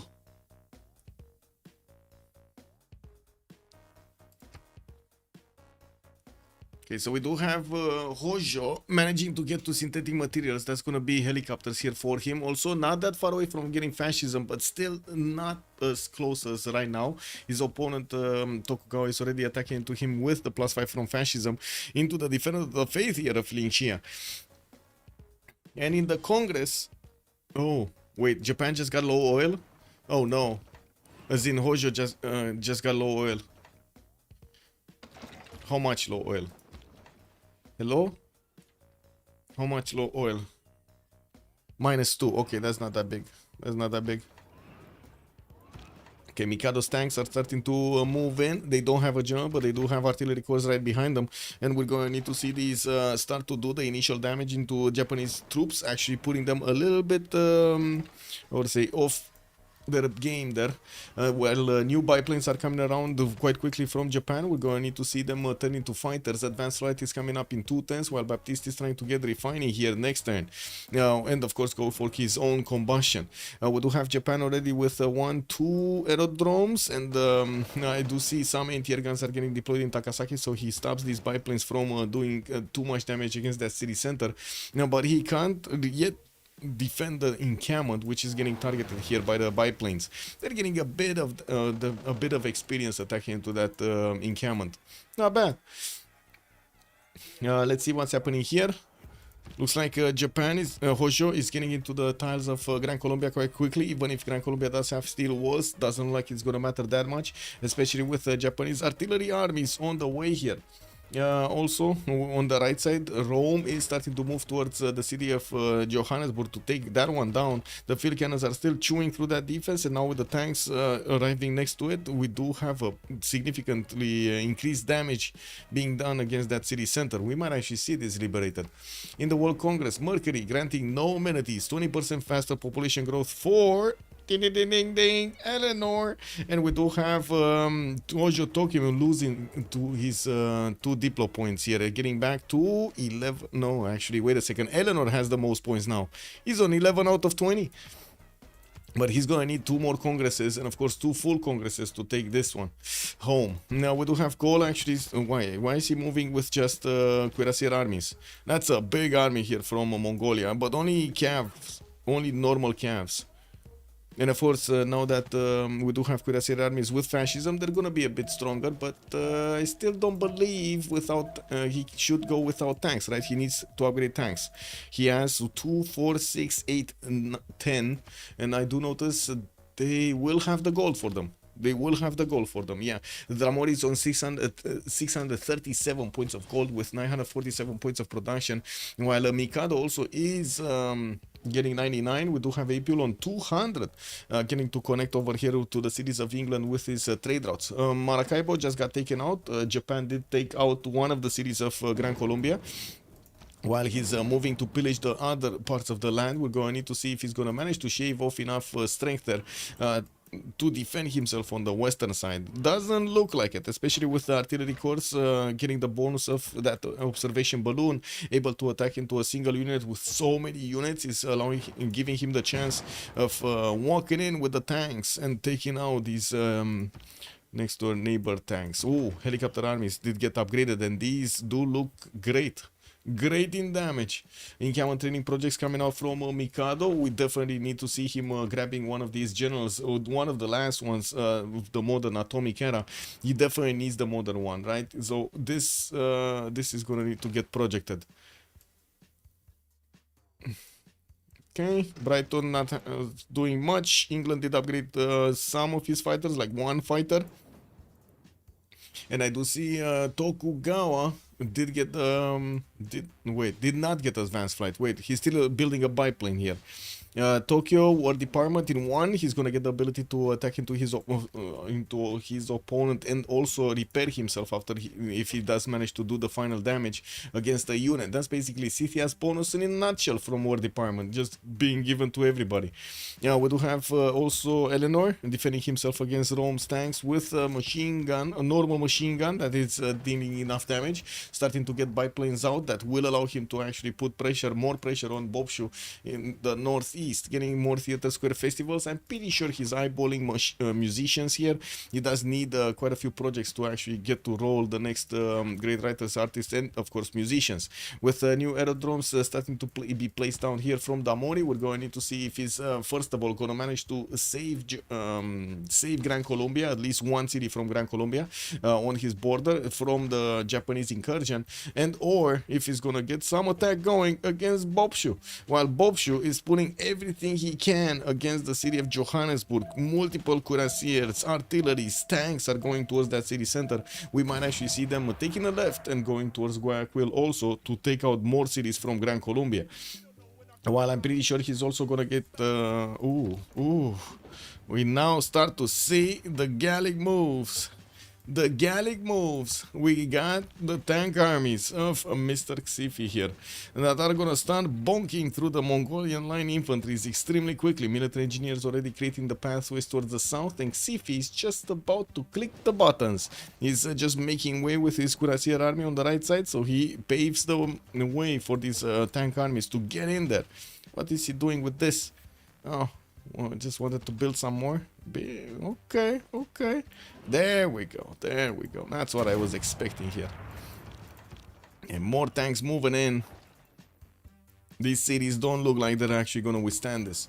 We do have Genghis Khan still getting quite a few cuirassiers, and of course with the amount of tank armies and the fascism that's coming against him, I don't really see him getting out of this alive.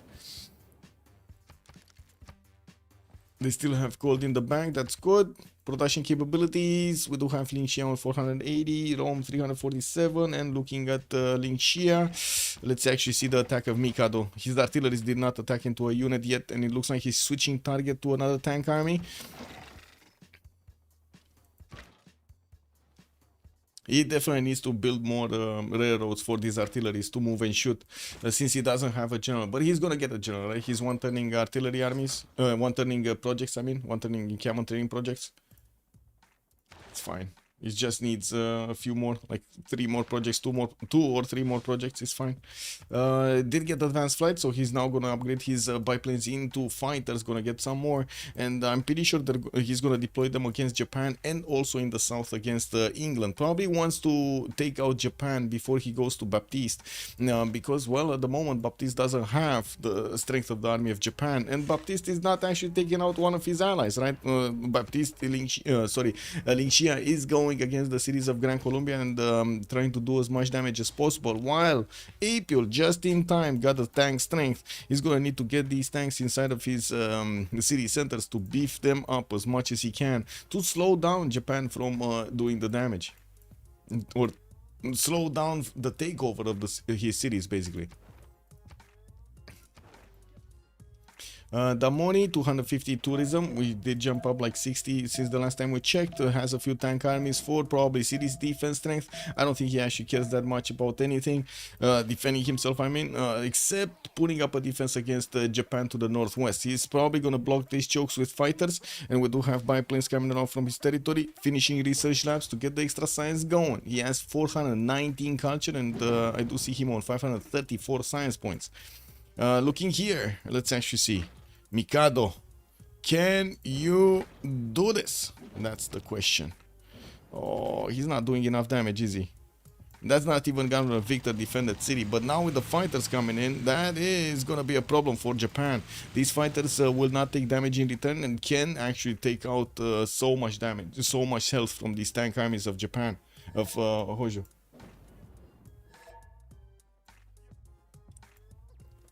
To stack Le General? Oh, let's see, he had the extra tank army there or something. Lol. Anyway, Johannesburg has been taken out and liberated. We do have the army of Rome repositioning towards Guayaquil here. As expected, Boubsho is making the railroads with all of his military engineers. He has 1, 2, 3 of them being deployed on the front line, while in the south he's not gonna have that much of an army to defend against Damori. We do have also Xiffy managing to get next to the cities of Mongolia. He does need artilleries, and he has 2, 3 on the way, while he did manage to get his roads. Not all of them are railroads, so these units sometimes move quick, sometimes move slowly. The railroads definitely are increasing the speed of these units much faster than the normal modern roads that he's using right now. He might even do the damage against these cities with just these tanks. These are steel wall cities, so it's still going to be hard, but they're only 66 defense strength, and we've seen what happens to Johannesburg when it's getting attacked by tanks when it is that amount of strength. We do have Mongolia also getting the safety settler out very far away, actually very far away. How did he even get here? How did Mongolia ever get here? Was this maybe he actually stole a city, or he moved it with the Keshik so fast, so far away? Maybe he did move it so fast, so far away. Look at him GTFOing out of there in the north. Wow. Anyway, Taj Mahal on Baptiste. Steel walls coming up here. Looks like the battleships are at work again, trying to take out those defenses. And we do have Japan not actually getting on the tank army enough strength. It looks like the fighters next turn might actually take out the tank army of Japan. The level 1 tank army in between his units. Pretty sure he's not gonna get how to say, pretty sure he's not gonna get a heal.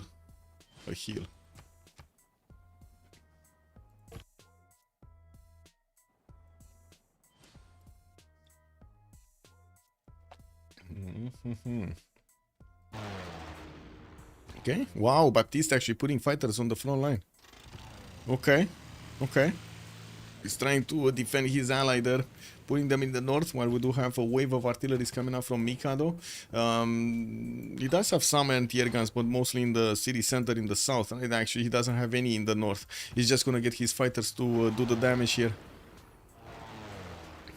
And we got 3 fighters deployed, doing the damage. Another tank, but that tank at least has a promotion.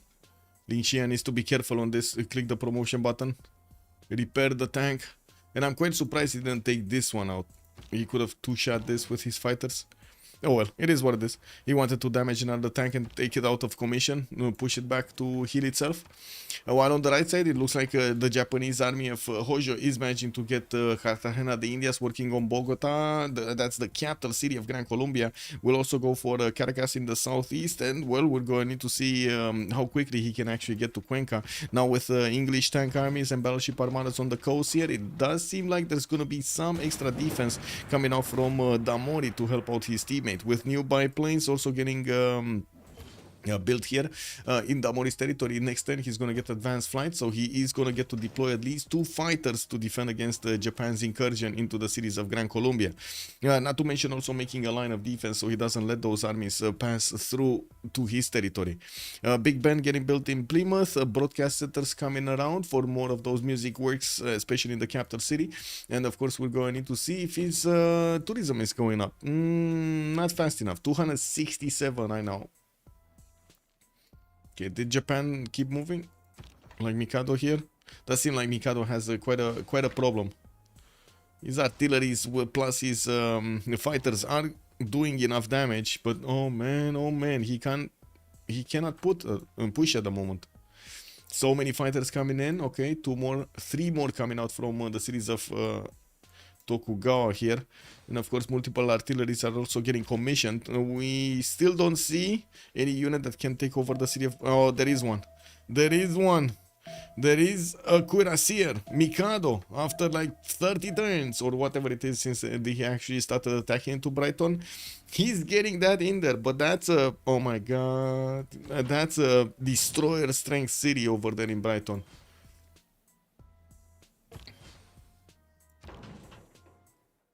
That's very hard even for the battleships to actually attack and deal the damage. Anyway, I think Gaul is probably the most entertaining right now, right? With the artillery armies coming in, he does have the general also allowing him to move and shoot. Marina Rashkova did get recruited. I also gotta say, Tupac Amaro did get recruited by Tokugawa. That's very good for him to actually get that extra +5 on his units. Did we have him deploy? This is Timur. Where is Tupac? Where is Tupac? Oh, in the capital. He's not actually... Oh my god. Mikado. Priorities, Mikado. He's getting bombed in the city of Otsu while he's not putting that general on the front line. Oh well. -3, also insufficient oil on the units of Japan. I'm pretty sure this time around he's not actually gonna move. We do need to see the more fighters coming out, and of course him attacking into these helicopter armies with his fighters to take them down. He first prioritized to take out the Air Force of England. There were 2 fighters deployed to the north in between him and Japan, the other Japan Hojo, and those both actually died because of the fighter attack of Japan. He did have 2 fighters going against 2 and he got both of them.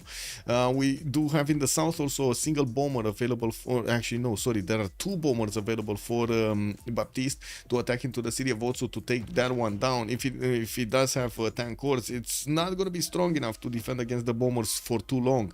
We definitely need to see an anti-air gun being deployed or a fighter being deployed next to that city center to stop the incursion of those bombers. And of course, if he does manage to get to jet bombers, that's not going to be stopped. That's definitely not going to be stopped. With England getting tanks here, battleships here, has a few problems, but I mean, some of the tank armies are in dangerous territory, especially the marsh tiles are taking off quite a bit of health from them. -2 unfavorable terrain, -3 from the damage unit because it's in yellow HP range. And since we do have England also upgrading fighters, he's gonna start deploying them and attacking to the Japanese tank armies. Maybe he's gonna take out these artilleries way before they actually attack into Cuenca. You know, we do have a tank corps coming out from Cuenca, which is probably gonna give that city more defense, while I do see a spy is also coming out from Caracas. The units of Rome did manage to get to Guayaquil. 2 cities of Mongolia did get taken out. We do have Mongolia also getting the safety settler quite intact. And I do have to say, it's not going to be hard for Gaul to actually just go in against Brundisium after he's going to take out all of the core cities of Mongolia here. He has only 4 more cities to take out. While all of these tank armies are gonna get promotions, they're also gonna start moving against Rome here, against Boubsho.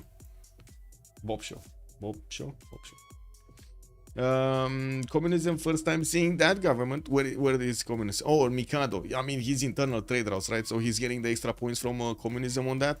If I remember correctly, you do get a lot of food from communism, no? What is it? +1 production per series and series with governor bonus 10%. Oh, wait, what? This one. Collectivization, +4 production and +4 food for domestic trade routes, +4 gold for all trade routes. That is massive on Mikado, massive. He's still positive in the goal per turn, even after he did manage to get all of this massive army. And I do see he's slowly pushing back Japan's Hojo Tokugawa's units from his border. And we do have the artilleries getting more promotions, and I do see they do need to army up. Yes, 2 of them right here that could army up. Oh my god, he's actually gonna lose Otsu. Wait, he's actually gonna lose Otsu? Really? Wow. I mean, he might take out one of the helicopters, but then the other helicopter is just gonna go into the city center. And since we do have bombers from England and no anti-air gun in Otsu, that city is just not gonna survive the next attack. 2 bombers will definitely do enough damage. Did the Mongolia settle? No, he still has his settler between Bandar Buren and Johannesburg. He can settle, don't get me wrong. He can actually settle in place there. It's a non-freshwater city, but he could settle. Guayaquil getting taken out. Looks like England is starting to deploy the fighters to defend against Japan's incursion in Cuenca. And we do have the battleship armada still doing damage to these tanks from afar, from the shores. If you would have had like 3 of these, 4 of these, this attack would have been over as soon as they got into range of these battleships. But anyway, more fighters also coming out from England. The fighters do a lot of damage to the units, even to the tank armies of Japan here. And looking at the text, Hojo Tokugawa is getting chemistry importance, conservation. He did get fascism, so he has an extra +5 on his units also right now. And I do notice Mikado didn't upgrade his, didn't promote his tank. Hello? Left an unpromoted, unchecked, unhinged tank army. Just, wow, sitting over there. Okay, he's probably very worried about the city of Otsu. Oh, battleship. We got a battleship. Okay, that's an anti-air gun, but it's not an armada. And the bombers are still doing the damage. Much less, I do have to say, much less damage. Okay, machine guns. And that's one of the helicopter armies taken down. We do have more artilleries that are shooting down these units from Japan and from Hojo, and we do need to see if Mikado's fighters are gonna make a splash over here in the cities of Japan. He does have some weak targets, like for example field cannons that he could take out quite easily with the fighters. City in the South, Brighton. Oh my god, wait a second. This destroyer actually came out to party and he took out all of the Japanese battleships. Oh my god, Mikado. He waited like 20 turns to get a cuirassier or something. Any unit, even a scout, to take over the city of Brighton. He could have, but he didn't. So now he won't. Yeah, we'll see. We'll see if he will ever do. Looks like Mikado lost that tank in the north. Gonna need to hard build new ones, getting Manhattan approaching in Takamatsu, while he does have a problem with these helicopter armies of Lin Xia. We do have new anti-air guns coming out from him. Cool Whip also. Wait, man, I'm so sad. These Toku war moves are the saddest I've seen in a while. Yeah, the war moves are not great. Yeah. But I mean, he's trying, you know, he's trying against two opponents over here, south and east. It is what it is. Okay, Al Malik gonna be taken out soon. We do have Korabalga soon, and the Mohenjo-daro also gonna be taken out. Looks like a lot of pillages have happened anyway from Mongolia, and we're going to need to see if we're gonna have Mongolia settling that safety settle. Yeah, it's here. It is here. And that seems like he will settle that safety seat. But anyway, it's just a matter of time until the new army of Gaul is going to get into the city of Cume here to shave off the strength of the Roman cities. And we do have tanks being deployed on the right side, only corps from Rome. Boubsho did not manage to get enough culture, so he's not going to get fascism at the same time as, well, the war will start. And we do have Xiffy with only a few days to actually get to Cume. He does have 1, 2, 3, 3 of these military engineers creating the railroads towards the west side, towards Cume. And well, we're going to need to see when he gets there. Baptiste, nuclear fission, gonna try to get his own nuclear bombs out. It's still gonna be Japan that's gonna have it faster with 5 turns to finish Manhattan project in the city of Takamatsu. More fighters coming in, being deployed. Low oil on Hojo Tokyo might actually put him at a big disadvantage over here. Gonna need to see the shots from Mikado to actually shave off the strength here.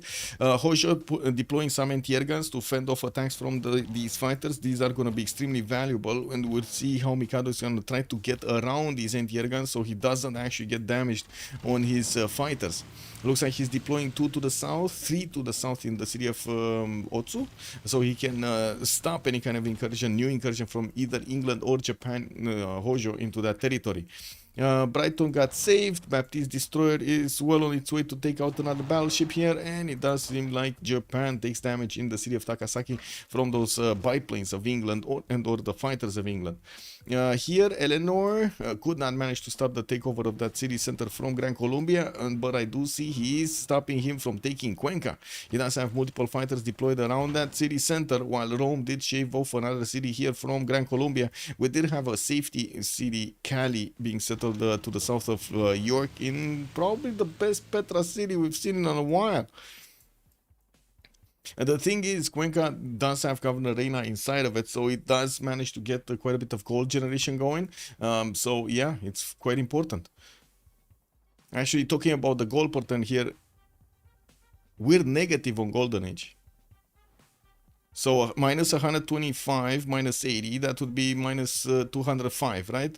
And they have another 94, that would be 299?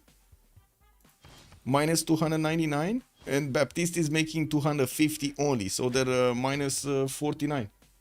Minus 49 gold a turn. But they have quite a bit in the bank, right? Boubsho and the Hojo did manage to pillage quite a few tiles here.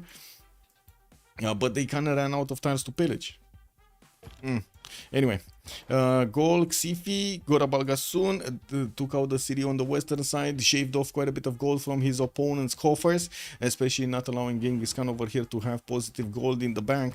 We do have him, Genghis Khan, with only 2 cities remaining, Gorabalga soon and Mohenjo-daro, while he will try to place this city. This is going to be quite close, by the way, to England. I don't know why he's...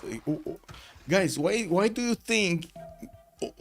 OverDozZ is actually coming closer to one of his opponents with his settler, with his safety settler? Why do you think this is happening? Is this a secret strat that I'm not aware of? Because I would have thought he's gonna go through the north and maybe try to settle around here somewhere, like north of Nazca. So he's gonna be as far away from jet bombers, tanks, helicopters, like anything. Right here, he's in basically bomber range. You know, or tank range. Oh my god. Anyway, safety Mongolia behind Johannesburg might be enough. I mean, you say behind Johannesburg, but it's very close to Damori. And I'm pretty sure Damori sees this. Yeah, he sees Urumqi. If this city would have been settled north of Bandar, he wouldn't have seen it. He wouldn't have known where it is. Okay, fighters from England doing God's work here, defending against Japan. Looks like Eleanor is managing to push back the army of Lin Xia, while we do have Japan Tokugawa managing to upgrade the jet fighters. These guys will do more damage against the Japanese Hojo Tokugawa's units. He did manage to repair the the city strength of Otsu, getting a few more anti-air guns there, and will need to deploy units in the south to do some damage against England here, or I don't know, because he's not pushing Japan, he's not pushing Hojo. Hojo just holding strong. The problem is the gold though. With more units getting upgraded, they're starting to be extremely negative. Eleanor? When nukes, Eleanor? When nukes? Tanks. Okay, tanks. Mohenjo-daro about to be attacked. We do have military academies there being built, not gonna matter at all. And we do have a massive army from Gaul getting into the borders of Kume right now. And we do have enough artilleries with balloons that he's gonna do the damage against that city center extremely quickly. It looks like we might actually see the takeout for the entire Roman nation extremely quickly from the game. Apeul is not gonna die completely. Mongolia does look like he's gonna take some time to die. And of course, Boubsho here might actually die. Does he did manage to get also one of his safety settlers on the railroads towards Hojo, so he's trying to get out of there. He knows that he's probably gonna die here. Maybe it's not a safety settle. Yeah, maybe it's not a safety settle. That can happen. Okay, tank armies of Gaul, definitely stronger than the tank corps of Rome here. Not to mention one-shotting cuirassiers.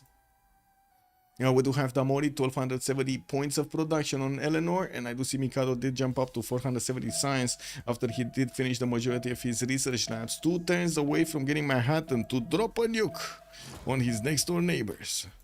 We did have nukes 2 turns out in Manchester also. Looks like he 4-turned that project. That's amazing actually. That's a lot of production.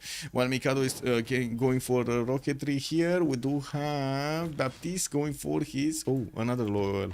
Wait. Oh, -1. Okay, never mind. -1 is nothing.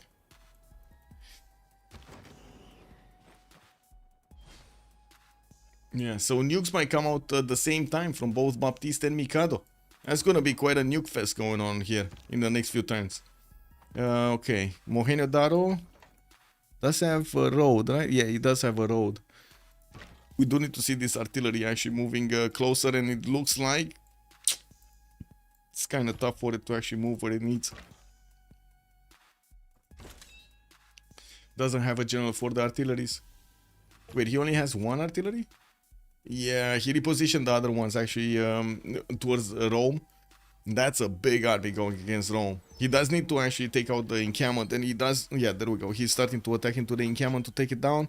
He will have a tank army to punch through. Boom. And of course, with the ability to get a new artillery in there, he's gonna start shelling the city of Kume as soon as he has the opportunity.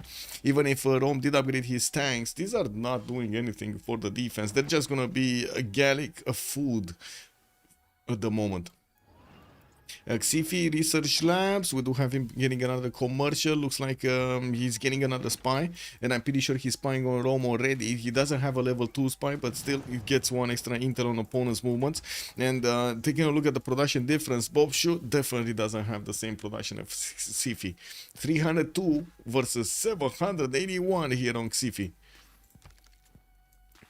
Anything happen here?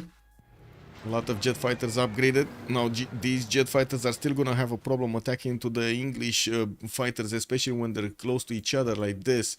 And we do have Japan getting a few machine guns. Machine gun armies could actually take out the tanks of Lin Xia quite easily. And I do have to ask, why is Mikado not using his jet fighters to take out tanks? Or, you know, the weak ones. For example, artillery army. That artillery army is exposed. And he does have 1 jet fighter just ready to go to take it out. Does he not? He probably sees. No, this is incredible. He sees everything, right? Why is he not taking out these units that are so easy to take out anyway? To get promotions on his units and so on, and get health back? Whatever. 410's Tokyo to get the first nuke. We do have in the lands... Oh, Manhattan still needing to happen next turn. For the cities of England, of Age of Steam.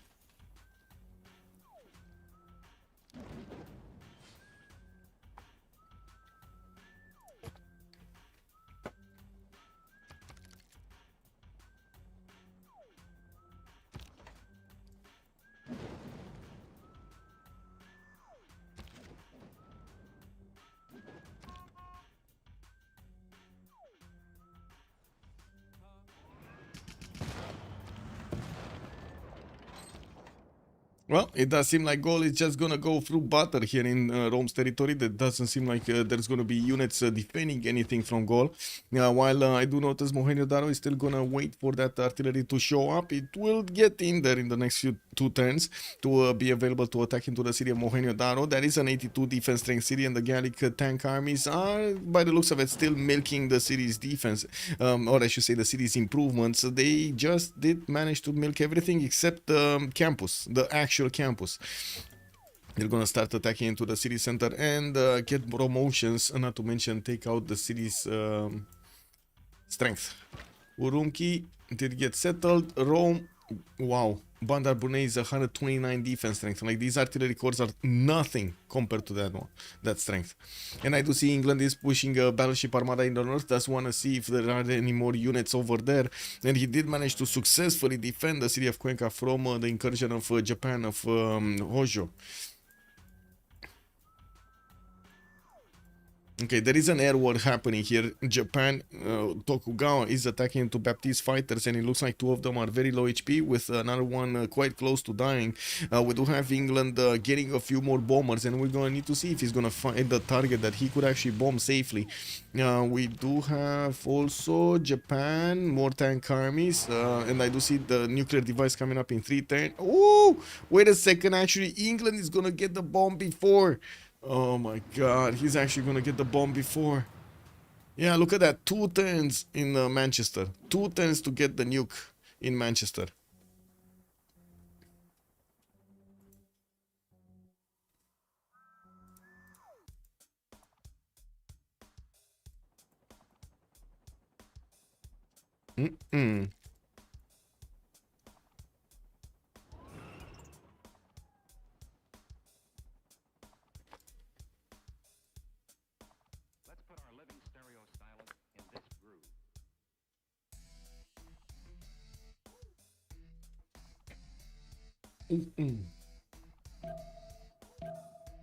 Okay. Still negative gold, still negative gold. But we do have Baptiste here with 1200 gold in the bank. Not sure what he did, but he did manage to get some gold on his side. There isn't that much that they can do in pillages, right? Okay, Kume taking out gold, moving through the next ones. He's just gonna one-shot all of these units, no?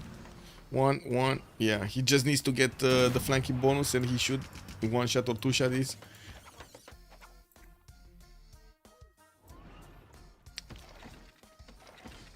Let's see it. So he can take out a tank, and he can take out a cuirassier corps. Actually, he can take out a tank also, like 2 tanks. He can take out 2 tanks and a cuirassier. The cuirassier is getting one-shot by, or two-shot by the artillery army, sorry. So that's 1, 2. No, you could have taken the tank. Why would you care about the cuirassier? Whatever. I guess that's dying anyway. To something.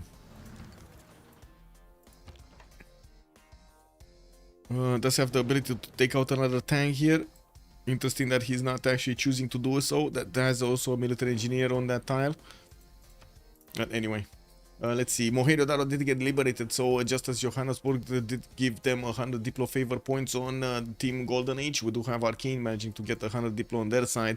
But I do have to say, Golden Age has significantly more Diplo favor on their coffers.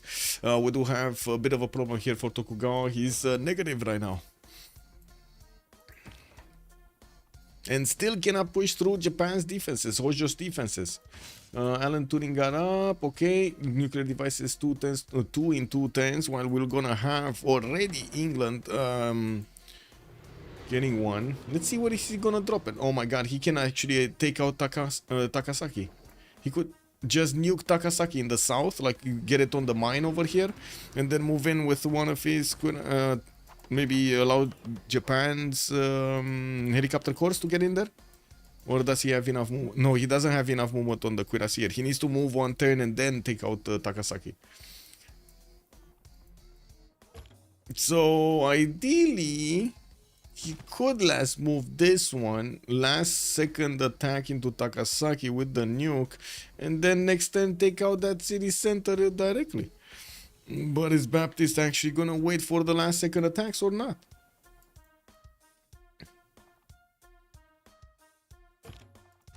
Okay. Gaul over here still has the opportunity to take out the tank of his opponent, and he's not doing so. Wow, some lost opportunities here. It is what it is. I do have to say there are so many moves that need to be done with all of these support units, like the military engineers and of course the balloons, the generals that need to move with his army and so on. It's, oh, he did manage to get Marina and John Monash. Oh, interesting. Okay, more pillages happening. Maybe take out the tank? No? There we go. Just getting it one shot. Artillery is gonna move in next to the borders of Ravenna and will start shooting that city center. He's getting his tank armies to wrap around and will try to put it under siege. They take out more tanks from Velitre, and it does seem like the Xiffian tanks are making good headway against the city of Velitre and at the same time Ravenna. They will take out the majority of lands here of his opponents very quickly. Well, I don't know if that's good or bad, but I do have to say Rome was losing gold this game. So, yeah. Damori, Eleanor did manage to get his jet fighters out, and he's still attacking to the Japanese Hojo Tokugawa units to try to put them down. Get some more experience. I do see Japan. Oh my god. Mikado got the defense up again. Not in oh no, he does have in Sendai also, the jet fighters, right? Where nuclear silo? Here, military engineer, nuclear silo. He's getting it next turn actually. He needs a rocketry, right, for the missile silo. Yeah. No? No? Wait a second. Yeah, there we go. Missile silo. He needs rocketry.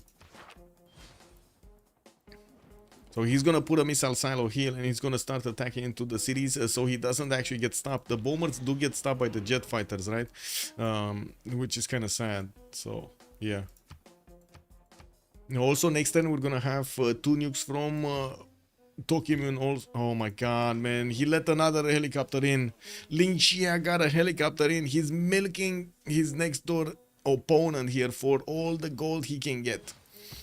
Now this is a problem. This is a big problem that he's not managing to keep away Lin Xia from taking over all of that gold. Because it's not like his opponents actually have that much. If they would starve them out of gold, they would basically CC anyway. Ooh, another city has been taken down. What was that, Gaul? Yeah, Ravenna. Okay.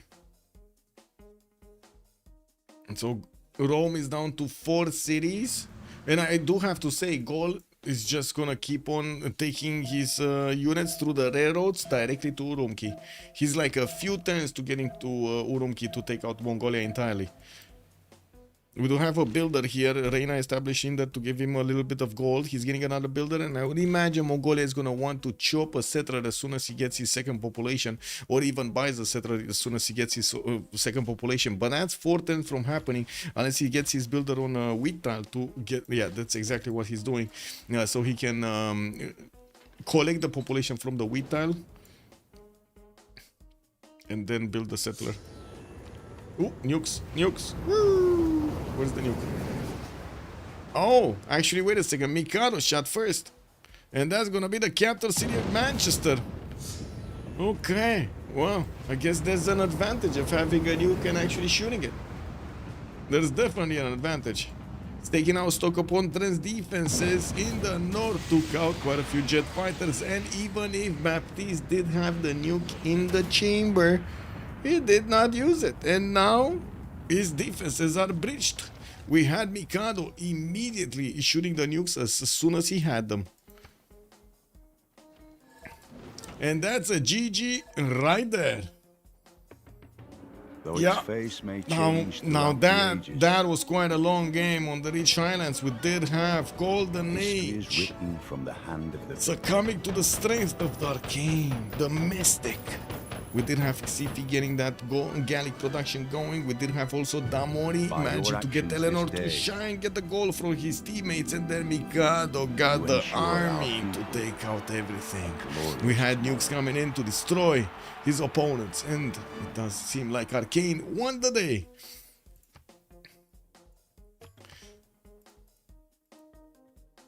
Okay, let's hear a bit of a post-game chat, but I think I'm gonna close the stream a little bit earlier today than usual. So let's see. Oh.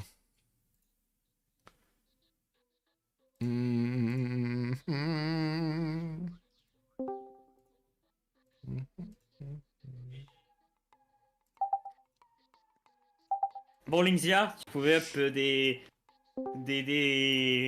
roquettes artillerie, mais pour le bien de la game, je l'ai pas fait. À un moment, je lui ai dit, frère, s'il te plaît, la moindre roquette artillerie, j'explose. GG. GG, well played.